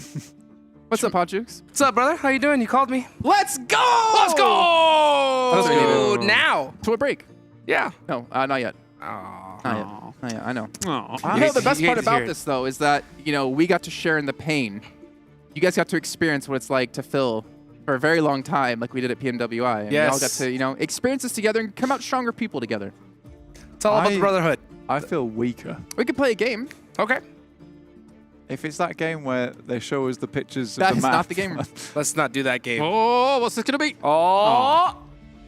The crowd. This is So- pre-recorded. This means we're going to game soon. It's the Game? Coops Rig. No, that's Vision. That's Oh. Vision in the prison. That's, that is true. You never know. Yeah. Coops Ring has a way of coming back. The Cooper rank. Well, hopefully we can mute your microphone here, Hotjukes, because we Please got a and thank you. cast to go soon. And it looks like we're about to head into game here. That's what I'm hearing. Look. Okay, bye. Even though they muted his microphone, I'm pretty sure you heard him saying, let's go, through our microphones. So it looks like we're about to get underway with our game. We do have Anger come up yet again. Just a reminder, we had GK win the last match. We had FLUX win match 1, REGNUM CARYA win match 2. Why is there whistling? I know, it's just about to say the same thing. It's Why so, not? It's so taunting. Hey! And here we go. Match number 4. Hello, everybody. It is Hotjukes here with the 7 Worlds Gaming. Man, I must be good luck here because what my name was called, the game has begun. I just, they finally showed my real height. That was crazy, man. No. They definitely shortened you. Right? For sure. I think it was the camera angle. I feel like that was some Lord of the Rings stuff right there. That's some movie magic, Yeah. for sure. I think Jason was standing much closer to the camera than you were. I think that's what it was. That's what it was. By That's the what way, it was. Something I actually want to talk about real quick. Satan. We've seen him being able to put up good performances. We heard this talk about Coops. We heard this talk about Soulless too. I mean, 6, we saw what he was able to do as well, but I was actually impressed by what Satan was able to do. We saw him being able to get some great angles there in air and goal, which I really enjoyed.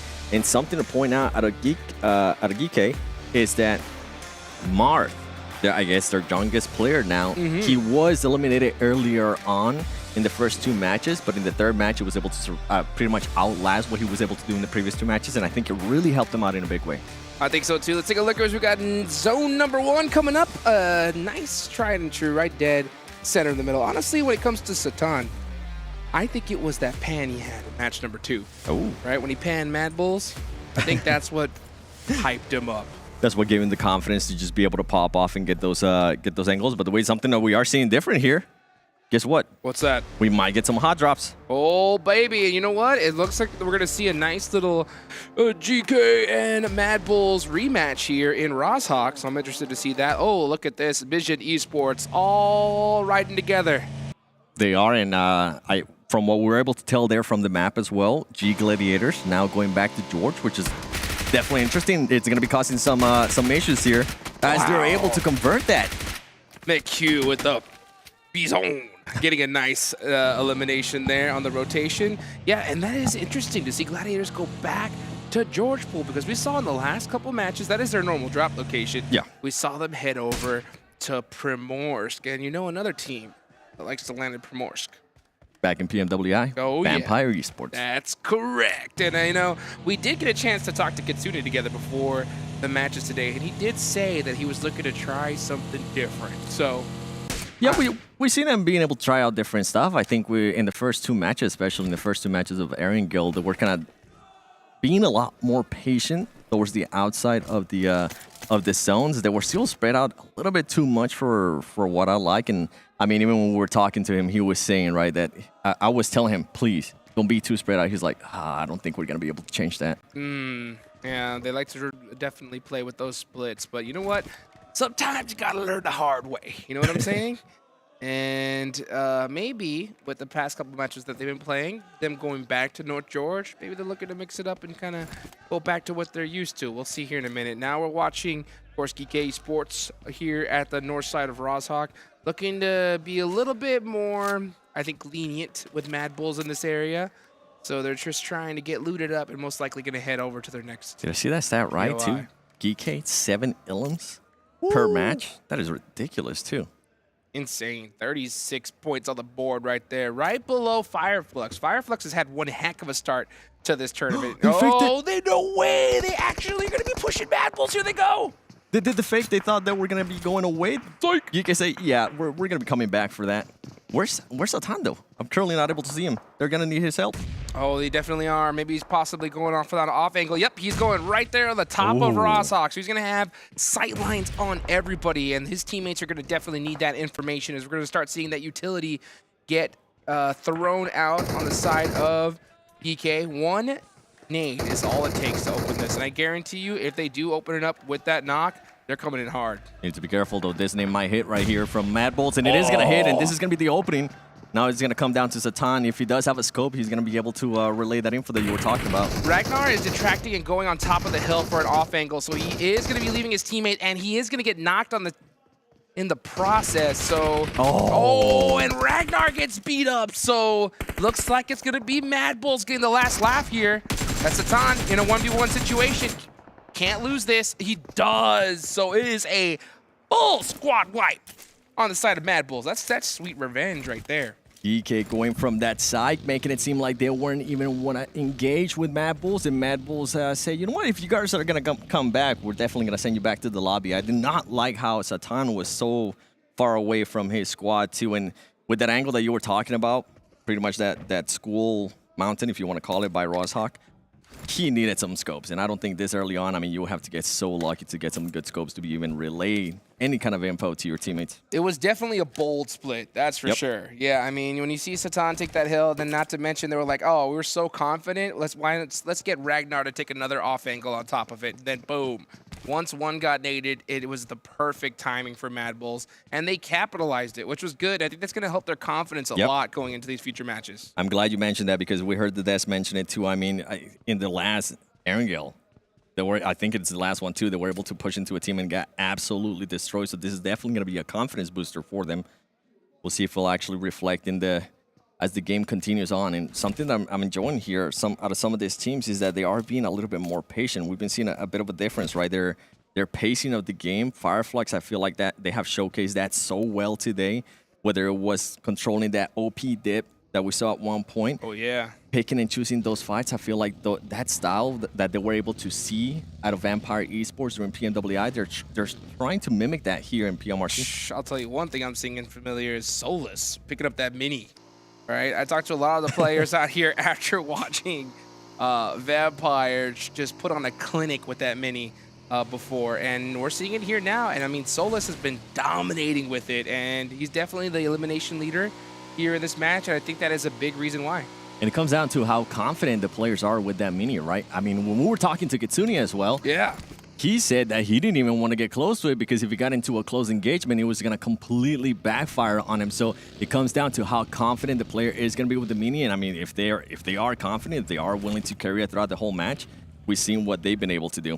I think you have to look at the numbers, and if you start to see teams and players just really dominate with it, no matter who you are, you have to take it into consideration. I mean, we saw the big shift with the DBS, and obviously that's been huge. Coming up soon, though, that's not, the DBS isn't going to be as strong as it once was, and with seeing how dominant the mini has been from long range, especially not just from taking out teams, players, but even stealing eliminations. It's just been so huge. Jukes, are you excited that the DBS is not going to be that strong as we wait here for the circle to kind of close down and teams to set themselves up? Man, I'm excited the day the bolt action comes out heavy. So I'm still waiting on that day. When that day comes, you're going to see me jumping for joy. My wrists on fire from doing cartwheels all day long. Are you going to get throwback to like 2018 when you were a pro? Oh, getting those headshots? Best sniper in A, right? 2018? Oh, I just want to see some bolt action 360 no scope headshots. You know what I'm saying? Yeah, I don't know about them 360. Well, you know what? Even without it, look at this. That plane in the sky, that's a sign right there. That's a sign right there. We're going to see something happen. As this next zone about to pop on over, where is it headed? Is it going to be nice and centered up?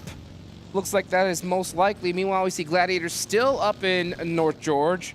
This is what they like to do, just kind of do those nice little late rotations. But this zone, we might even get a pachinki finish. I hope we do. I hope we do. And I'm looking towards the east of the map because Nexus, I mean, this is a team that definitely needs a good match. But right now, it's not looking good for them as they are currently stuck in the blue zone. And it's going to be a tough push into this circle. As you see, everybody now is starting to get inside. What has been happening with Nexus here today so far? They have not had the start, and hopefully they can kind of turn it around, but with their position right now, it ain't looking too good because all of these POIs are getting taken up instantly as we start to see some teams take on each other in the rotation. Team GQ, oh wow, what a nice shot there. REGNUM CARYA, a team that's currently within the top 4 on the overall. Being able to showcase their skills, but I mean, they currently are down 1 player, 1 knocked. NIGMA, this is your chance to push. If there was ever a chance to push, this is your chance to push as GQ is starting to back off. They're getting one of their players, third party. Actually, you know what, NIGMA? I take it back. Don't try to push that. Just back off. There's so many third parties happening here. It could be worth it, but you're going to have to time it perfectly because you're right. There are so many teams in rotation, and if you get caught slipping, it's going to definitely make things interesting. You can see Coops on that back line. I think they are going to retreat. Meanwhile, REGNUM CARYA trying to get these eliminations, and it looks like they definitely are. So they are going to get those double. Beautifully done. They're going to use a nade to get it there. And meanwhile, we're going to see Wild get looted up, and I think we're going to see a little bit of a lull from now. You can see there on the screen, Coops being the lone man as the... as Blank was saying, what was it? The Coops array? The Coops array. Yeah, I like that. I like that. And I mean, we're kind of used to seeing Coops play like this, right? He's usually away from his team. He likes the team to kind of back him up with the angles, and it's something that I wonder if they're, even though they have done that for a long time, I wonder if they need to go back and actually look at some of the stuff that Vampire Esports was doing in regards to like Tony K, because Tony K was supported with some great angles by his teammates. Maybe that's what they need to do. They need to, and I mean, at one point, you know what? Let me back it up a little bit as we're waiting here for some more teams to end up engaging. Okay. Maybe instead of Coops moving to a better team, maybe they just need to get certain players that will play those off angles a little bit better in Enigma Galaxy. I just think it's all about synergy at this point. You know, just kind of understanding each player's play style, figuring out what works best. Look at that. Ooh. Here comes the mini, right? I said Nexus was going to have a tough. I'm telling you, it's just been ridiculous as we see a member of the Falcons go down. Now, this is a really good spot on this ridgeline here, and it's obvious why I think we're going to see Nexus make that push. Next zone is going to pop on over. Where will it head to? Will we get that north and central pachinki finish? Meanwhile, it's completely not taken. I understand why, because this zone is going to go in that direction, so I wouldn't be surprised if we see a team like Vision head that way and just kind of hold it down for now. You know who's currently happy? Enigma Galaxy currently holding that pachinki hill. They're going to be able to overlook at so much stuff, and if Coops is able to actually position himself in a good place, he might be able to start picking up some illims, and you can see Nexus now going for the push of Falcon. Falcons does not want this. Take a look at this replay here. As we're going to see AZ spin out. Oh, wow. Make some shots and popping a player right off the buggy. Some nice trades going back and forth as well. I mean, this is a really big location, especially for this circle. Yep. And I'm not surprised to see it in such contention. Meanwhile, we're looking at MADBULLS taking down Matic. Matic going down, Tixie going down as well. Glad McHugh, it's going to go down to the blue zone as well, most likely. Oh, barely getting out those first aids. Those bandages, actually. Bandages and also those boos that he had help him out in a big way. And now for MADBULLS is like, do you want to disengage here or see if you can maybe get that extra illim? Because they know, they're going to be seeing that buggy, and if they can shoot just one tire, it's going to make his life pretty much hell. Well, I mean, he's done for already. I mean, because the entire team is gone. It is just McHugh trying to get some points for his team. Meanwhile, MADBULLS starting off so strong, 7 eliminations. Their whole entire squad is up. This could be the game that they have been waiting for. See there at the bottom right, we're looking at that trophy. These teams definitely want to put their hands on that. Nexus Gaming is a squad that we expected a lot from here. And starting off first 3 matches, look at them, all the way at the bottom with only 2 points. As we're seeing some of this stuff here, by the way, you were talking about MADBULLS starting off hot with those 7 elims. Well, guess what? Today, after 3 matches, they only had 9 points. So yeah, this is definitely going to be a great push for them in the leaderboard. Once it's done, whether they get eliminated now or whatever happens, this is exactly what they need to just build up some confidence too. Wild with the mini, trying to get some shots down range up Pachinki. And let's see exactly where the rest of these teams are holding it down. They're all going to be surrounding that Pachinki hill. Slaughterhouse taken as well. It's just going to be a bunch of patience here. Oh yeah, stage 3. This is where things start to get interesting. This is that planning phase. You want to definitely get set up as we're starting to see some trades go back and forth. Volt about to get knocked here. Does lay down to avoid that shot from Wild. I'm telling you, for just destroying your helmet and vest, this mini is just ridiculous. I cannot stress it enough. Yeah, Wild's just currently keeping Vision there in check, and it's gonna be interesting, right? Because we're gonna have a new circle popping up, and if they're gonna have to push out and they're taking all those shots, it's gonna diminish that armor. It's gonna make it a lot more difficult to get into that circle. Let's take a look at where the circle is gonna go as it is about to pop. Will we get that crazy hard shift north and a Pachinki urban finish? That'll make things interesting. And it's still in play, baby. So it's still a chance. Meanwhile, Pachinki Hill is the place to be. NIGMA Galaxy holding the south side of it right now. You know, Coops is ready to shoot at anybody that comes his way. There's going to be a lot of teams stressing, especially here on this west side. Yeah, and I wish Coops would switch positions with Lore. I feel like he would be able to excel a little bit more, get better vision on a lot of the teams that are going to be driving by. Oh, well, Lore just goes down right now. The Falcon Pushki right there, beautifully done. So as we see, Nexus Gaming, they're barely outside of this circle, and this is a tough hill right here because the next zone does head towards Pachinki Hill, so they're gonna have to cross that road. There's not a lot of cover in that direction. They may have to make a send towards that hill in general. Meanwhile, yeah, we're gonna see Gladiators go out early. So one of their rough performances here, maybe they gotta go back to Primors. If I'm Dan, and I'm probably going to be thinking about it, because remember, even though they didn't have to fight anybody in George, it kind of ended up backfiring for them as they try to make it in through the north. Meanwhile, seeing brute force on the rotation. Brand new squad. Here's their first time here at LAN. Meanwhile, we're going to have to see the Falcons try to defend Pachinki Hill. This is a tough spot because you could definitely get shot from that backside. Yep. Meanwhile, NIGMA Galaxy are going to hold this valley here. And it looks like they're going to rock a split in the meantime. There is that little bit of a tailpipe there that can be a little bit additional cover. Meanwhile, we're just starting to see those shots come from long range from across the field. So it is going to be Team Falcons controlling this side of Pachinki Hill. Yeah, we saw Team Falcons do some great things in the earlier matches too. I mean, this is a team that's currently sitting in 6th place with 20 points. And guess what? They're trying to do what NIGMA Galaxy wasn't able to do earlier, which is take advantage of this high ground. Take advantage of the people that are going to be moving in and see if you can get some easy illims, the easy points to add to your tally. Here's Coops, keeping an eye up on that high ground. He's in a very important position here. Yep. He cannot get knocked at all, because if he does, they're going to be able to control that hill completely, and his team is going to be done for. So we'll see how that ends up playing out in just a minute. Meanwhile, we're going to look at Kevin inside of the church near Pachinki. This is going to be a great location to get a lot of vision for his squad. GANGSTERS currently right now sitting in 11th place with only 13 points. So if the zone goes north for them, they could be in a good position. They could be, but I think I really don't see it going north for them. I'm currently happy with when we're looking there at GANGSTERS, I was happy with the MADBULLS location. They had a nice 2-2 split as well as GQ gets eliminated. You can see brute force. Oh, please take the shot. Oh, the nade. The shot's coming out, but just a little bit too late. Meanwhile, we're going to watch De Muerte. Elementrix trying to find a way of getting his team out of this position, but the nades are coming in hot. And this one's going to punish him as well. Oh, shots coming from all over. How is he going to get out of this one? Not the position that Muerte wanted to be in, especially when they're trying to throw that nade, and he ended up backfiring for them. But you know, brute force, we've been able to see what they did earlier in regards to being able to push on some teams.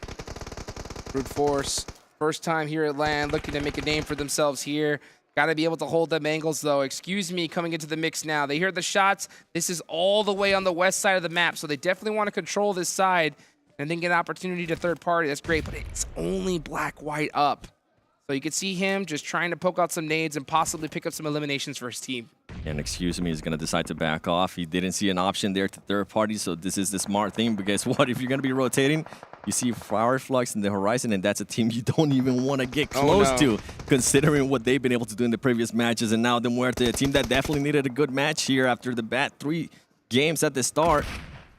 CARYA trying to see if he's going to be able to respond to somebody you don't. Oh, here we go. DBS, we were talking about it. Easy. Beautifully done there. So nice job from Brute Force, recognizing the heads-up play of being able to take these players out here on the edge. Great job gatekeeping indeed. Now they have to find a way to get into this next circle because the zone is starting to close. This is on the thick side, so it is going to close pretty quickly, but Black-White looking to pick up those eliminations. Goes for the double, isn't able to do it. So, but that knock is going to force a Brute Force player out of the game most likely. Yeah, they're going to leave him, try to hop in this UAZ and find a spot in the zone. I wonder if they just might have enough time to be able to pick him up. NIGMA Galaxy, remember, they were pushed off this Pochinki hill. Now they're going to have to battle this cars. Great shot there by Raouf. Being able to blow up the car and help that other player get knocked. Beautifully done here. Now, when does NIGMA Galaxy decide to pull the trigger and push this spot? Because if they're able to control the side of the hill, it's good for them. But it's difficult because there are going to be teams right behind them as well. So meanwhile, we're going to watch the MUERTE try to get the last laugh on Brute Force, trying to drive into the zone, but gets knocked in the process. And I don't think he's going to be able to pick him up. If I was him, just sacrifice him. Yeah, that's exactly what he's going to be doing. He's not. He's going to be going for it. He's going to get spotted. He's going to get shot. No! The MUERTE showcasing why they're currently towards the bottom of the leaderboard.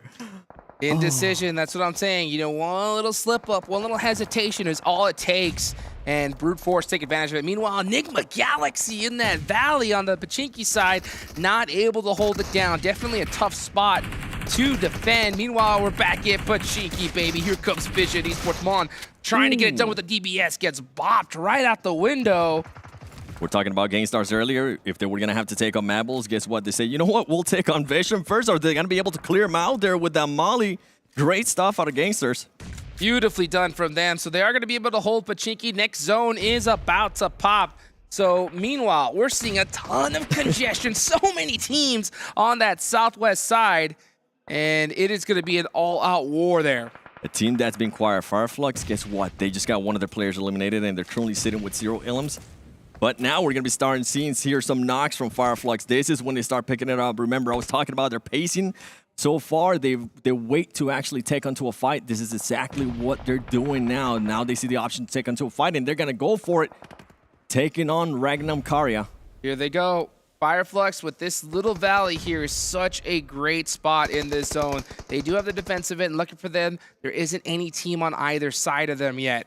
So they're not having to worry about it. Meanwhile, we're going to see the Falcons. Next zone does pop out. It does go south, so we're not going to get that Pochinki finish, but it is going to be on the hillside of Pochinki as we watch NEXUS try to climb the mountain. They are going to be trying to climb it, and you know, one team that's currently kicking themselves watching this is going to be NIGMA Galaxy, as they pretty much had control of that. They just decided to do a 2-2 split that ended up backfiring. NEXUS now back to the blue zone. What are they going to do here? At one point, you're going to have to make the push before FLUX gets too close. GANGSTERS, one of the players ends up getting knocked. No, man, what are you doing? Oh, you hate to see that, but FLUX are in the mix, and here they come.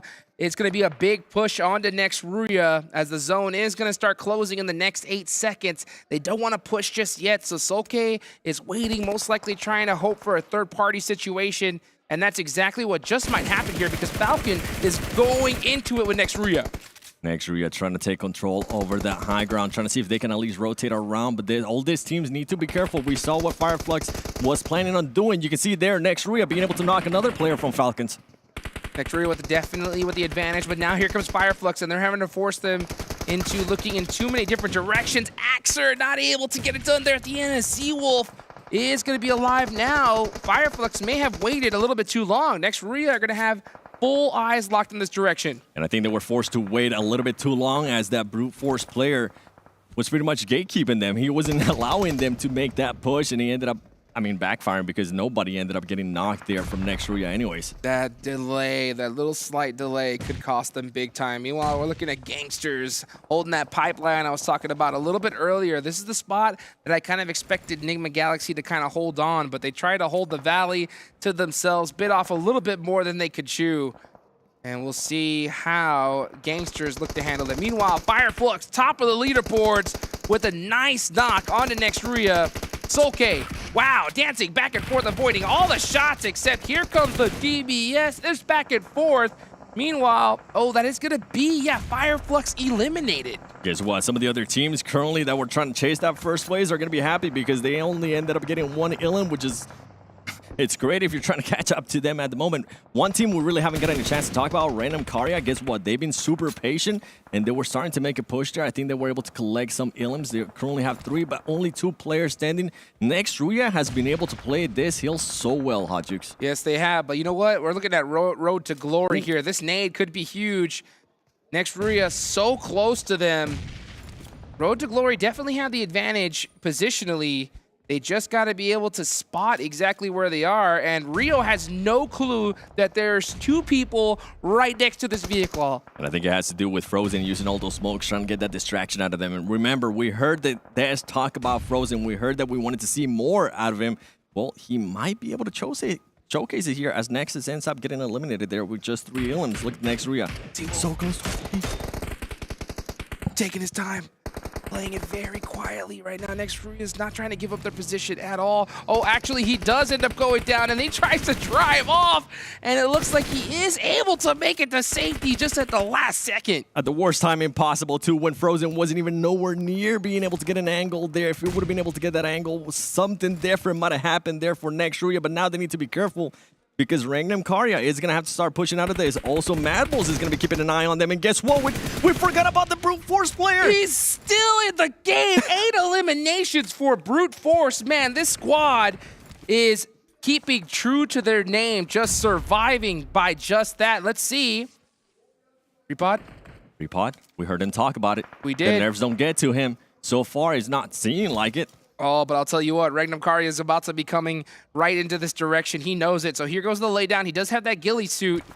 And I think right now he's just trying to buy as much time as he can. He has a beautiful little spot there with just enough cover. He might be able to get under the action. Meanwhile, Frozen holding the shack is going to get evicted from it as we see REGNUM CARYA push into this position. And that's what we want to see out of REGNUM CARYA, right? They were in that building for such a long time that they needed to make a push, and now GANGSTERS is going to be able to help them out as well, as they're currently taking some shots here on MADBULLS. MADBULLS not where they want to be. I think they took a little bit too long to exit Pochinki.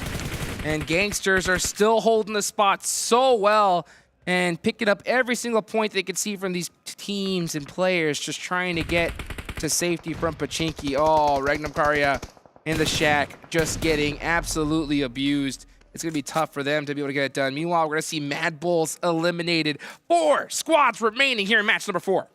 But for MADBULLS, I mean, you got to be happy, right? A team that was coming into this game with 9 points, being able to come out with so many amount of Illims, that's going to be a confidence booster. Hopefully, even though we're not going to be playing Erigel in the next match, we're going to be going to Miramar. We'll see what they can do there. But let's keep an eye on GANGSTERS. Currently a good spot. Can he finesse this? Nade. Thread the needle. Oh! Got him! Beautifully done there from GANGSTERS. They have this entire side of the map to themselves. This is definitely their game to win. All they have to do is finish strong. Meanwhile, we still have 1 member up from RÜYA, but it's Road to Glory, the only team that can stop them now. And Jafar is overextended from his team. They realize it. Road to Glory is trying to capitalize on this position. And if there was ever a chance for Road to Glory to make the balance go to him, this is it. Jafar overextended way too much. You know his team is currently screaming at him. That is tough. He tried to go for an off angle, but it was just a little bit too off the beaten path, and Road to Glory capitalized on it immediately. So they do have some interesting angles. Honestly, it could go either way. It's really up to this next knock. Groza, from this position, can do a lot of damage to GANGSTERS. He needs to go and finish Jafar and eliminate that intel from them as well. And meanwhile, while we're seeing those 2 teams, guess what? RÜYA, for only 1 player, waiting patiently. We've seen what 1 player was able to do earlier from Brute Force. Can he play that spoiler role? Is he gonna wait for the right moment to third-party this fight? Meanwhile, Road to Glory right now, they do have some good angles, but they got to watch out for that circle because once that closes in, that blue zone is going to start pushing them forward, and they need to make sure they start planning something as we see GANGSTERS just waiting and seeing what's going to happen. Yekta 10K has been so patient here. He has not shot a shot.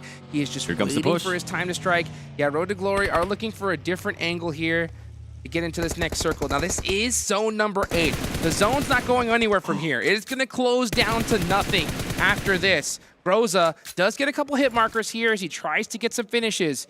He's going to go a little bit further down and use that broken vehicle to give him a little bit more sight lines. Meanwhile, I mean, this is going to be an all-out battle. Oh, Yekta finally pulls the trigger, but that gets turned on by Kevin. Kevin said, "You gonna shoot at me? Guess what? I'm gonna send you to the lobby. I'm not even gonna allow you to third party later on." And meanwhile, that allowed Road to Glory to set themselves up for this fight and see if they can get some angles.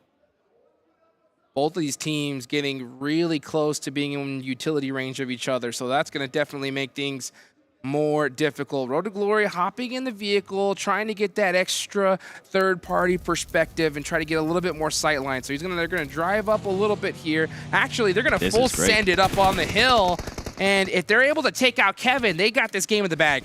They should be able to get him because remember, they do have one player that was looking at the 2 players from GANGSTERS that was going to be holding them off. They need to make sure they clear Kevin, and they need to make sure they clear him quick. Here we go. Rio's gonna run him over! Oh my gosh! Rio running over the off angle, and now Road to Glory is literally doing what their name is, but it's just down to 2 players. It is. A 2v2. Road to Glory. You got to be able to win this one. Rio pushing up. A little bit off the beaten path, though. They cannot get caught in a 1v1 situation. They have to group up. He's got the DBS. He could definitely do this if they make a mistake. He comes in with the vehicle as a distraction. Oh, he gets one. He goes for the second. Oh, so close. But Rio clutching it up for his squad. Beautifully executed right there at the end. That was so close. That was beautiful there from Road to Glory. I really thought he was about to snap on that other player and be able to get him. Wow. That was anybody's game. That was anybody's game. That one shot with that DBS, man, my hands would have been shaking. But Road to Glory clutch up a must-needed win for them. Hopefully, this is that one that really fires up the squad. We can see the hype of the players right here, and anything can happen. There's a lot of matches left to be played. And this is great, right? When you have teams like FLUX going now with not that many points for the teams that do need it, like Road to Glory, going into this match in 14th place, only having 5 points. This is going to be such a huge push for them. This is the confidence booster that they need. And the solos, Hot Jukes. Oh, yeah. The solos, I feel like, were the difference maker in this past match, being able to third-party stuff, because I thought we were going to have a stalemate there for a second, but the next RÜYA player was like, you know what, I think I'll start this fight a little bit faster. I can't believe he got turned on, though. That was pretty nuts right there towards the end. I mean, Pachiki Hill finishes are always interesting because, you know, you definitely want to be able to secure that high ground, but, you know, when it's such a heavily trafficked POI, you're going to see players coming in from each direction. If you get to that spot a little bit too early, like we saw NIGMA Galaxy do, right? They tried to control too much. Yep. Too many teams came by, mowed them down. And honestly, GANGSTERS took that tailpipe, held it on for a little bit longer. Zone came to them, and they took the chicken. And for next RÜYA, that's going to be a big learning lesson because we have seen that 3-1 split that they've been working on. Maybe at that point, you know what, just back it up a little bit, play a little bit more compact, especially if you do have that high ground advantage, and it would have worked out wonders for them here, but having that 2-2 split completely backfire. But the way with this one, oh, look at this. Wash almost getting it. Oh, so close. Honestly, got to give a big heads up, though, to Road to Glory for clutching it up and using that vehicle to their advantage. I mean, it was a really bold play to be able to take it early on, get that knock. And again, a nice chicken dinner for Road to Glory Esports. Let's take it to a quick break. We'll be right back.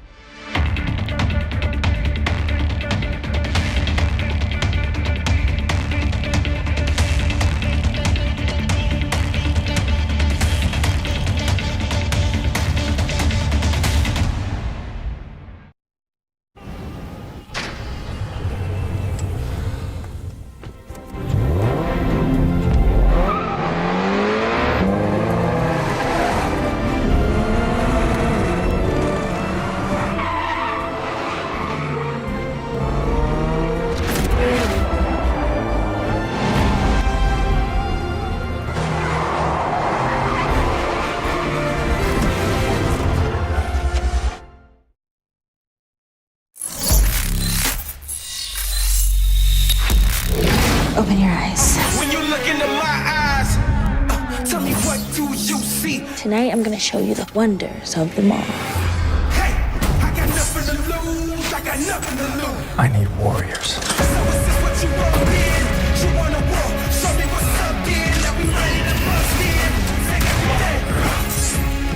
Take everything, leave them with nothing.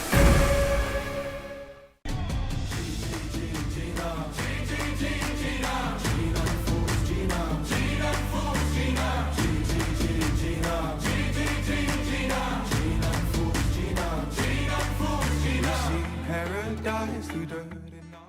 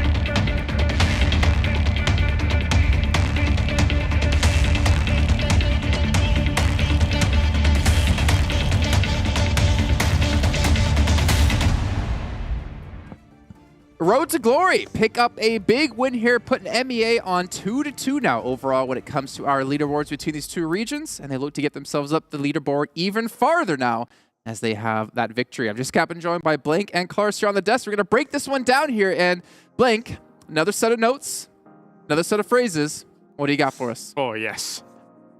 I've got... Let's go. Bulls good read. Scouters. Bowls good read? Bulls. Who's the MADBULLS? Oh, the MADBULLS. I had to abbreviate because their name was too long. No, it's not. There's literally 3 extra letters. That's way too much, mate. Bowls good read. What else? Yeah, Bulls good read. Bulls. Okay, I got you. But I think that the MADBULLS actually had a good initial start to that game, followed by a very bad push in the end game. Okay, I would say. Well, in fact, Frozen was decent. Let's take a look at the match rankings. You didn't like that? No, I didn't like it. I did put also... Let me talk about the game. FLUX better rotates. Super cool. Okay. Super cool. Well, Road to Glory get themselves 19 points. Gangsters get themselves 15 points. And RÜYA get themselves 12. MADBULLS, like, finally, they got past the initial stages of the game here, Clarus, and they actually got to play. Yeah, it was nice to see. Of course, they had a good start to the game, and then they sent, and that wasn't so good. Although, that being said, they did get into the shack, which was nice. And I'll tell you what my favorite moment of this game was, though, Jason.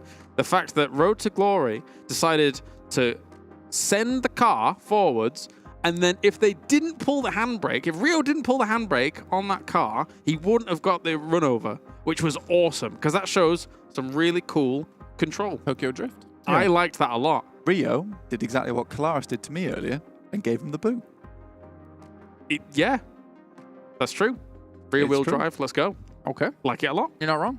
Let's take a look at some of the highlights here in this last match. And Gangsters, you know, we were rooting for them after hearing Jafar on the interview as well, saying they're adapting to the phones. Obviously, first time at LAN. It was close. Obviously, getting a bunch of points that they desperately needed. But I think one thing we do kind of question is still some of these rotations that they're doing. They're a little slow on the uptake for some of these situations, but I do think that the commentators hit the nail on the head. Lil Jafar went a little bit too far at the very end here. And so you're saying he needed to play more Janir? I'm going to go... You could say... That was good. That was all right. I think John said that, actually. Oh, did... No, no. No, Oh, and you just said it was good then, so... No, it's not You got very that, John. No. Yeah. Debated. Wow. Anyway, wherever you are. Wherever you are. Jafar. Let's talk about Road to Glory, obviously closing out the game. So I want to see their player stats in a second because we haven't been able to focus too much on them as a team. And again, it would be a good idea to get an idea of the team. Okay. I think it's literally like went like this. Wow. That's a real... It's getting late Who's really already. standing out? Do you have just like Normally a we spider do the- diagram in your head? Well, normally we do the shows, a little bit early in the day. Yeah. And I am a little bit sick, so... Okay. That paracetamol. Like wicked sick. Wicked sick, though, yeah. Yeah. You went straight to the kickflip. You skipped the ollie. I give it Wicked that sick, V man. sign. Let's say Yep. Road to Glory's player stats here in this match as we're going to try to focus up here because these are team stats. Thank you. They're pretty decent. Not amazing by any stretch. Is this your analysis? No, I'm beginning. the Oh, okay. analysis. Keep going. Goodness me. Yeah, they're not amazing by any stretch of the word, but I think 1800 damage is still pretty decent. 9 eliminations, most of those towards the end of the game. Yeah. I think that they were kind of gifted, though, towards the end, as a lot of the teams above them faced the brunt of FLUX, as well as the ending, basically, of Pre-Pod's raid on that side of the map. There we go, Blank. Nice. Oh, nice. Brilliant. That's what we want to see. Either way. Nice. Nice one, Jason. But yeah, I think that they were kind of protected by a lot of what was going on towards their northern side, and ended up it was just a meeting between Gangsters and Road to Glory, who had both taken pretty slow rotations towards that spot. You know, I'm going to give them a little bit more credit than that. I think I agree with you, the James. way they were able to eventually deal with the Pachinki Hill situation, where there is a lot of teams kind of in here, kind of mishmash, a lot of fights going on and stuff like that. You know, they persevered. They held on and they were kind of selective about when they were going to take fights on that hill. And that kind of wins them out of the situation. I think it was pretty good. Okay. Yeah. I will still say there was protection for quite a while, but I will agree in the sense that they did look a lot cleaner in that end game. It's not easy to come out of that situation unscathed. Yeah, 100%. I agree. 100%. There it is. 100% of the time he agrees, 100%. Let's take a look at Gangsters' stats, though, of their player stats. See how well Jafar did for his team. So 2 eliminations, not bad. But again, a decent spread across the team, one of the more important parts. But I think maybe one of the downfalls of Gangster Esports was Jafar going down. I think that was to Groza for R2G. He got knocked away from his team. They were able to take that position away and really close in a lot of the angles that obviously they couldn't fight out from. I think they just overwhelmed them, honestly, at that end game. I think it's clear that Road to Glory were a lot better than them when it came to that setup in the end game. As soon as that first knock went through, it felt like the rest of Gangsters were a bit fumbling at that point, in which case Road to Glory just immediately took control of the situation. Once they got rid of GEEKAY, who I think could have maybe taken a little bit more time on next RÜYA side. I mean, we didn't 100% see it. Like you were saying, Kayla, we weren't sure if he'd been spotted or he'd given away his position. But either way, they'd really controlled that endgame. Yeah, a few things. If you do have the trigger discipline and you don't fire, if you feel like you've still not been spotted, you could potentially find yourself in a scenario where everybody's kind of knocked, there's one player left up and good to go, and then you can maybe try and snipe that down. I will say, though, that for Gangsters, losing someone early makes the utilization of a 4v3, makes the utilization of a car play all the more effective because you have that man advantage. You can try and go for these a bit more wild plays with a vehicle like that then really opens up the battlefield Panic for you. mode. So yeah, losing Jafar that early, it really comes back to bite them here. Yeah, a little bit of a shame, but you know what? At least this is something that maybe Gangsters can learn from. Obviously, it's their highest placing so far. Could take it into the next matches. So they still have 2 left to go today. But you guys at home, we still have the Dragon Ball Super collaboration happening with PUBG Mobile. And we're so excited to actually see this. We're actually able to play a bunch of games on it as well. Make sure you guys check it out because we have sweet little vehicles in game you can use, some items you can play as your favorite characters as well. So make sure you guys get into the game and check it out. And honestly, we had so much more to talk about, but I'm hearing we're about to get into our next match here. So I have to actually bench this for now. Come back to it later on. I'll throw it over to our commentators of Hot Jukes and 7 Worlds Gaming to kick us in. Here we go into Miramar. First Miramar of the match. Of the day, actually, here. It is Hot Jukes here with the 7 Worlds Gaming. So, look at this playing path. Right down the center.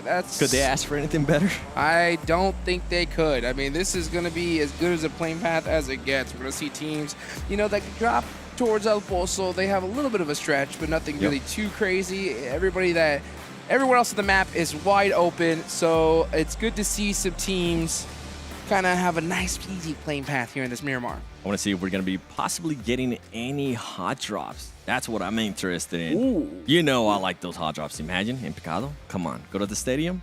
That's what I want to see. Sin City, baby. Come on. Just like old time's sake. I would love to see that as well, meanwhile. But, oh, man, the chances of it at this stage is just so risky. You know, you definitely want to avoid a hot drop situation as much as you possibly can. But you never know. We could see... We might be getting one actually with next RÜYA. Yeah, might land right dead center. And the nice, this southern circle always makes things interesting here. I'll tell you exactly which team I'm going to be looking at with this circle. I'm going to be looking at the MUERTE. I want to see how fast they're going to be rotating in or if they're going to decide to wait it out. But guess what? I was talking about Picado. We are going to be getting a hot drop here. Oh, Revolver! Revolver!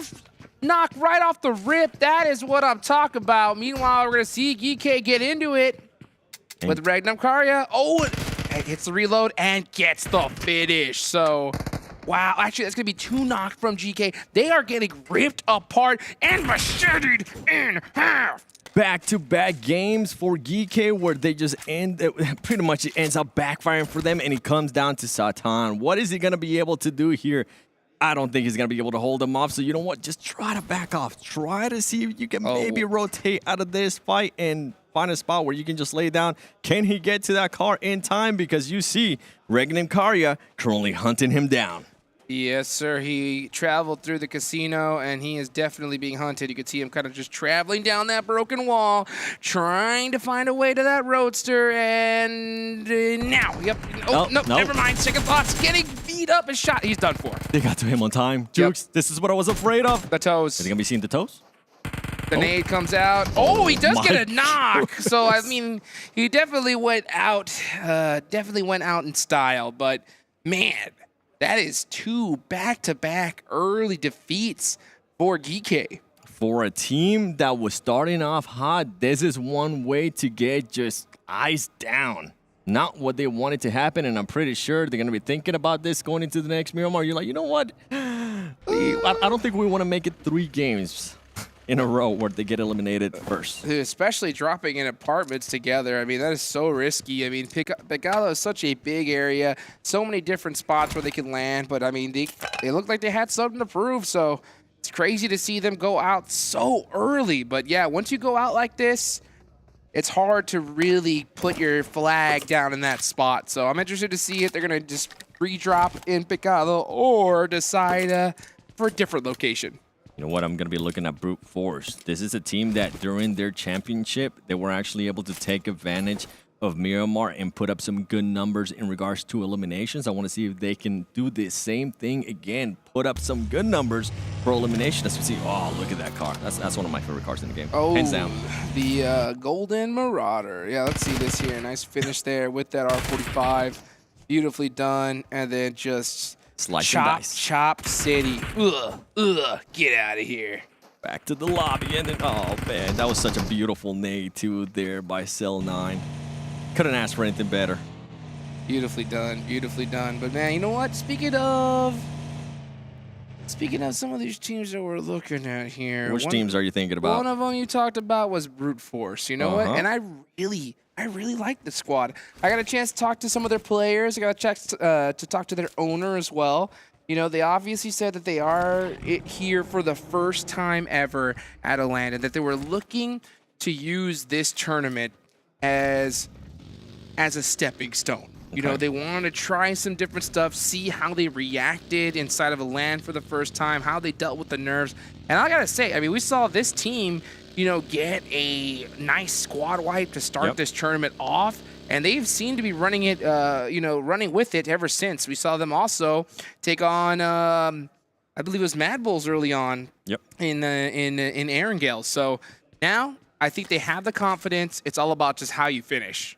Yeah, and I mean, going back to what we were talking about with Prepo when we got a chance to talk to him was, I mean, Were they actually going to take this serious? And I think they told us that we're going to use this as a scrimmage in a way, being able to gain a lot of experience. But I think after day one, they're going to be like, you know what? I think we want to change that. I think we want to go for that win. And I'll be surprised if their competitiveness doesn't kick in and they actually want to go for that one. Well, I'll tell you what, man. They have a good game right here. We always see them sitting in third place at least, right? Possibly even in second.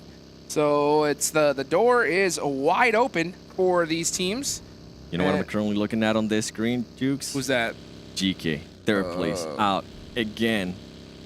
Oh, man, that just hurts to see. And guess what? Who's below them? Brute Force, who we're talking about. Out of Brute Force, since we do have a chance here to kind of talk about some of these teams, Prepo, currently performing really well for his team, has been able to rack up 8 elims with the nice amount of damage to 1,222.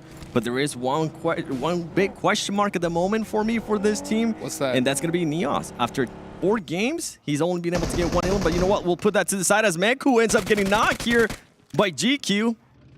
Wow, GQ getting a nice elimination to start things off. Evo Station is knocked, but they are driving to him, so he will get picked up in this situation here. So Gladiators losing another player early on due to these splits. They just keep getting punished by it over and over again. Yeah, and I honestly, I feel like this is such a stubborn team that they're not going to be changing anytime soon, and they need to be careful here. Speaking of stubborn, I think they're going straight for Evo Station, so they want to get their get back. And I think it might just happen here as Tixie's got that nade locked and loaded. AZ is going to have to get it done here. They are in a bowl, but that is the wrong place you want to be when you got nades flying at you. Meanwhile, we got Matic with the M24 up close and personal. And something that you need to be careful is it's just 2 of them. It's just Tixie, and I don't actually see the other third player. I have no idea where he's currently at. They do not want to take on this fight right now. As you can see, Matin laying down, trying to relay the information there to Tixie. And you know what? GQ is going to want to back off from this fight. The smart play, give themselves some grounds between them and GG, and this is the right play, being able to control themselves. And I was wondering where the other player was. Guess what? Kitsune was spotted by Korka as he's now starting to get shot. Oh, man, I'll tell you what. If I'm GQ, I'm full sending Kitsune here on the other side. Oh, especially with that knock. That's 100% full send. I was surprised to even see them back off in that situation because Gladiators took so long to try and get and gave the opportunity to them, but we are seeing some knocks back and forth. As a matter of fact, we see 2 members from FLUX down as well, so they are getting in the mix as we're going to see this circle pop on over, and it is going to go ahead, and we couldn't even see a Los Leones finish. I wouldn't mind that. I wouldn't mind that at all. By the way, FLUX getting 2 players knocked this early on, that's actually surprising, considering this team has been able to wait to engage on this fight. But guess what? Now Soulcase seeing a car. He's going to try to take some shots, and they need to be careful because REGNUM CARYA with this nade, can he hit? Soulless is able to hit with the Mini 14.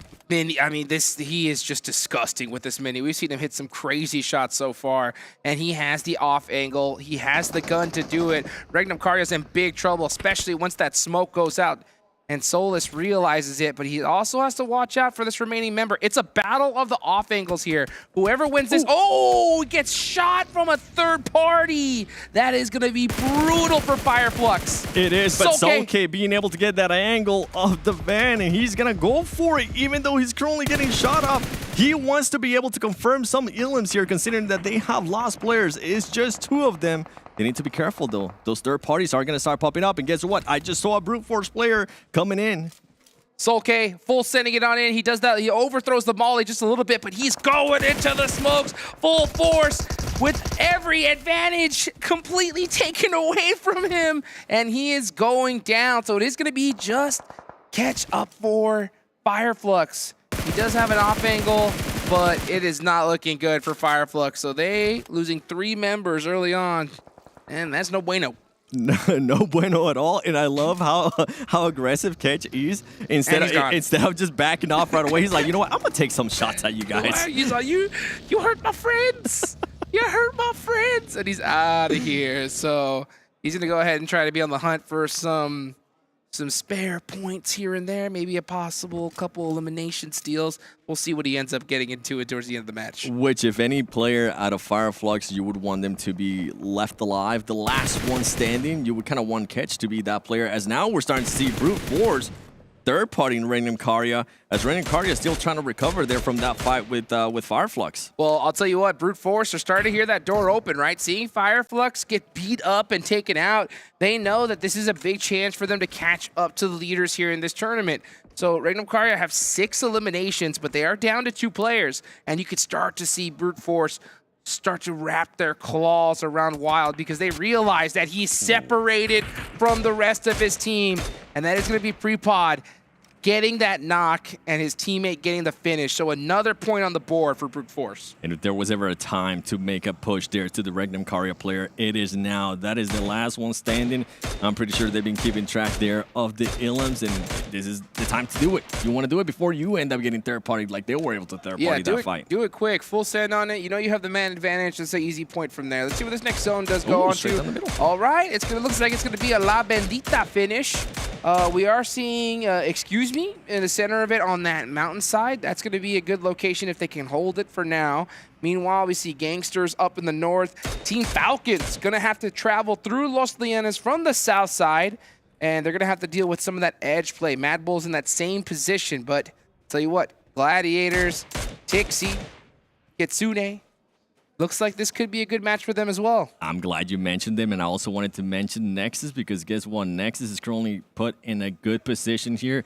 They were pretty much struggling, right, getting into that last game, getting into the circle. They don't even have to worry about it here. Now they just have to worry about being able to defend this, and if they are able, cause some damage with that Mini 14. See if you can actually defend this because Vision is going to be hearing those shots, and they're going to be coming straight at you and also shooting at you. Kapaholic switched into the AK, but he does end up hitting that windmill a little bit.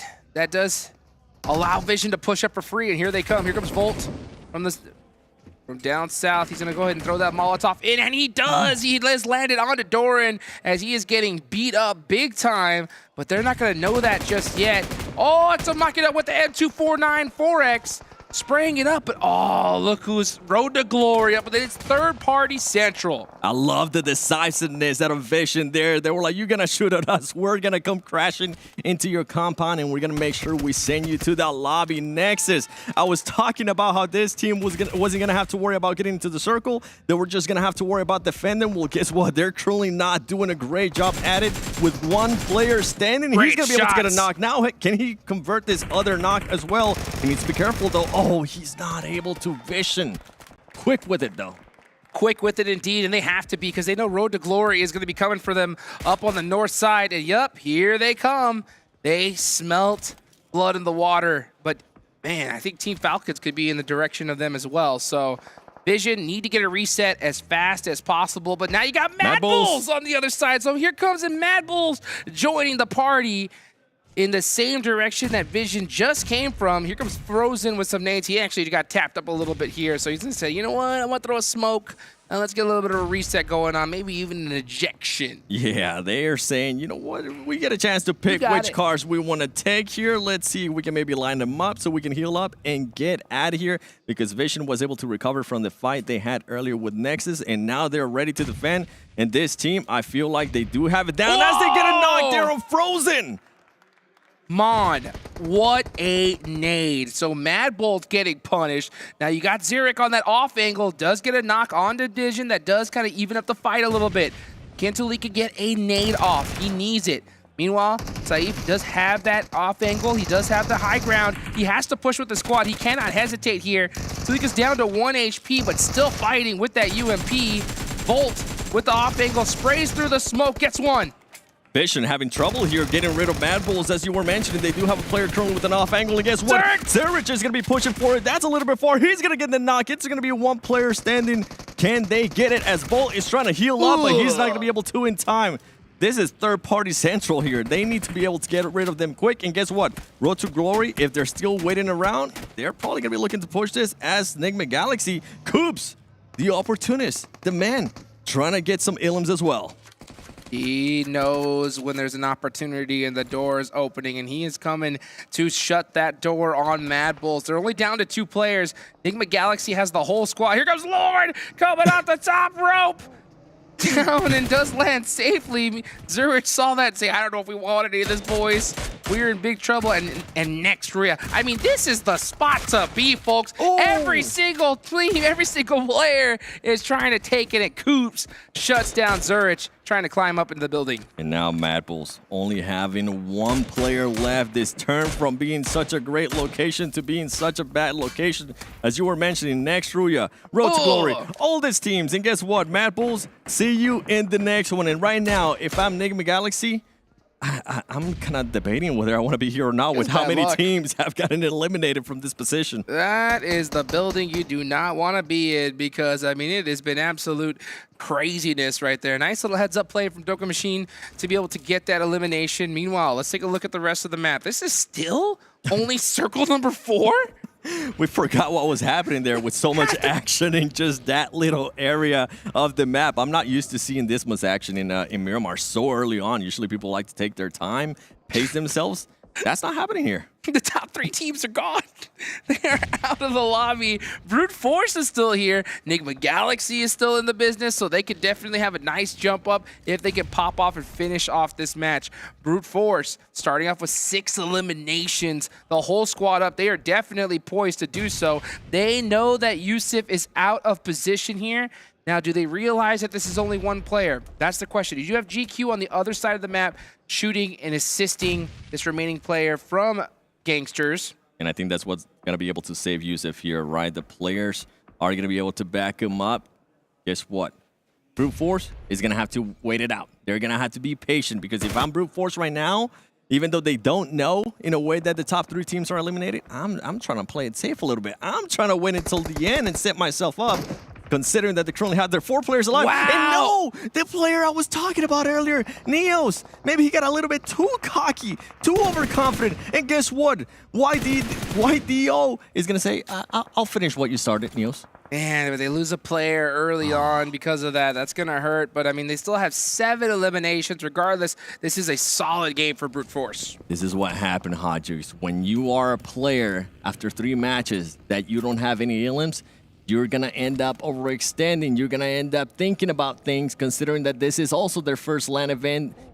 He's like, oh, I got to send it. I got to get at least 1 on the mark. Well, I'll tell you what, you know, if this is, you know, PMGC, one little mistake like that could be $1 million mistake. Literally. I mean, you got to make sure you don't get caught in 1v1 situations when you have such an advantage, and the circle is still here early on. Speaking of circle, it does go up towards La Bendita. A lot of hillsides here to be played, and you can see that high ground currently taken by Road to Glory. And we saw on the map as well, G.GLADIATORS still chilling. They're not having to go anywhere. They're being patient, which is something that Kitsune wanted to do. So we'll see if this ends up favoring them. And talking about what you were saying there with Neos, yeah, you don't want to see that kind of stuff when we get to PMGC, but I think this is why they were so excited to be here, as we're seeing a fight there with Road to Glory, almost getting that Falcons player. He laid down real quick, but this is the beauty about PMRC, right? Some of these teams that never had LAN experience, they're going to be able to take this with them, and they're going to be able to experience that different adrenaline that it takes whenever they're in front of a live crowd, too. Oh, yeah, I'll tell you what, being at a LAN's a whole nother monster. That's a big fact right now. You can see that live here in Riyadh, Saudi Arabia. Teams trying to add more money to their pockets, go home with that cheddar, baby. We're going to see Freak here with the rest of NIGMA Galaxy. But you know what? Before we take a look at that, let's take a look at this replay from MADBULLS. Such a great off angle there from Sarich. And you know what? He said, I'm going to use this DBS as a sniper. And then on top of that, I'm going to use it on Volt too. Wow. Beautifully done. How you like me now? Meanwhile, let's take a look at Team Falcons on the southern side of the circle. Now, they are looking to take this ridge away from Road to Glory. Now, it isn't that important of a location for now, because this zone most likely is going to center up here in this position, but we'll see where it decides to head. NIGMA Galaxy are controlling the bottom of this hill, just poking at players right now. They just want to annoy these teams, make it difficult for them to rotate. And I'm glad that they're currently readjusting. It's not a crazy 2-2 split, although Coops currently nowhere to be seen here with his 3 teammates. He needs to be careful. that he doesn't get caught. But guess what? Coops is going to be doing Coops things as he decides to knock out some players there from Falcons and create an opening for his team. If NIGMA Galaxy want to take over this hill, now is the chance to kind of make a bit of a push here as Falcons has one player down, but Road to Glory as well, being able to get those angles. It's going to be a little bit tough, though. There's so many teams in this direction. You got Falcons on one side, you got Road to Glory on the other. So that is 8 players here. And NIGMA Galaxy is going to have to choose which team they want to take on first. Meanwhile, you got 6 holding the bottom of the hill. Galago's about to go ahead and take these shots. He sees them, goes for the shots, knocks them out. Beautifully done. Goes for TQ as well. Ooh. Tries to get the turn, not going to be able to do it. That's an easy 2 eliminations there for Road to Glory. Wow. Taking some shots on the Coops as well. Meanwhile, YDO gets a nice knock in return. Brute Force holding the south side down. Being patient, waiting for those third-party options, and that's exactly what they're doing. We saw Coops being able to hop into the buggy there, also taking some shots on Road to Glory and kind of calming them down, and let's see what kind of rotation we're going to be seeing here at the Coops. He's going to try to get an off angle to allow his teammates to maybe go a little bit higher, but guess what? In the position they're currently on, they are so exposed that next RÜYA is going to make him back off even more. So whatever plan that Coops had has just it pretty much backfired, and they were like, okay, let's go to plan B. Yeah, you got the next zone coming up right just north of them, so we'll most likely see them get in some vehicles and try to circle around Road to Glory. But we're seeing Brute Force be the first team to take off, and they were able to do it while Road to Glory was distracted with NIGMA Galaxy. So Brute Force does get the priority in this position. They have this entire ledge to themselves. They got to watch their backs, though. They got to set up those cars in the right way. If you're Brute Force there, as they decided to disengage super early on, Freak getting shot, trolling from the players of Road to Glory. And now at some point here, we're going to have to start seeing G.GLADIATORS as they're going to have to push out. I believe Tixie just ended up getting knocked too as Road to Glory. Now getting to the vehicles and trying to see which way they're going to be rotating out of this and setting themselves up. Meanwhile, Excuse Me has been big chilled in the center of the circle, not having to move a muscle. So you know that they are hyped up for the rest of this match. We haven't even seen them yet, but I'm sure we will switch to them eventually here as we watch NIGMA Galaxy try to maneuver their way into this zone. Now, they do have that entire side of the circle to themselves. I think Freak is going to go ahead and take that buggy and try to just barely edge his way on in. So we'll see them survive for a little bit longer, but they're going to have a big battle with Brute Force here in the next few minutes. They are, and while they have that battle, they need to be careful with Road to Glory, because Road to Glory is still being that annoying team, right? And I think this is why we're seeing Freak still take some shots and them making them back off, saying, okay, it's time for you guys to end up rotating. Something that I'm currently seeing out of G.GLADIATORS is they're not deciding to push out of the building that they're currently on, and if I saw that right, that building is not within the circle. They're taking a little bit too long. They're being a little bit too passive for the GG that I'm used to seeing. Well, let's see right now as we're going to see NIGMA Galaxy try to be able to hold down Road to Glory, as they did move up a little bit quicker than them, so they're in a position to gatekeep.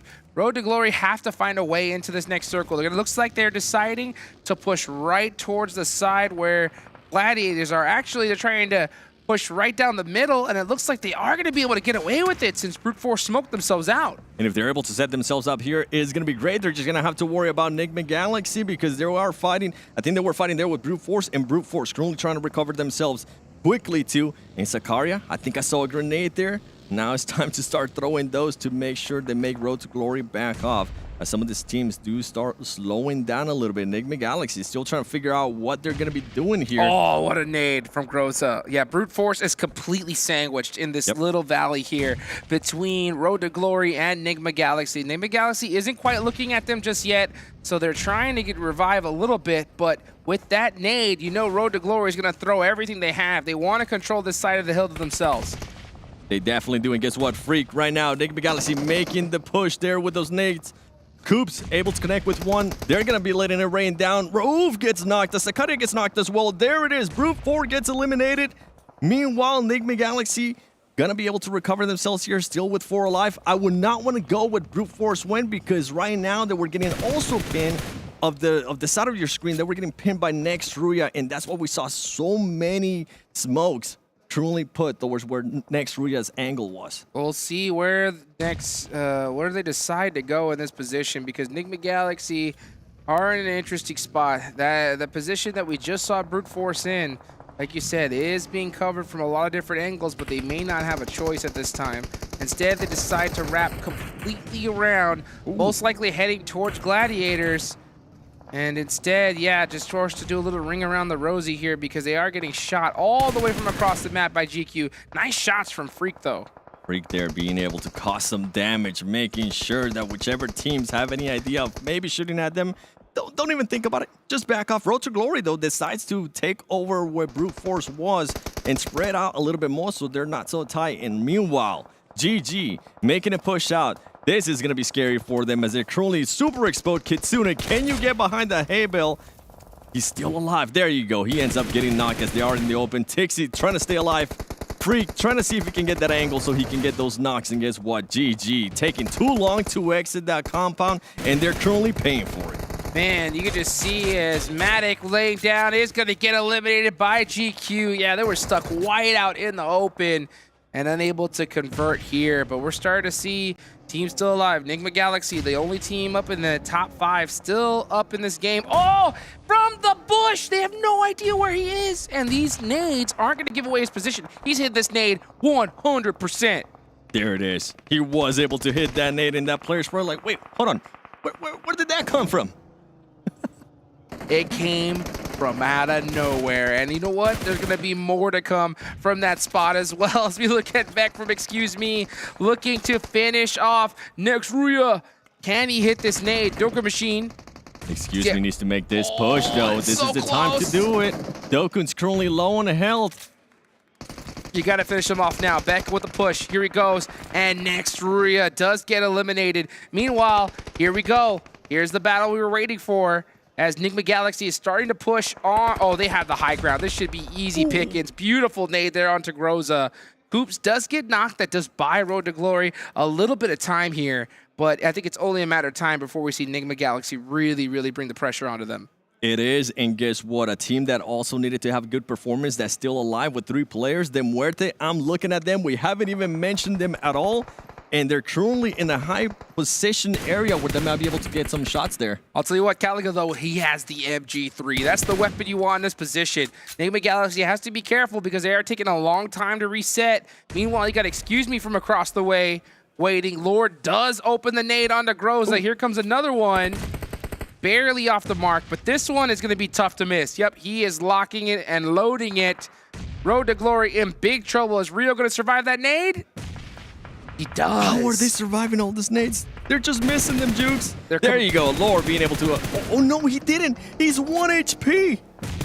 And that's the nade to do it. And Road to Glory, yes, they have been doing a great job of being able to secure this position, but the high ground from Nexus is just too strong for them. Here comes NIGMA Galaxy trying to get the finish. Oh, through the bush.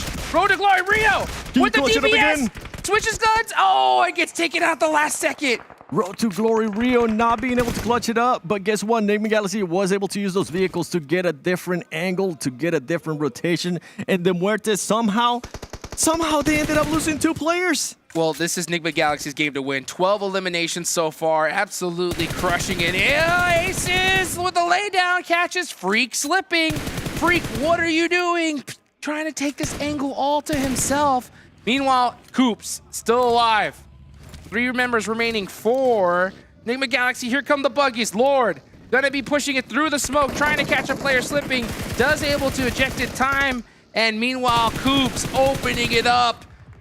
Getting a nice shot onto Rec. One more. That was a beautiful play there from NIGMA Galaxy. Angle. Driving that buggy through the smoke, forcing the players out, and Coops and the squad being able to pick them apart. And the MUERTE Aces right now, the only player alive going up against 3 players from NIGMA Galaxy. Can he clutch it up? It's going to be a tough one. Oof. But you know what? His team is going to be appreciating this extra points because, man, do they need him? It ain't going to even be a tough one. It's almost an impossible one here. It's a 1v3 situation between a fully loaded NIGMA Galaxy.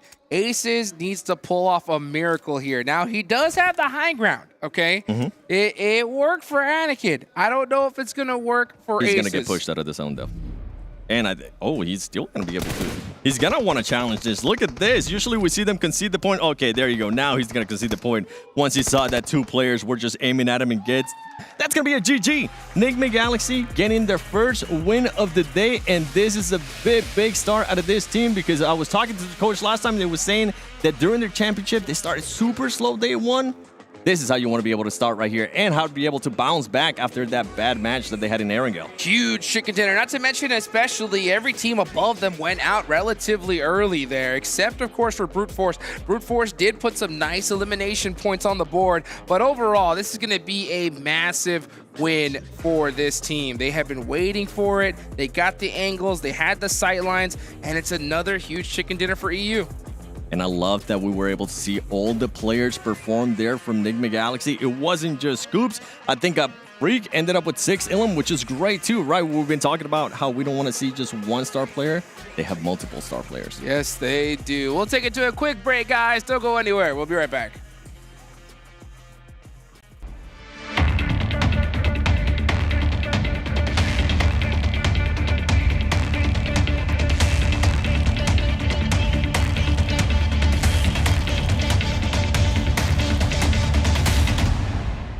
All new Honor Magic 5 Pro.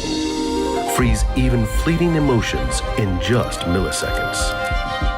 Take marvelous night shots with lightning-fast exposure. The display reveals more details in bright areas with an astonishingly long battery life that just keeps going.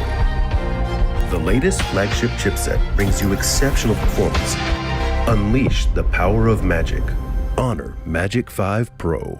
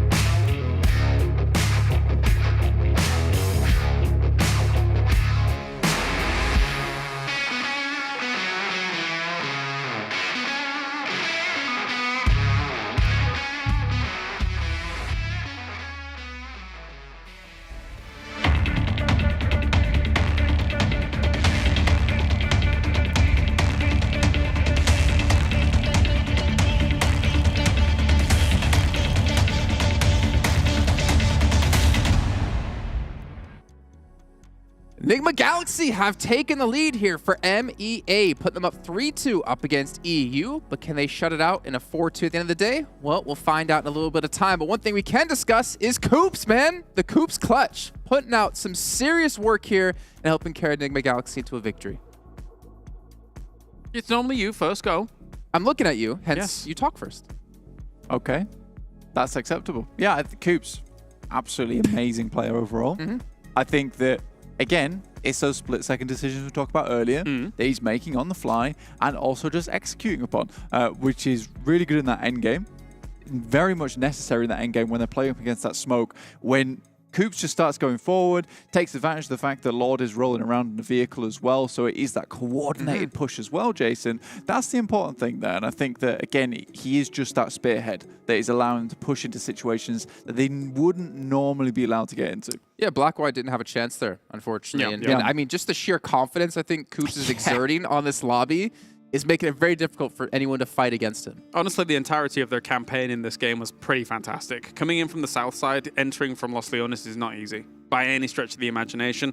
Being able to get over the road is not easy, and then they're able to take some extremely good fights constantly throughout all of that as well. What was it, 15 limbs during it? 15 limbs total. It was literally an uphill battle the entire time. Well, sort of downhill for some of it, but yeah, I get what you're saying. Like the fact that they were able to take these fights constantly over and over again and look like, honestly, kind of an all-star team in some of these scenarios makes them absolutely a CCT for this tournament. And I think that for a lot of people, okay, they were probably looking at them as a contender for the top, but considering we just saw FLUX and Gladiators do pretty decently over in PMWI, people were probably giving them more favor, right? But what about, excuse me, his position they had? Because I know, Blink, we were discussing this quite heavily. You had MUERTE to like their north-northwest, depending obviously what stage you're watching. You had RÜYA to like their east-southeast. Do you think, excuse me, fought on their own terms in that situation, or were they just being reactive against the push out of Coops in this squad? It's really difficult. I think the first thing I said to Kale in that situation is the case of like, honestly, what they have right there is a very difficult circle to play and difficult to make the decisions off, because there is a world where, excuse me, moves up towards that north side, fights it out against versus MUERTE, and then pushes back in, and they close out that angle on the northern edge of La Bandita. Equally, they could play over towards that central arena, you know, hope to spread out, as Klaus was saying, to make sure they didn't get naded out too easily, and then just wait for that end game. You're not playing for a huge chicken dinner at that point. You're playing for some pretty decent points, though. But I think that it ultimately was that case of, well, we've got this good spot in the circle. Let's not give it up so easily, and we'll just wait this game out. Sort of felt like they weren't warm in that spot, right? I mean, obviously, yes, as you say, like they could have potentially flexed out from there and tried to control some more of that ground, but they were a little bit cautious about doing that. And when the fights really came to them, didn't feel like it was super confident. I mean, in that fight against RÜYA, I think it was Furia had like an off angle with the grenade, and Max was clearly just saying, excuse me, you're just so good with your utility. Then he fluffs like 2 grenades in a row, and then RÜYA was able to push like off the back of that, which was a little bit concerning. I mean, that's typical Max, right? He's wrong about something. No, I digress. No, it was a difficult situation for them, right? Yeah, absolutely. Really well, he was in the bush, right? He was hiding. They didn't know he was there, and RÜYA rocked up. It was RÜYA, right? They rocked up, and then he just misses the nade. That terrain, it's not that easy to throw those grenades. But yeah, looking at the overall rankings, 100% deserve to be in first place there, with 52 points total, 33 eliminations. That just speaks towards Coops' dominance in this lobby so far. I think we were taking a quick look at the amount of damage he was doing just in the game, and it was around about, I think, 1,000, 1,042, 1,100 towards the end side, that requires a Kale sound moment. I mean, yeah, we would get an ooh if we were showing it, but I mean, it was about 1,143 when we saw it, and then he was able to finish somebody off. Yeah, I'm pretty good with my numbers. One surprise to me so far is Gladiators, honestly. They were towards the bottom of the rankings so far. Yeah. They have always said, though, and Kitsune even said to you, slow starters, so maybe it picks up. Slow starters every event, it seems. We're going to head over to Hot Jukes and Seven Worlds Gaming to close out the day here with our final Miramar. Last Miramar of the day, last match here of the day, and my eyes are fixated right in the center of the map. Becalo, will we see GK get spanked for a 3rd time in a row? I hope not. Yeah, I hope they started off so good that I was really hoping this team would continue that kind of performance in the way that they were able to just fall off. I mean, with those awful last 2 matches, they need to be able to bounce back. I really hope that they don't try to go for any hot drops. By the way, highest damage, Coops, 3,628. Wow. I mean, this guy has had a day. I mean, the second Miramar match we saw, well, we're about to see right now, is going to be interesting. Now, one thing is for sure, right? Becalo's a little bit too far offline here, so I don't expect to see a crazy hot drop scenario here. But you know what? The way we see, Coops playing, the way we see some of these monsters playing, maybe we might just see a little bit of action here off the rip. I wouldn't mind seeing it. I mean, we see currently where NIGMA Galaxy is dropping. I'm fixated. Like while you were mentioning Hot Jukes, I want to see what's going to happen there in Picado, and I don't think we're going to be getting a hot drop this time. I think GK might have decided to just back off, which is the smart play. Smart play, but I do hear some shots, so we definitely hear a couple players getting into it. Oh, it's going to be REGNUM CARYA. Never mind. Yeah, and they're going to lose a player early on, so that's going to be tough for them. And guess who it was? GK ESPORTS. Wow. GK cannot afford. It's in Picado, baby. Here we go. In the apartments. They want their revenge. They have the man advantage. Now, REGNUM CARYA does have a lot of shotguns that can be very scary. Even though GK has the man advantage, they have to play it carefully. Oh! Satan got dominated, and Ragnar goes down. REGNUM CARYA. Oh, another shot here. Hey, clutching it up. Almost did. It's just wild. 1 HP. Marth has to hit this. Reload. Uzi. Marth, the youngest player in the team, can he clutch it up? This is probably one of the biggest moments in his career, and they're deciding to back off. No way. No, and he decided to cancel the heal too. Full reset? No, you have to push. You have to know Wild is lit. Instead, they let him get off the res, and we're going to see Marth barely get that finish off. Wild trying to hold it down with this shotgun. It's the over and under, so he's only got 2 shots in it at a time. But Marth doesn't have a vest. He's looking for one. He doesn't. And they lose Ragnar because of it. And I now, think Marth should have pushed that. I think Marth should have pushed that too, but I think he decided to back off because he did, like as you mentioned it, he didn't have that vest. Something that I do want to point out though out of GK that they were able to adjust from that last Miramar is that they decided to have Satan drop with them and make it a 4v4 fight. But guess what? Now they're gonna be backing off, and I'll be shocked. Honestly, if this teams decide to engage again, if they don't decide to just fully back off. You can see them talking to each other. They are not happy. So, wow, REGNUM CARYA are going to be able to eject from this situation, at least for now. You see him looking at that Uzi, but instead he wants those shotguns straight in hand. Trying to look for some first aids, any kind of utility. These apartments seem to be picked dry pretty much. And we're going to see a full detraction from both of these squads. So, both of them losing a member. It is a lose-lose situation, in all honesty. Marth now wanting to take some shots, now wanting to get a little bit aggressive here. A little too late, in my opinion. Loxy just backing off. I think REGNUM CARYA, this is the smart play. Just back off because guess what? GK is currently out for blood. They're looking to make sure they even it out to 1-1, the scoreboard, when it comes to that Picado hot drop. And I think I was able to hear it. He backed up so quick. He heard that nade pin pull. He was like, nah, I'm not risking it right now because if I get docked, he knows he's going to be in big trouble. Wild's holding the angles. He does have an AK. He found an M249 too.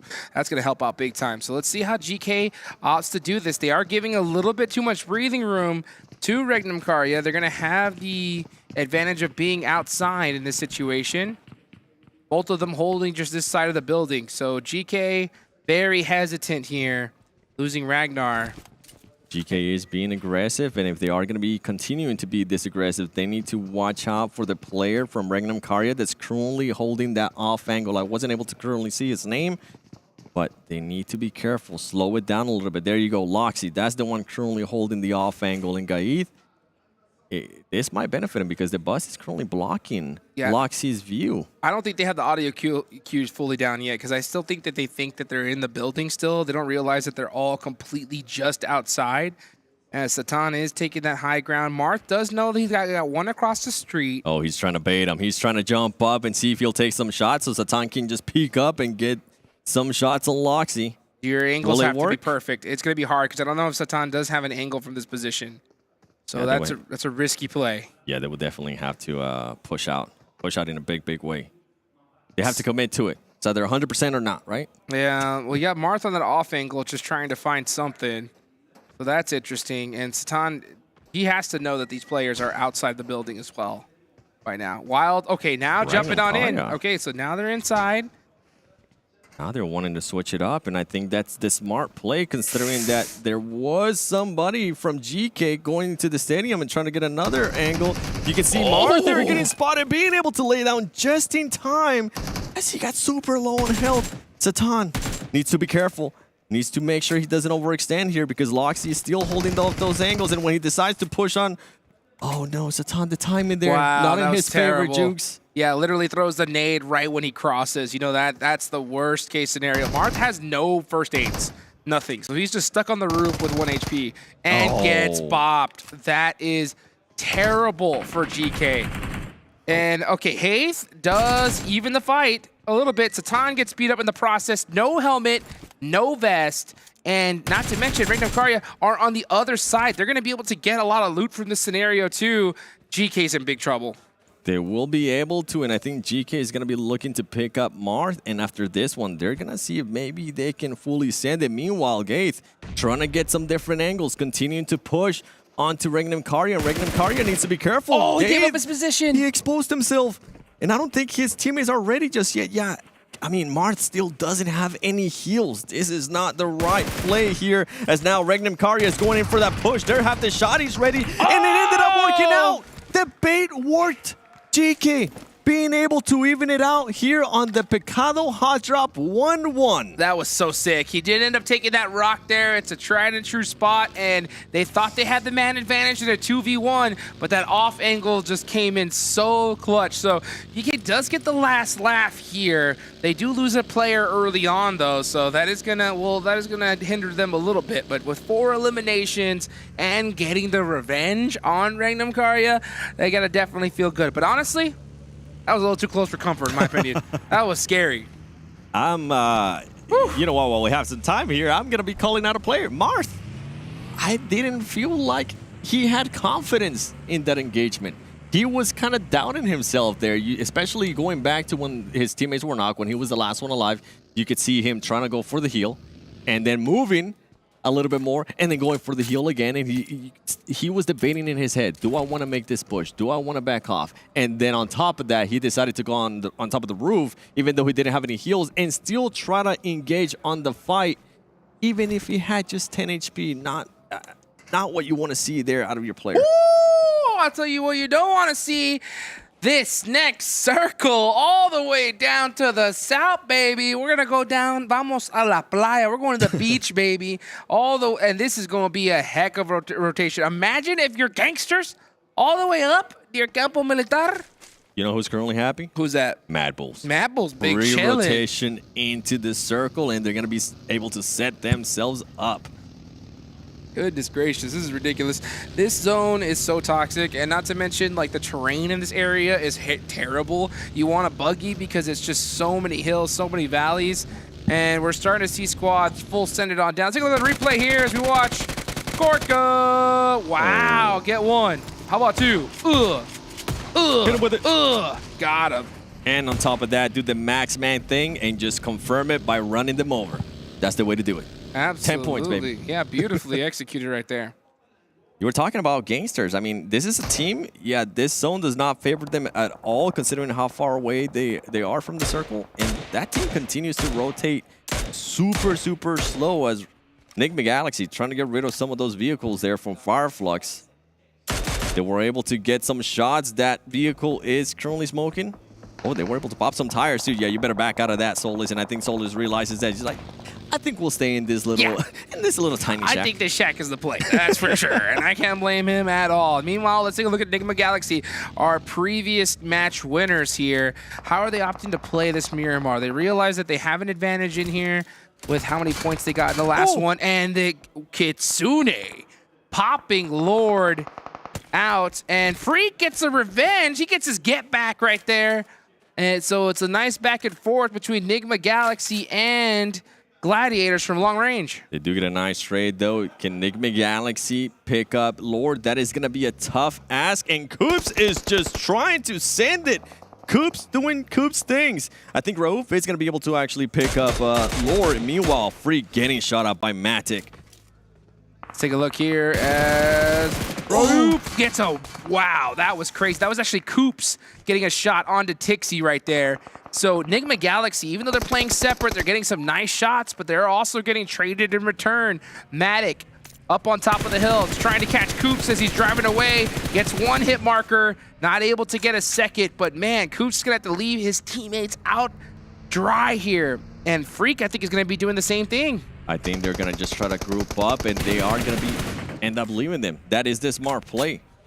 Good to see out of here, NIGMA Galaxy, even though you do end up losing to players, good to see that they are willing to disengage, knowing that this is not a favorable fight and knowing that this has taken too long, and they're kind of allowing themselves up there to get their party. Yeah, well, this next circle is scary, right? This next circle is so interesting that, you know, even as 2 players, you could definitely find yourself a nice little cheeky spot and put some points on the board. Vision Esports does get eliminated in 15th, so that's 2 teams out of here already. 14 squads still remaining. You're talking about the circle. I'm over here like, hold on, do I need my glasses? Because I couldn't even see the circle with how many teams are just all over the place. Freak, being able to knock somebody down from Road to Glory. It's crazy to see that NIGMA Galaxy is down to 2 players, but they're still being active and they're still trying to hunt down some eliminations from long range. So Freak not afraid to get into the action here, even though he's at a disadvantage. 20 seconds left on the clock for this next circle, and I can't wait to see where it goes. And it looks like we are going to have, it's going to be centering up on the island a little bit here.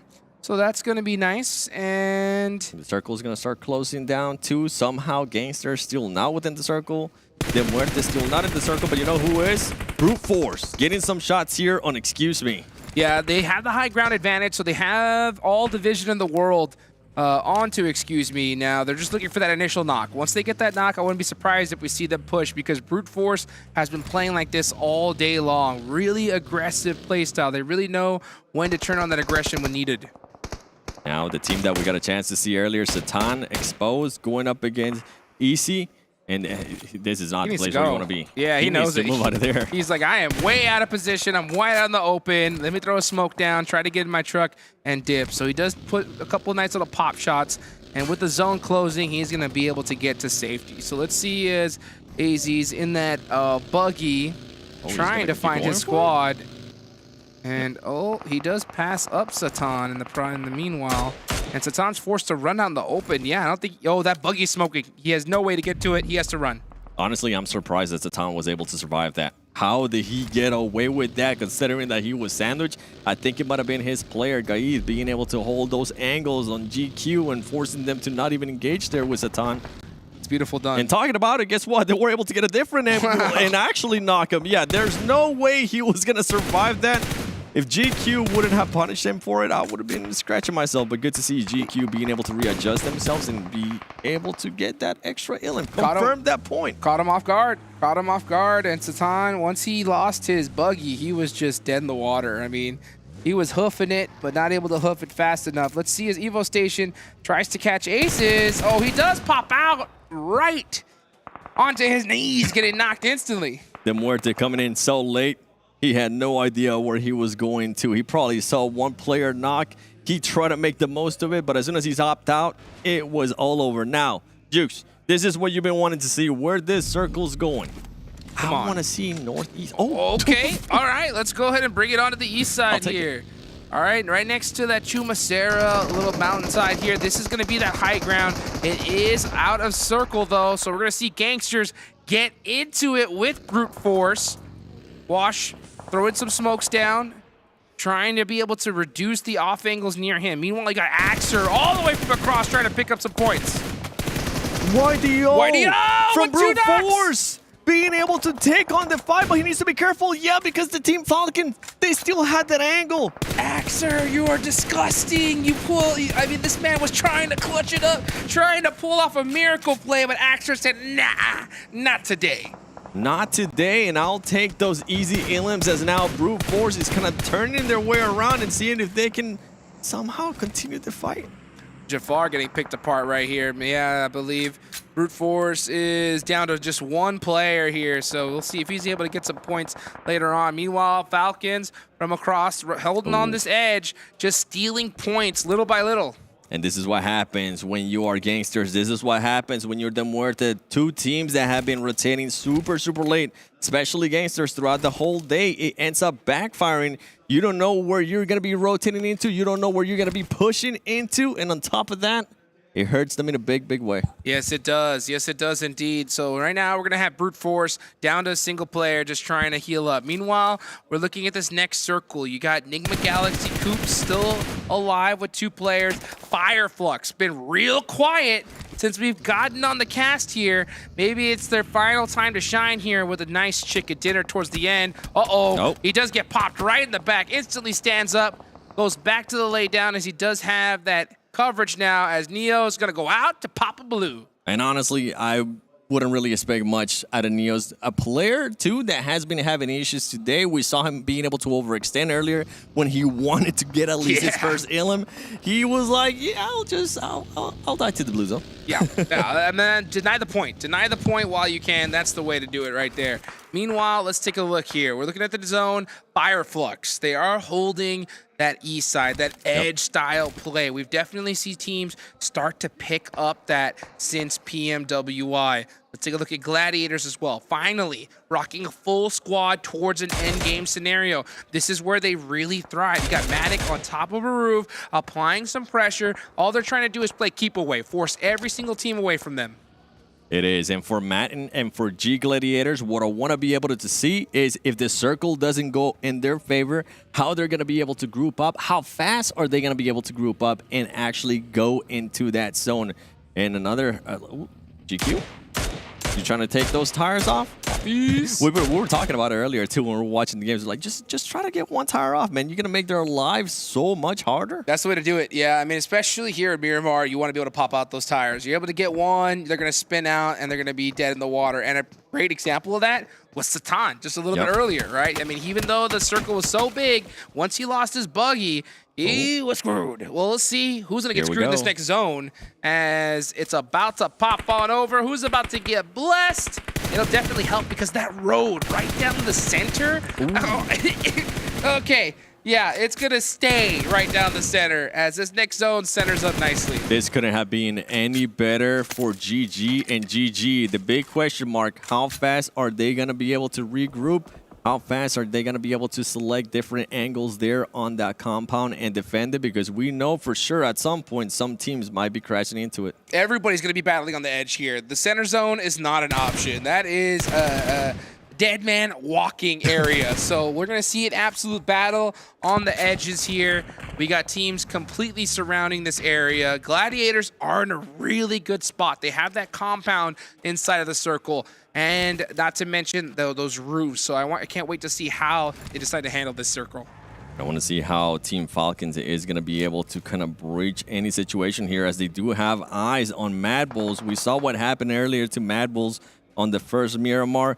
They third party, and after that, it was all over because they took a little bit too long. We also see FLUX there in the high ground, which is great for this team, considering the firepower that they do have and considering, I mean, if they can just get one knock, if they can cause some damage like they're causing right now there to next RÜYA, they're going to make some lives impossible, and that's exactly what FLUX is looking to do.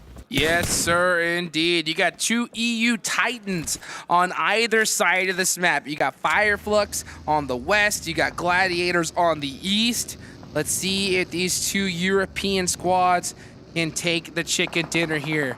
Meanwhile, let's see what next RÜYA is looking to do. So next RÜYA is trying to take that center line. It is very, very scary, though. They do take that little itty-bitty divot, but they're getting punished for it. As, excuse me, doing a great job of taking some nice suppressive fire onto Doku Machine, and they're going to be in full laydown, but they're most likely going to lose all their vehicles in this position. Which for them, it's fine because they decided to position themselves straight down the middle of the circle, but if for some reason it ends up not going their favor, it's going to backfire in a big, big way, Hot Jukes. They definitely took a huge bet here. Meanwhile, let's see Axer try to hit that big nade. Oh, overthrows it. This man has been eaten. And I'll tell you what, he's got an arm on him. So just overthrowing it just a little bit too much.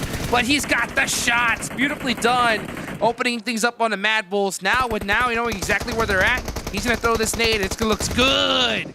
And Tulika said, you're going to throw one at us. Guess what? We're going to be throwing one at you. And he ends up getting knocked. Now, Team Falcons looking to push this, looking to get rid of MADBULLS. Here come the nades. Here comes the shots. Team Falcons, the nade. Is he going to hit him? Oh, he's going to. Oh, my God. He tried to run to it. He survived, though.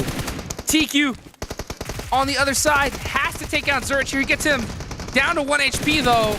He has to clutch it for a squad. He can't do it. Kabula takes him down from Nexus Gaming. Nexus Gaming heard this fight going on for so long that they were like, you know what, it's time for us to get in there and take care of everybody, and that's exactly what they did, as Road to Glory now is looking to third-party Nexus Gaming. It's about time, and Nexus Gaming finally starting to wake up here in the last match of the day. They have a long road ahead of them, though. They have not had the start to the tournament that they were looking for. Next circle does center up again. You got next RÜYA holding down that center line barely with that little itty-bitty divot, and they're getting beat up in the process. Only one player up left for them.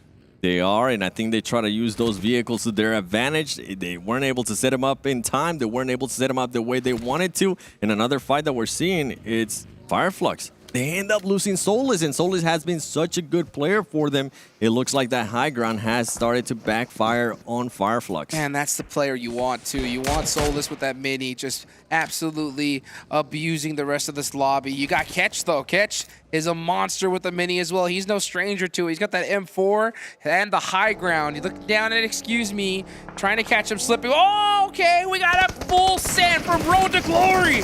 Coops holding it down, and for just a little while, but Road to Glory shutting down NIGMA Galaxy.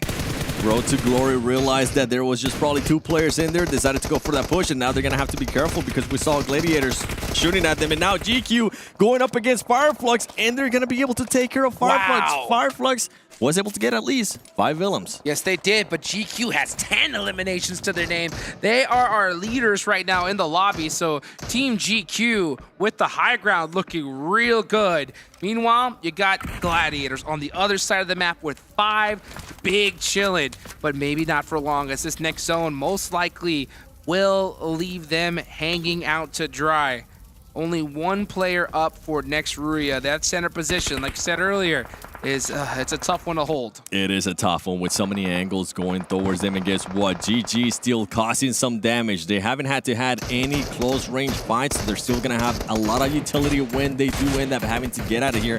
One of the issues that they had in the last Miramar is that they were taking a little bit too long to reposition themselves. We'll see how they're gonna be able to use the utility that they do currently have to position themselves in a better way. As you can see, Nexus kind of setting themselves up, figuring out which way they're going to be rotating, and Road to Glory still close by as well. Tell you what, this mini 8X is the play. You can see him just popping shots, just single tapping in it, absolutely dominating with it, getting some nice shots here onto Nexus, beating up those helmets, beating up those vests, as they're going to be stuck by these hay bales here right on the southern tip of the zone. And I wouldn't be surprised if we see Gladiators really look to try to take out their vehicles here and leave them stranded. Yeah, if I'm Gladiators, I'm going to be shooting at some tires if I get a chance, or if not, making those vehicles smoke even more. Is that right? Nexus has decided to start pushing out at least one player out of them. That's good to see. You can see Kapahala trying to get a different angle. At some point, they know that they're going to have to worry about Road to Glory. Those vehicles need to stay away from. We got ETH! This silent solo being able to get some shots there, trying to confirm that elimination, but he's not going to be able to. And I wonder if GQ is going to be able to recover that player. It is going to be a tough one with Tixie currently taking shots. Tixie for the 3X, single tapping the M4. You can see he doesn't have a lot of ammo left. He only has about 2 magazines, so he wants to preserve that as much as he can. Meanwhile, we got Nexus Gaming applying pressure to Road to Glory. Here we go with the drive-ins. This is what they're known for here. Can they push with that vehicle? Instead, using those nades. Groza getting a nice one on Ex Machina. Road to Glory now using those utilities to their advantage. They're just going back and forth. Who's going to be able to get the most knocks here with the nades? Who's going to decide to make the push? And I think it's going to be Road to Glory as they're trying to make a push for it. But on top of that, they have to be careful because GG is still keeping an eye on them. And GG currently taking advantage of all these fights, trying to get as many eliminations as they can. They're currently sitting with 7, and they haven't had to move in a very, very long time, and they're going to have to make a push soon. I think Kitsune is already thinking about it too, as he decided to move a little bit closer towards where GQ was. Yeah, Kitsune now having to press the action because the zone has left them completely. Meanwhile, Nexus need to take out Road to Glory as soon as possible. That nade is going to help start things off. And with this blue zone coming in, Rio's in big trouble, and he's out of there. So there goes Road to Glory. Nexus Gaming finally showing up here at this tournament in the final match. And in a big way there with 7 eliminations. And another team that's showing in a big way here in the final match of day 1 is GQ, currently sitting with 12 elims. And on top of that, they have the high ground. Now, G.GLADIATORS being able to make a push here to this little cliff side, waiting to see if Frozen is going to end up engaging on this fight. I'll tell you what, though, GQ have them surrounded. They have a nice spread here. They got to make sure not to get knocked, especially CARYA in this position. Oh, what a shot. I'm telling you, these minis are coming out like crazy. And he's looking to get that finish. He might be able to do it, too, with that angle. Does he spot it?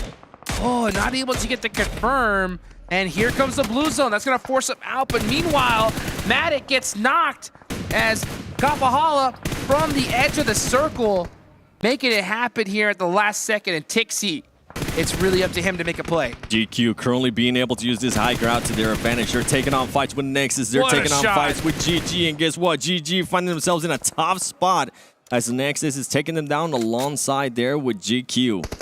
Currently 3 players down. Actually 2 players down from GG. Only 1 left standing, Jukes. This is not looking great for GG, but for GQ, how are they going to be able to move down from this hill? It's going to be a tough one. It is going to be a tough one, but they have the man advantage and they have the gun power to do it with all the sight lines. All they got to do is to make sure to not make a mistake. If they work together, this should be an easy chicken dinner for them because every single team here has been dwindled down to nothing. You can see Evo Station trying to hit that cheeky nade onto Frozen. Ooh. He does have health of him, so that is nice on hitting that front.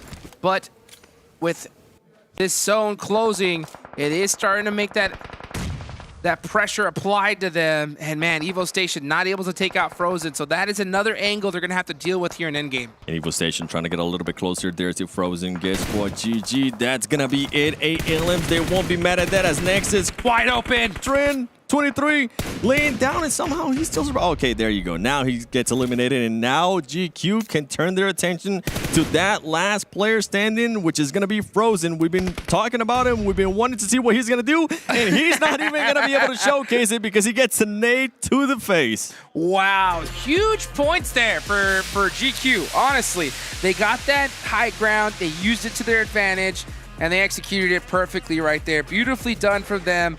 You know, I give a nice little props there to next RÜYA for Frozen to be able to secure some nice placement points at least. He did take that center position early on, which was very risky, but he was able to snake his way to a nice little boost there on the leaderboards. Yeah, you know what? If you can take some extra points and you have to snake it out, I think they wouldn't be mad, right? Especially if you're the last one standing, let everybody else take care of themselves, which was pretty much what was happening there. I was really happy to see, though, GG take advantage of their location, cause some damage, cause some havoc, third party a bunch of fights, and try to collect those elims without even having to have any close fights.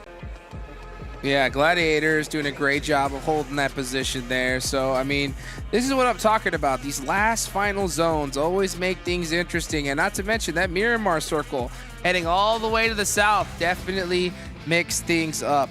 Let's take a look here at this nice little replay.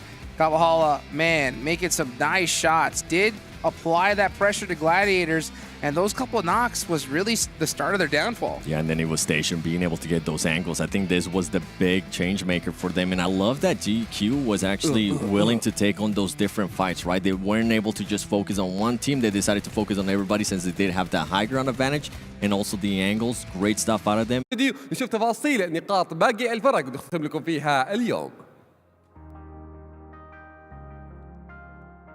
Great to hear from Coops. Glad to have someone doing some interviews, actually, getting to hear about him and the team, and obviously getting to hear about how they're doing so far. But NIGMA Galaxy still have some work ahead of them because this is only the first day of 4. We continue along here with the PMRC. I'm Jason Kappen as we have Blink and Claris here as well to break down this last match. But let's first just throw... Don't do that again. Don't ever do that again, Blink. Look, Daddy doesn't approve. Let's see the match rankings. Get an idea of the points the team's got. I'm so glad we don't have you on Dust tomorrow. That's really mean. Oh, wait, he is. We got Team GQ. Big match out of them. Massive match. 27 points, our biggest point-scoring match we've had so far. I hope you're ill tomorrow. I'm ill now, so I probably will be ill tomorrow. Yeah, a huge match from them. 17 elimination points is absolutely crazy. It's a really good result for them. But it was weird because I think that both me and you, Kalaris, were looking at this and like we were thinking, FLUX, they have that spot over on that high ground. They should have had this entire game at the end of the day. So it is a little bit weird. NEXUS, second place, getting 13 points. It's a big result. They had 6 points before this match, Kalaris. So doubling their points is a good start. Yeah, I mean, of course, I do think that the first 5 games were actually Langester's, looking at how they were performing. This team is far more capable. We were even thinking about, the idea of Doran at the start of the day and thinking about how he was the MVP of our entire region when it came to how he was able to perform. So this is going to give them a bit more reassurance that on a LAN setting that they can do it tomorrow. So I think it is a very big boost for them coming into the next days. Good way to end it off as well, on a high note for them. Yeah. Looking on the list, though, some teams not ending on a high note, right? And CARYA. I don't know why we're still seeing them, GK. That was 2 Miramar up against. Let me look at my notes, and maybe eventually someone here on the desk will help me out here. MADBULLS twice. Oh, yeah, okay. As well, and Razak. I don't know. The hot drops, I would imagine, if they want to have a good result here, they need to stop. Yeah, I mean, they did it in the PMWI as well versus D plus Kia. This is not something that's just appeared during the PMRC. This is an ongoing problem, which is very odd. And I think when you're in a tournament where we got 4 days, only 4 days, I think it's just well worth it to send away, go somewhere else and figure it out. Same for Sandhawk tomorrow. I would hope that NEXUS switches their drop spot away from that northern edge, just because you end the day quite well. And I think starting off the day really badly with a squad wipe, it just kills the confidence. I think GK doesn't move away from any of the hot drops I don't throughout think the so next throughout the days, because the thing is that PMWI, very different prize pool to here PMRC, where for the most part you're not actually losing out on a massive amount if you keep doing it. And what you'll see from tournament to tournament is teams will prioritize trying to secure a Rozok, secure a Picardo, these kind of locations, because they know they're good central rotation paths for future tournaments, which could potentially have bigger knock-on effects down the line. We've seen it a lot throughout PUBG Mobile in the past, so I think it will continue. Okay, well, it's good to know. I mean, obviously, GK. It's bad to know. I don't want to see that Well, for the next 3 days. That's all power to them. If they want to do that, that's their fate. If they want to keep doing it and potentially losing, because they haven't been winning every single time.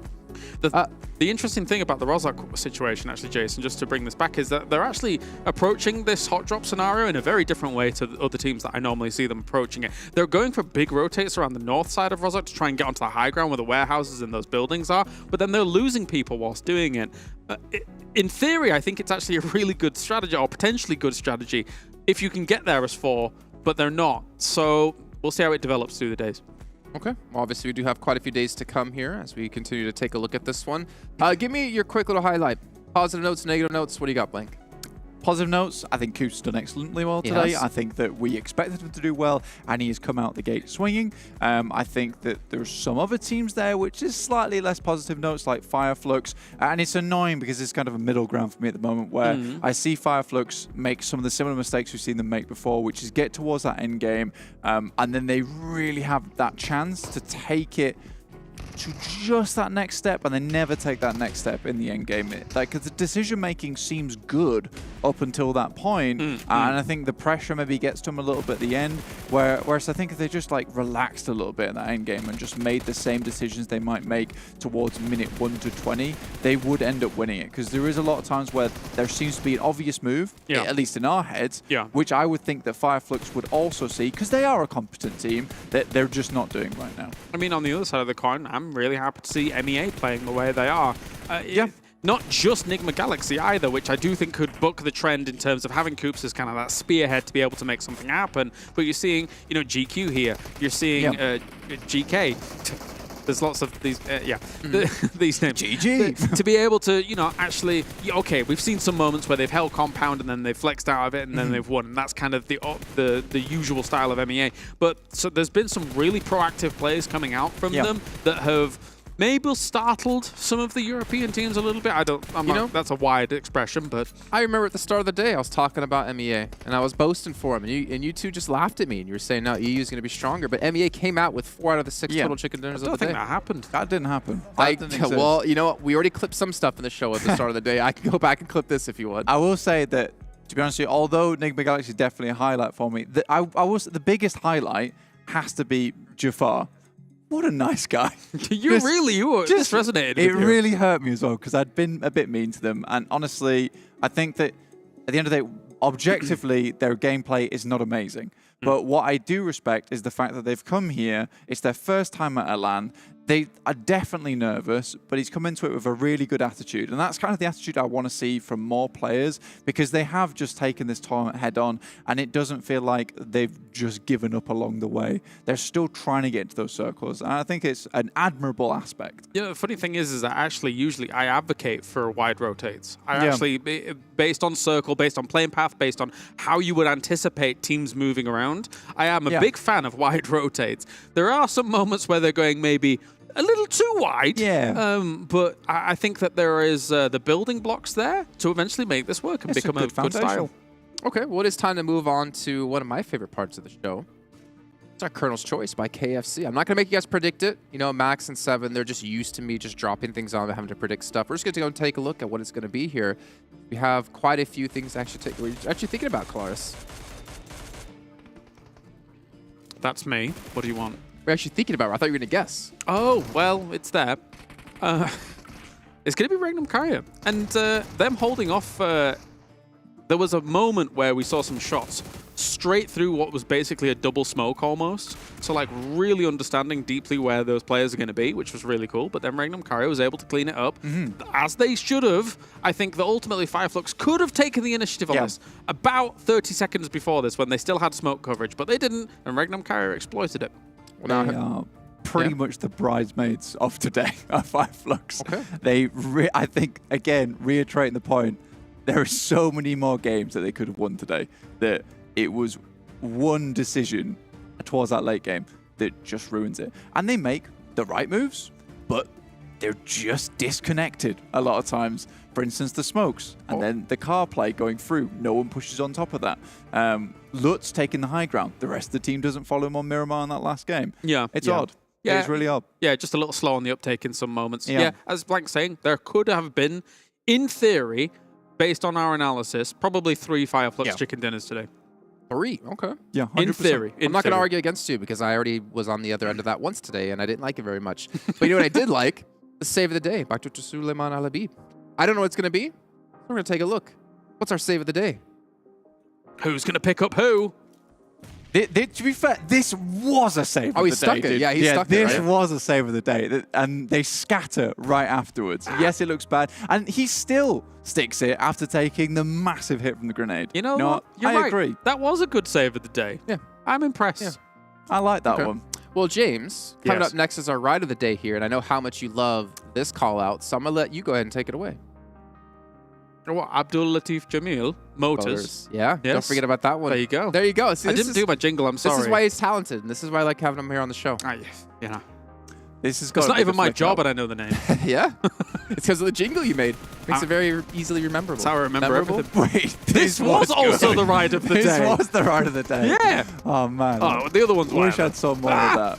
But the first one was great. Awesome. I love it. I don't know if Abdul Latif Jamil advocates for running people over in his motor vehicles. I'm going to go out on a limb and say probably not. Probably not. Yeah. No. Probably not. You know what we did miss? We missed the handbrake. Oh, yeah. That was really good. Actually, that was maybe a winning play of the game, to be honest. I would say so. That could have been our Colonel's choice. You never know. Could have been, yeah. They were drifting. They were MEA drifting. Maybe if KFC and Abdul Latif Jamil Motors actually did a crossover.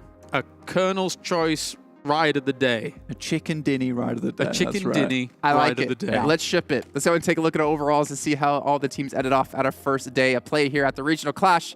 We're going to have FLUX ending out the day in first place, albeit by 1 point, with NIGMA Galaxy in second. Yeah, it's annoying. It's annoying because they could be so much higher on the leaderboard. But I think they are doing kind of what we expected them to in this tournament. I do think that we had much higher hopes for Gladiators, who aren't even on this first page. I don't like the fact that they are so last minute in their scoring. But, you know, it's frustrating for me that, like, I know that day 3, they are going to be climbing the rankings. Yeah. But NIGMA Galaxy and GEEKAY, both really good representatives here from MEA. And I would honestly go out on a limb and say that EU technically lost the day. Well, looking at the rankings, they did. Yeah. So technically, you're right. Thank you. I didn't even think you needed to add technically there, because you were right. Well, I mean, FLUX are in first place. Yeah. So, By 1 point. By 1 point. Yeah, it's a technicality. Taking a look at the second page, next RÜYA and Gladiators going to be tied at 31 points apiece here as we move on down. GANGSTERS at 30. MADBULLS, you know, questionable day at 29. And then, of course, Team Falcons, the best team ever, Claris. Best team ever, place. but not really the best team on the day. I think that they can bump up a little bit as well. Likewise, I think MADBULLS can bump up as well. And NEXUS Gaming can bump up. They can absolutely bump up. I'm not beating any bones about that. That is rough to see them there where they are. It's 15th place, though. It's not 16th. It's not 16th. Yeah. That's for MUERTE. But it's not first. Is MUERTE. It's also not second. Is MUERTE a 16th place team? Well, at present, yes, unfortunately. Oh, no, that brings back memories. Does it? It does. Good memories? Memories. Okay. Oh. Memories. So we also do have our MVP of the day. Now, typically, I like to do a countdown like 1, 2, 3, or 3, 2, 1, and we say it, right? But we're not going to do that because we know who it's going to be. Yeah. It's going to be Coops. The Koopasaurus. The Kooparang. The Koopalicious. The one and only. There he is. This is a crazy scorecard. It's ridiculous. His damage is so big and mine is so small. I cannot believe how much Coops is. Ultimately, right, if you think about it, he's done probably, I think, about 1,600 or 700 damage more than second place. Do you know what? That's insane. Do you know what's crazy about this, though? So big. It's so big. So big. But you know what's crazy about it? Do you know Tony K ended the tournament with 11,000 damage? Yeah. He is almost halfway there. He's about a third in. He's about a third in. And now it would make me laugh if he can beat Tony K's damage record. That would be amusing. Yeah. But also slightly different tournament. And not for Vampire. They kind of felt like a PMRC for them. What can you say? So big. So big. Huge. Huge. Massive. Massive damage. Ginormous. What did I kick? It's a cable. I don't know what you kicked, but hopefully it's not going to end the show, which is actually what I'm going to do right now, as that's going to wrap up our first day at the PMRC MEA versus EU. We'll be back tomorrow, though, for some more action. So make sure you guys tune back in. We'll see you tomorrow for some more PUBG Mobile action.